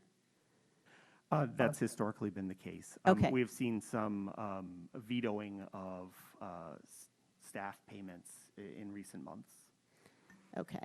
Mr. Mottola, sorry I cut you off, but I just wanted to No, get that's that all right. background, so go ahead. Well, I think it was my question. I mean, unless you're still going. No, go ahead. Okay. I think I got it answered. Does the seasonal payroll line, does that also pay for walking canvases? Well, I'll say that that's something that I've done at the end of each fiscal year using assistant registrars. And assistant registrars are one of the things that provides for. Assistant registrars provide services for us in the office, whatever we seek to have them do, whether that's filing cards or going to a nursing home to register voters or going to people's residences to register voters, yes. And who makes those decisions on whether a walking canvas is done and how much money is spent towards that? I presume it's joint, right? Jointly done? No, people will hire assistant registrars to do what they request of them. I'll say that there was a discussion earlier this year about a large drawdown in the assistant registrar payments that essentially exhausted our budget for assistant registrars. That was done only by the Republicans without my authorization. And so I'll say that that's not categorically objectionable, right? So long as things are roughly evenly divided. If Kathy wants to hire someone to file cards to support the full-time person who's where that's in their job description, to say, okay, well, you need some extra help to complete this task. That sort of has always been within each registrar's purview to say, I want to have someone come in and help me with this or that. And so just as that filing work was done, sort of for many months and many thousands of dollars. I also, at the end of the fiscal year, will generally look at what's available and say, what deferred voter registration activities can I use the remaining funds for? Okay. How is it possible that one registrar can spend the money without the registrar's approval? So how is it possible? So would you agree that it's possible that on the seasonal payroll line, Ms. Politi can go in and dictate every single penny of that this coming year to do whatever she wants with? Do you think is that the way it works, Matt? Because that's what you pretty much told me. That's how it happened earlier this year, yes. I'm just asking you, is that the way it should be? I mean, why wouldn't you both agree on a budget and how are you going to spend that money? Because how would one person know what the other person's doing? This whole thing makes no sense to me. I'd agree that that's frustrating. I raised that concern to Frank and Jared that essentially that we weren't having dual sign-off on all of these things. And that was something that Steve Elworthy and I had requested in the past, going so far back as our first meeting with First Selectwoman Kupchak when she took office. And it's something that I reiterated to them, and it's a discussion that stalled, I would say, just as budget season approached. Other things became sort of more urgent. But that is a matter that we've discussed. Essentially, should we have dual sign-off? What things have been approved without dual sign-off? And leading essentially to this discussion that I began with, which is should we have essentially separate budgets for our departments? Well, I think that's, I don't think that's a smart move to have separate budgets. I think it just doesn't make sense because so much of the money is used towards everything being joint. And for some reason, I don't know where this all started, but it has not been that way. It hasn't been that way since you were with, Mr. Atturi, and then he left, and now it's still not working. Now, can I ask finance, why wouldn't there be dual sign-off? Because he just raised it. Mr. Wagner just raised it. So you it- guys seem to have a problem with it. So I forget the particular pink voucher. Typically, they send out for any of the poll workers pink vouchers, but that was a one-off case, and we've said that there needs to be dual sign-off. Okay. I don't think that's the whole depiction of the story. What is the whole story? I Do mean, you mind if I just ask a clarifying question? Is it the case, I just want to make sure I understand this. Is it the case that, I think Ms. Politi said, at least the budget is designed to sort of be split, right? So you each have access to roughly the same budget dollars, but you might do different things with those budget dollars based on your own judgment of what needs to be done. Is that? That's correct, yes. Okay, so there are, and then maybe my point of confusion on these questions is, if you each have access to half the money, and you each may use that money for, maybe you mostly use it for similar things, but if there's a few dollars left over at the end of the year, you might use that for different things. Can you just clarify back to Mr. Walsh's question about the dual sign-offs? Like, when are dual sign-offs needed and when are they not? So, for example, why would you need to sign off on something that Ms. Politi wants to do as long as she's operating within her half of the budget and vice versa? I don't think that is necessary. I think Okay. The issue that was raised, and I pulled up the email from October 17th to Mr. Mangieri, that basically sort of alerted him to the fact that Kathy had spent $7,600 of $8,800 on the deputy, while I had spent $1,008, and she had spent $4,448 of $4,800 of the assistant registrar funds, while I had spent $176. But is that just timing? I mean, do you ultimately get access to half of the money each? I know that Or no? there was a subsequent request made by Mr. Mangieri to sort of, a number of departments had like a mid-year budget transfer that he had requested. That's right. And $10,000, I think, was intended to sort of restore that balance. I remember. Thank you. Okay. Sorry, Jim, I didn't mean to interrupt you, but I was just, I think on some of this I'm confused as to how the process works and how, how these monies are allocated between registrars, because quite frankly, I don't know enough about how your department operates and what activities are conducted jointly to benefit all voters versus what each registrar might want to do. So sorry for the very basic questions, but.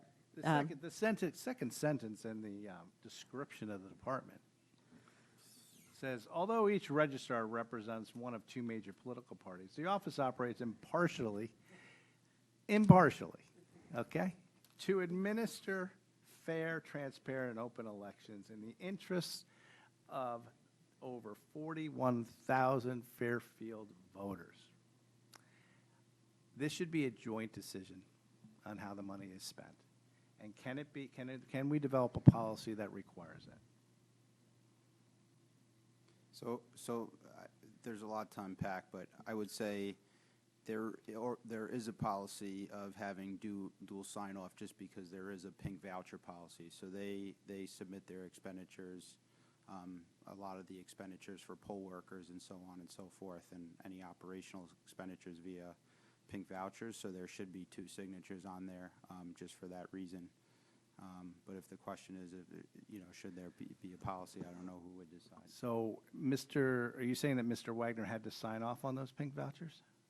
And Ms. Politi? Yes, yeah, they both should sign off on pink vouchers. Okay, so why would Mr. Wagner be surprised that she spent so much money, is what his allegation is? He's referring to a pink voucher, and like I said,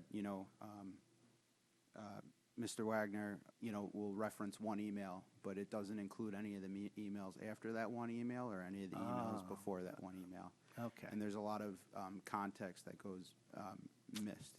Understood. So, I don't know how much this board wants to get into that one voucher.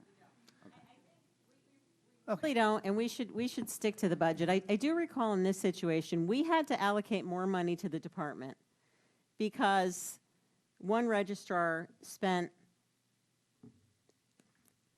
and don't take this the wrong way, I'm just trying to put it in simple terms, sort of overspent their half of the budget. No one's saying that was inappropriate. There were reasons for that, and it was good. We allocated $10,000 for that, right? So I'm trying to focus on this budget, and I guess the bottom line is this $78,000, are you guys both happy with this budget? Assuming you both, is this enough? Because that's really the question before us.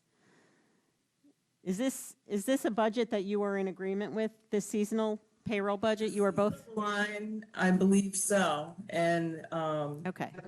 the only issue is I'm objecting to him getting an administrative secretary. I think that's a total waste. But that's a separate issue. I want to stick on the seasonal payroll because one line at a time. I know that other item was a question, but 78,000 seasonal payroll. Are you guys both in agreement with that? And I'm asking, again, it's one of the biggest numbers in the budget, and sounds like we're going through this line by line. Is that okay?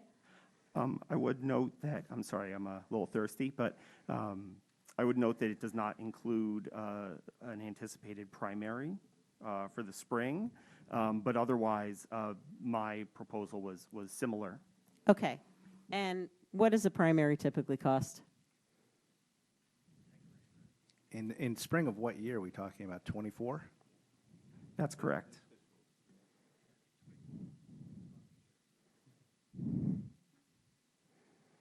And to be clear, we're talking about a Republican presidential primary? Also correct, yes. Okay.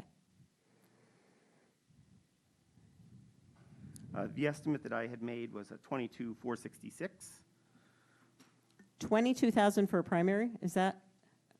For staffing, ballot printing. I'm not, yeah, I just want to make that's sure. correct. So the 22,000 for a primary? That's correct, yes. Okay, and that's what we've spent in the past? Thereabouts. Okay, thank you. If there's a Democratic primary, is it the same amount because they're done on the same day? It would be done on the same day, and it would be somewhat less because some of those costs are programming costs that don't increase by adding more candidates. Okay. Okay. There would be ballots, and there would also be staffing, correct?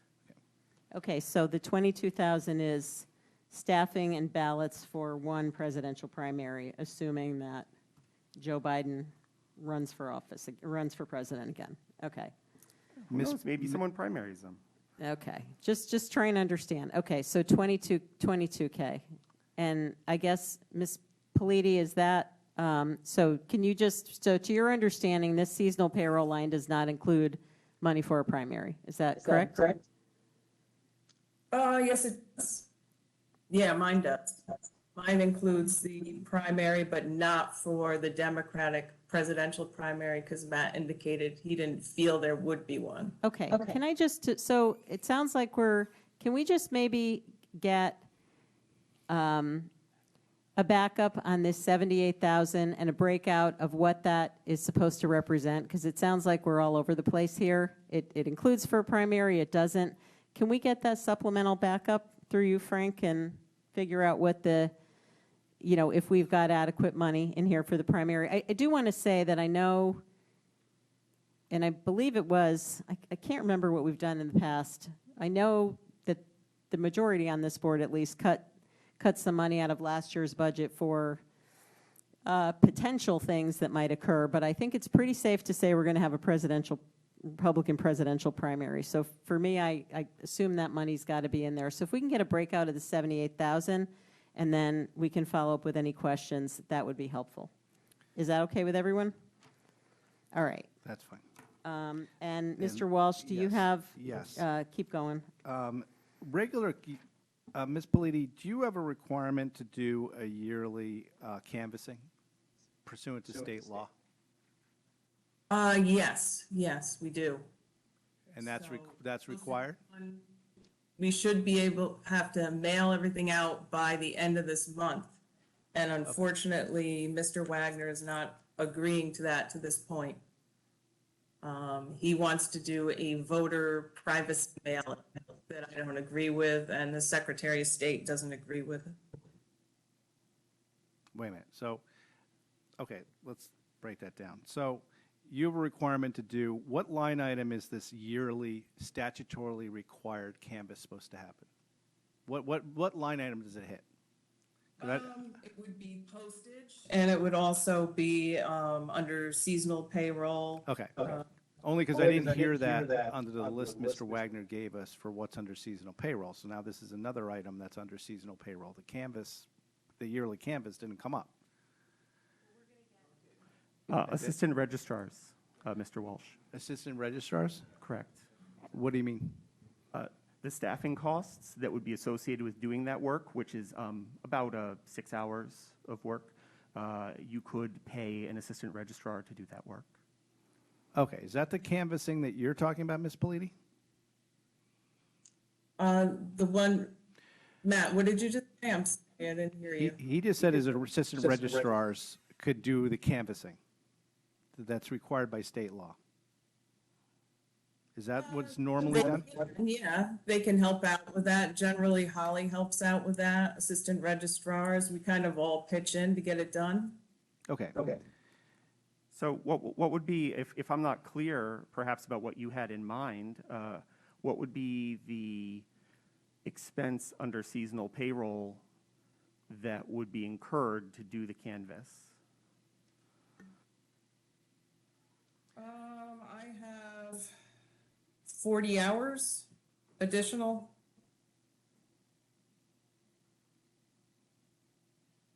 And who would be doing that job? I'm sorry, what was that? Can you say that again, Matt? Who would be doing that job? The assistant registrars would be helping with that. That's additional hours that are above, deputies. Our normal time, the deputies would be helping and we would be helping as well, but I feel like we're gonna need additional people for that. Is the canvas you're talking about referred to as the National Canvas of Addresses?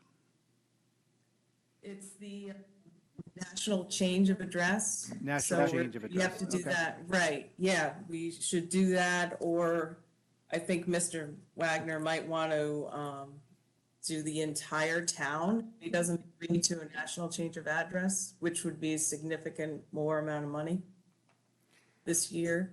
Do we have But that money? Get it settled soon, but he's kind of holding it hostage, saying that he's not going to do it unless I agree to a voter privacy mailing. Wasn't there something that Secretary of State said that they did not want that done? They do not. They do not.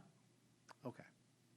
Yeah, the only reason I know that is because in all due respect, I had told this board at the last meeting when we talked about the audit committee results. So I watched that today. And I know there was some discussion amongst some of you at the board meeting that you thought that the Secretary of State's dispute about that was not going anywhere because nothing had been done in a year. So I called Town Attorney Baldwin today, just because there was no evidence that you're hearing about that at all, like whether. Yeah. Yep. And I said, I just wanted to make sure. And what Town Attorney Baldwin said, and I think your committee should meet with him, is that that is by no means the case. That he has been in contact with the Secretary of State's office, and that is continuing. And I think your committee should meet with him, even if you have to go into executive session. Okay, I mean, the reason, anyway, part of the reason we're here for the budget Yep. is because we wanted to understand Yep. very specifically whether, and because I know the board had asked for an update on that audit. So one of the reasons, and we talked about this at the audit committee, that we wanted to make sure we heard from the registrars was to understand how that was reflected in the budget. So I think, as everyone knows, that privacy mailing was in fact budgeted for last year. It was approved by this board and all the other boards, and whether we knew what that was, and, Yeah. you know, I don't know. No, So that in fact is a question that I wanted to make sure we got No. to clear up. No, and you guys had some great stuff that you said. Yeah. All three. of Yeah, you. so I mean, that, there- so there- that's there was some great part of stuff. why we're Yeah. here. So I hear you. So I guess, Because you talked about a policy, and maybe we should talk about it at this table during Yeah. this matter. And I thought that was like a good idea. And yeah, so can I, is it, I'm getting confused with the line. So we have, just to clear some of this up so that we can figure out what we need to get back. So we have regular payroll in this budget, which is Holly, correct? We have part-time payroll, which is Matt and Kathy, correct? Okay, and so then we have seasonal payroll, and are there any other people costs in here? Other than, I see we have a overtime of $3,500. So the seasonal payroll. Okay, so that's it. So seems to me that we asked for an analysis of seasonal payroll. Sounds like there's an inventory of things that need to get done, right? And, you know, the normal stuff, and then I'll call maybe one-time or special things. We asked for a breakdown of that, and maybe that will help us with this question of what we're doing and what's included where, right? Mr. Walsh, you asked questions about canvassing and whatever, and I just think we're getting very muddled into Well, I'm getting kind of what's towards included the end. where. I want to know, because what I want to know from both registrars, Right. okay, with this issue regarding this, the voter privacy mailing, is there Is it any budgeted? is there any money, even a penny, in this budget for voter privacy mailing? Okay. All right, and that's a good question. So let me ask Mr. Wagner. Mr. Wagner, a voter privacy mailing, to the extent it's budgeted, is included in what budget line items? It is in the fiscal '23 budget that we are currently operating under. Right. It is not anything that we proposed doing on an annual basis. It's a Okay. new law that we're advising voters of. And, you know, I appreciate, I guess, that Town Attorney Baldwin has contacted you. I'm not sure that he is aware. No, I contacted him. Sure. Okay. I contacted him to ask, Yeah, based just- on my review of my own board's subcommittee meeting and representations there, saying that it was not being pursued any longer by the Secretary of State. Was that true? Is it not being pursued? Or is it being pursued that you know of? I would like to know that, because I just watched this meeting. And he said, it is being pursued. Okay, And so- he said, I will not get into it, any specifics, but is it being pursued? He said, yes, it is. And I go, oh, because when I watched it, Ms. Saxel seemed to suggest that it may not be being Is pursued. this a budget question, though, honestly? Do we have? So and I want to know There's about no- whether there's Yeah. any money no in money this in it. So budget. let's, that's the question. So There's none. that's the question. And I understand, Jim. I don't think, I certainly didn't mean to make any representations. What I heard during that meeting was that there hadn't been any contact from the Secretary of State's office for over a year. So the I- question becomes, we had money, I think, yeah, there was money last year, but there's no money this year. Is that it? We didn't propose it in the coming year's In the budget. 24 budget? And what I will say, and I think it's an important thing to add, because I know this committee had an interest in this. I tried to attend on WebEx when you guys were discussing it, and you guys got off the topic when I joined, unfortunately. But I'll say that the Secretary of State's office issued a uniform guidance to all registrars and town clerks in the state, specifically authorizing us to promote this program to the public and giving us guidelines for how to do so. And I thought that that was entirely reasonable. They developed a form sort of after we had sort of initially sort of sent something out to voters. We wrote to the Secretary of State's office. They didn't write back to us. And the guidance they gave for sort of what a communication to the public should contain is something that, you know, is certainly within the guidelines of what I would put on a mailing like that. So I don't think Mr. Baldwin is aware that we did get a uniform guidance specifically authorizing that later in the year. And we haven't heard anything from anyone at the Secretary of State's office since they canceled the meeting on this subject in mid-March of 22. I'm not going to address any of that other than say that your committee should take it back up based on this new information and talk to Attorney Baldwin. Okay, I'll listen, I don't want to go down a rabbit hole here because we're on the Doesn't have to budget. do with the budget. I don't want to talk about it anymore. Yeah, so there's no money in the budget right now for that privacy mailing. And you did, and just for everybody, just for edification here, the money that was budgeted last year that was approved, a privacy mailing was done last year. It has not yet been sent. It has not, okay. So that money, so if I remember the issue correctly, a mailing was done to a sample of voters. That was what was, I think, deemed to be problematic. We did budget for a full mailing to all voters, but that was never done, and now one has never been budgeted for 24. Is that right? Okay. That's correct, and I'll say that the test mailing of 100 was done to ascertain a response rate specifically for the purpose of budgeting. Gotcha, okay. And so I think the question that we needed answered is that I just wanted to make sure the board understands what they're approving, and there's no money in the budget for a privacy mailing. Okay.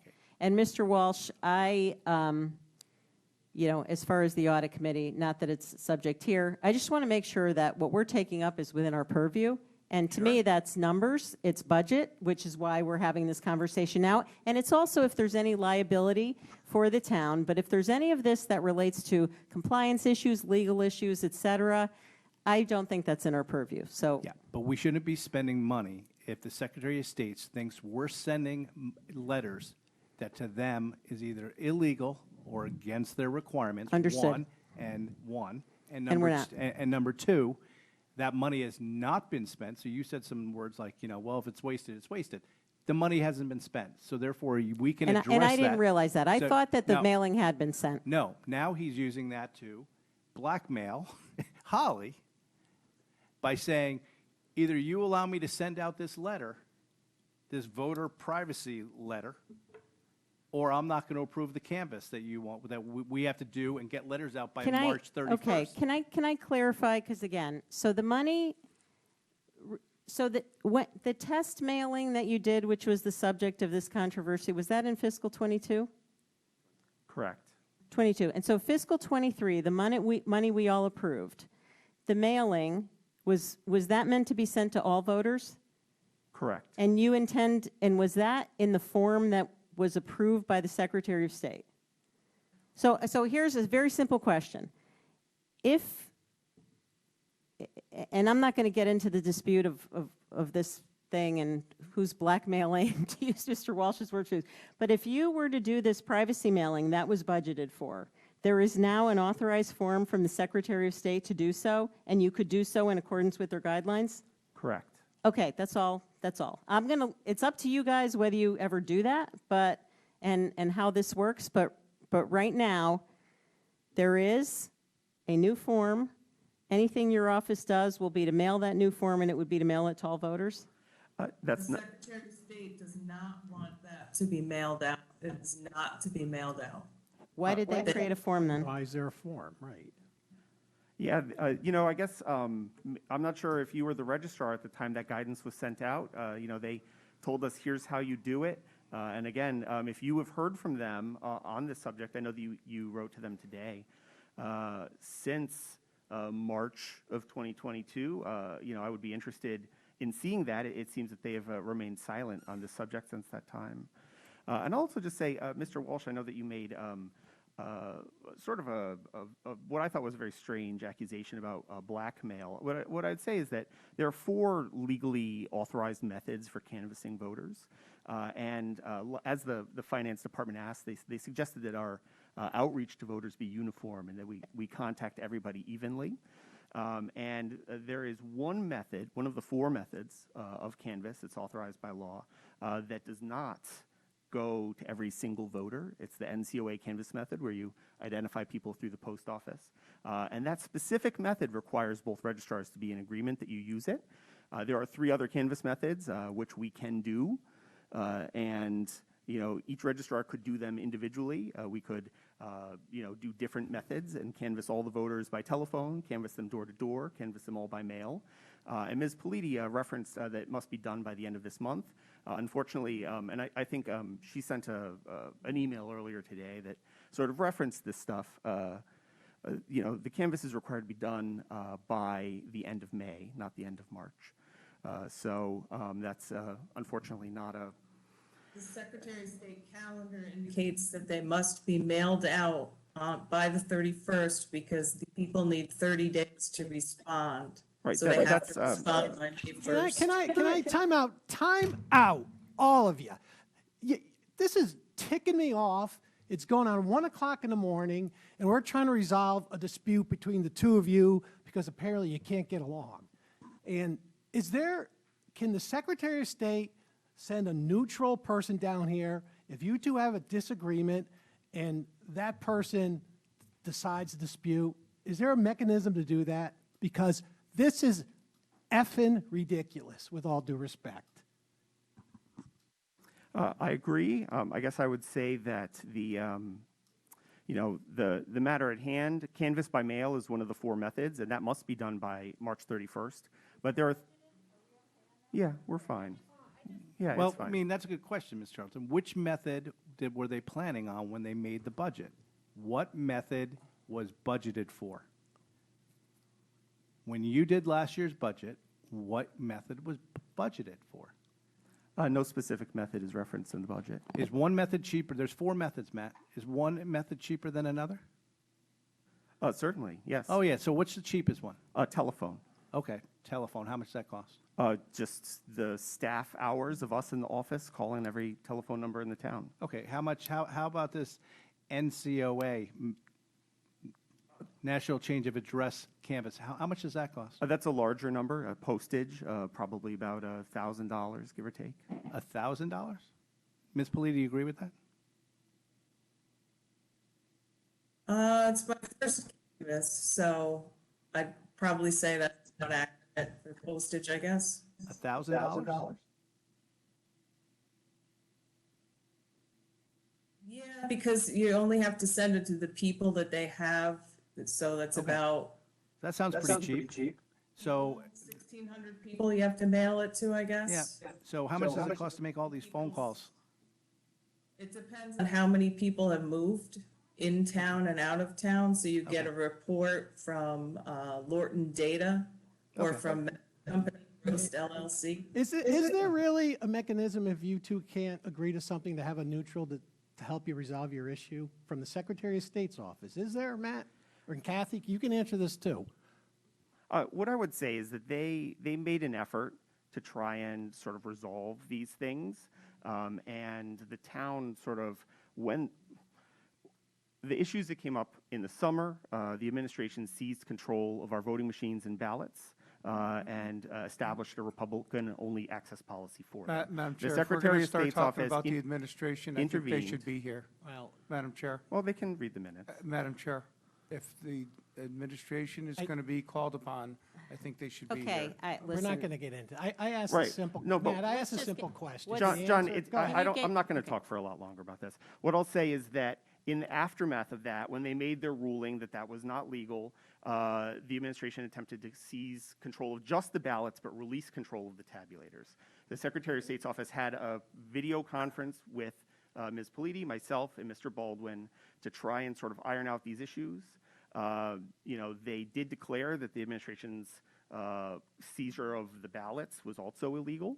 Again, I'm in going the to aftermath, call a point of order and ask that the administration be present if they're going to be invoked. and in the aftermath and- of that, that was when our I office. I made a just- point of order, Madam Chair. Yeah, Could you please I agree. admonish? What I would like to do is Matt know just that? the question. Let's move on from the question and the answer because I wanna understand. So far, we have one outstanding request on the budget, and what I really like to one outstanding question on the budget. We got one important question answered was that we do not have any money budgeted for a privacy mailing next year. I'm not going to go back to fiscal '23. That's for you guys to work out whether you use the money that was budgeted or not. There's nothing in the budget for '24.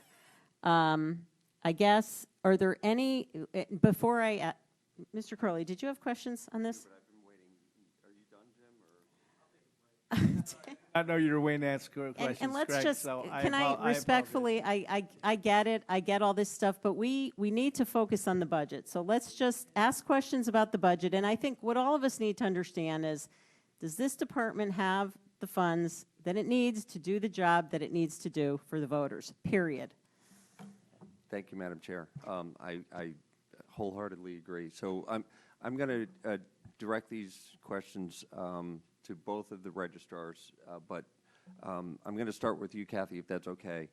I do want to start with the seasonal payroll and focus not on the whole list, but on the change, the 26,000 this year. You had talked about monies for the deputies for each of you. How much specifically did you have for deputies? 11,000 each. So that's 11,000 each. That's 22. It's only going up by 26. So is that the incremental change, or is that the full amount for the deputies? For both of us, it would be 22,000. Okay. So you also said that this seasonal covers early voting. In my notes from earlier, you mentioned it was $12,395. So if we've got 22,000 for deputies and 12,000 and change for the early voting, that's well over the 26. I want to focus on the budget. $12,395 is actually what the cost of a Democratic primary would be. And Matt was indicating that he didn't need that money, so that's why I was allocating it. You know, really, it could go for early voting. Is this going to get answered when, and I don't mean to, but will this get answered when we get, I think we need the detail of the 78,506? Yeah. Okay. So I can move on, but the reason why I'm asking now is because I honestly, based on how tonight has gone, I don't know that we'll get a reconciliation that will tie back to this. So I wanted to point to specific items while I had the opportunity. Okay, and one thing I will just say to the board, at the end of the day, we have a department where the budget has declined by 5.25%, despite an increase in regular payroll and seasonal payroll. So I think what would probably be helpful for me to understand and cut through all the noise is, does it make sense that this department's budget declined in light of the fact that we have payroll increases, that we have early voting coming up, that we have a primary and everything else? So that would be helpful, only to just, because again, my objective here is to figure out that we've got the right budget. Yeah. So that's what I'm I asked interested Ms. in. Bellini those questions today, so I have the answer, so I think you should ask her those questions on how it decreased. Okay, and I think, There's some large numbers there, minus 98%. and that's Yes. great. Maybe You know? some things came out, but maybe if we have that, if there's a top analysis of that, that could go to the whole board, and I'm glad you got comfortable with it. Jim, I don't understand it yet, but I think for the whole board and, you know, for the public record, just to get ourselves comfortable. I'm not saying I'm uncomfortable, because, you know, last year was a much higher budget than the year before, but we all want to know that we have money available that's adequate for our elections, and that each registrar can conduct their jobs in the way that they need to, and they have the resources to do that. So, Mr. Curley, that's kind of my bottom line on this. So whatever analysis we're going to get, we're going to get. Somebody came up with this 78,506. Sounds like, Mr. Wagner, you didn't agree with it. So Ms. Politi can provide it, but I think we need the detail to the 78,506, and that'll be a big piece of it.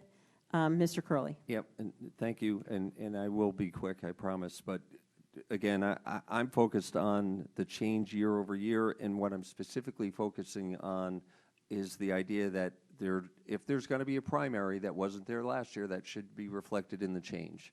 If there's new voting, early voting this year that didn't exist before, that should show up in the change. If there's an increase for your deputies, that should show up in the change. So those are the things that I'm expecting to see that add up to the 26. But honestly, based on what I've heard, I think it'll exceed the 26, and that's okay. As Ms. Charlton said, we want to make sure that this budget has enough money in it so that this department can function and that the voters can vote. But I'm expecting to see dollars for your deputy increase, for the primary, for early voting. Yeah, I have all that detail, so I think that would really be helpful for you. Basically, it does cover, the primary, the poll workers for the 2 elections. And if Matt doesn't need that money, then it could be used for early voting. But the state has indicated that early voting would be paid for by the state. So we may not need funds for early voting. Okay. But that's a fluid situation. For the rental and storage, that's gone down materially, but it's consistent with the actuals. Are those rentals for tabulators that you don't need to rent? Right, because of last year, the redistricting issue with the 17 versus 12 districts that ended up happening. That's why there was rental and storage increase, abnormally so last time. Okay, that helps explain the $32,000 reduction there, so thank you for that. I assume the printing and the postage are down because you're just doing less mailings this year? Right, no voter privacy mailings. Okay, that's helpful. So I think we boiled this down to the crux of it here. So now I have one remaining question that's going to go over to you guys, because I see that the payroll is up, but I'm seeing that the Social Security is down. That just directionally doesn't make sense to me. I just want to make sure I understand that. I agree. I was actually going to say something after everybody was done. Yeah. But I just think it is because because I had to get input from one person and the other, I kind of had to bring these together. And so that just may be because it's a mistake. Okay, All right, you're going to give us a number to correct the Social Security? Yeah. That we will then vote on, okay. Correct. Okay, do you know approximately how much that is? It's going to be about 6,000. It'll be about the same amount. Okay, so we're going to see an adjustment on the compensation, Social Security, whatever, and then we're going to get a revamped number on the seasonal payroll. I'm good, thank you, appreciate it. Okay, Jim, keep going. There's one small question on the communications line, the $714. Is that really needed? Or is this for cell phones or phones lines at each of the locations? And I thought primarily cell phones, people's individual cell phones were being used. Ms. Politi, can you address that? I had asked Matt if he would agree to using cell phones, because that seemed to work well the last election, rather than spending money on landlines. But I haven't heard a response from him. Did not put that money into the budget, so maybe he does approve of getting rid of that. So what's the 714 for? Mr. Wagner, what's your position on it?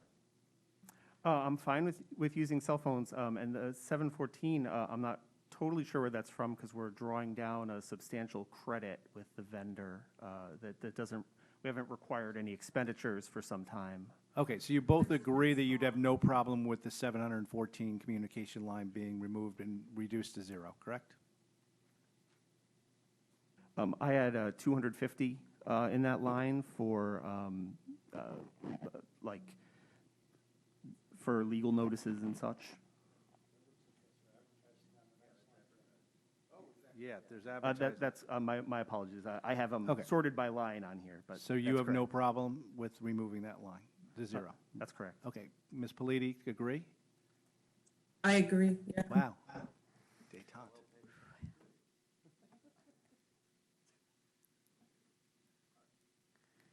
And Mr. Curley, thanks for going through that. I think you hit the main items that I had heard on why we have a negative increase because of some significant savings from the previous year. Yep. Okay. Madam Chair, just real quick, I have one quick question for Kathy. I heard somewhere earlier tonight, Kath, that there was another person. Did I hear that right? Is there some request that's not in front of us, or maybe for an addition to either regular or part-time payroll? I thought I heard you say at one point that there was another person that's either has been requested or will be requested. Can you help me to understand that? During times of canvas, I may need. No, overall, I thought you said there was another person, another position. Am I wrong with that? And forgive me if I am. No, I don't remember requesting anything like that, no. Okay, so we're good, as Mr. Walsh was saying, with the regular and part-time payroll in terms of the numbers of people, correct? And you're Correct, gonna yeah. break out that line, that's 78,000. Okay, I'm good. Thanks, Madam Chair. Yeah, we're fine. Okay, thank you. All right, so I just want to confirm, the only thing we are waiting back for is the detail of the 78. And to align with Mr. Curley's comments, we want to understand what's in there so that we're sure it's adequate. And then we talked about a couple of corrections that are going to be made here. Is that all good? Yeah, we're eliminating the 714. and Yeah, I getting mean, the clarification on $700 the- bucks, and we're adding a bunch of Social Security because that Exactly, calculation is wrong. Okay. All right. Any other comments questions from board members? Okay. The only thing I would say is that, listen, I agree with Mr. Mottola. I hope that you guys can work together. Nobody on this board, least of all me, wants to add in an additional person because we need because the person who has always supported both registrars can't do that. That is, in my mind, unacceptable. However, I also think it's unacceptable that only one registrar has support. So I hope you guys will work that out. And Wait a minute, wait. okay, it's one person's opinion and it's disputed and whatever. I hope you guys work it out, because the suggestion that we should add an entire full-time person to the tune of whatever that was, $120,000, is not one that we want to, is not one that we should go forward with for that reason. So that's it. Mr. Mottola? Yeah, real quick, and just, I hope you two can work together. I apologize if I got a little short with both of you. You may have liked that, but I need to, control myself. So, Matt, I have a lot of respect for you. I think you're a very intelligent person. Ms. Politti, I don't really know you yet. I hope to get to know you a little bit more. But my sincere hope is that the two of you can work together for the benefit of the voters in Fairfield. So that's what I want you to do. And I think all of us want you to do that too. So thank you. I always put Fairfield first. If I could, and I Yes. think, and I've made this observation to a number of people sort of at town hall and such, that I think it's important not to sort of personalize what's happening. I certainly don't appreciate sort of many of the things that have been done in the last year, some things that have been said that perhaps are either untrue or strongly skewed. But what I would say is that, I've worked with, people knew the predecessors, right? Mr. Autori, Mr. Elworthy, and the deputies that worked with them. And I've worked with all of these people for many, many years. And we haven't had these problems that you're seeing sort of splayed out on your Madam floor. Chair, we're going down a here trail before. now of I'm just going to give him a minute to finish, well, and I then. know, but we're I starting to know. go down a trail of being I know. inappropriate. But- Can you wrap it up? Yeah. Yeah, what I would just say is that, I don't take personally sort of the stuff that Ms. Politi is saying or doing, because I think that, whoever was put into that position would have been doing the same, right? Mr. Elworthy had to leave, and his deputy was removed because I worked too well with them, and we compromised together, and we have a new Okay. environment All now. right. All right. Well, gotta stop. This bullshit's got to end. Okay. Seriously. All right, so let's, I just want to, all right, let's, we're going to adjourn here. Good. And we have a bunch of outstanding items that we have to come back to for this department and others. Thank you, everybody. Can I have a motion to adjourn? Mr. Testani, seconded by Mr. Walsh. All in favor? Okay, aye. All right, good night, everybody.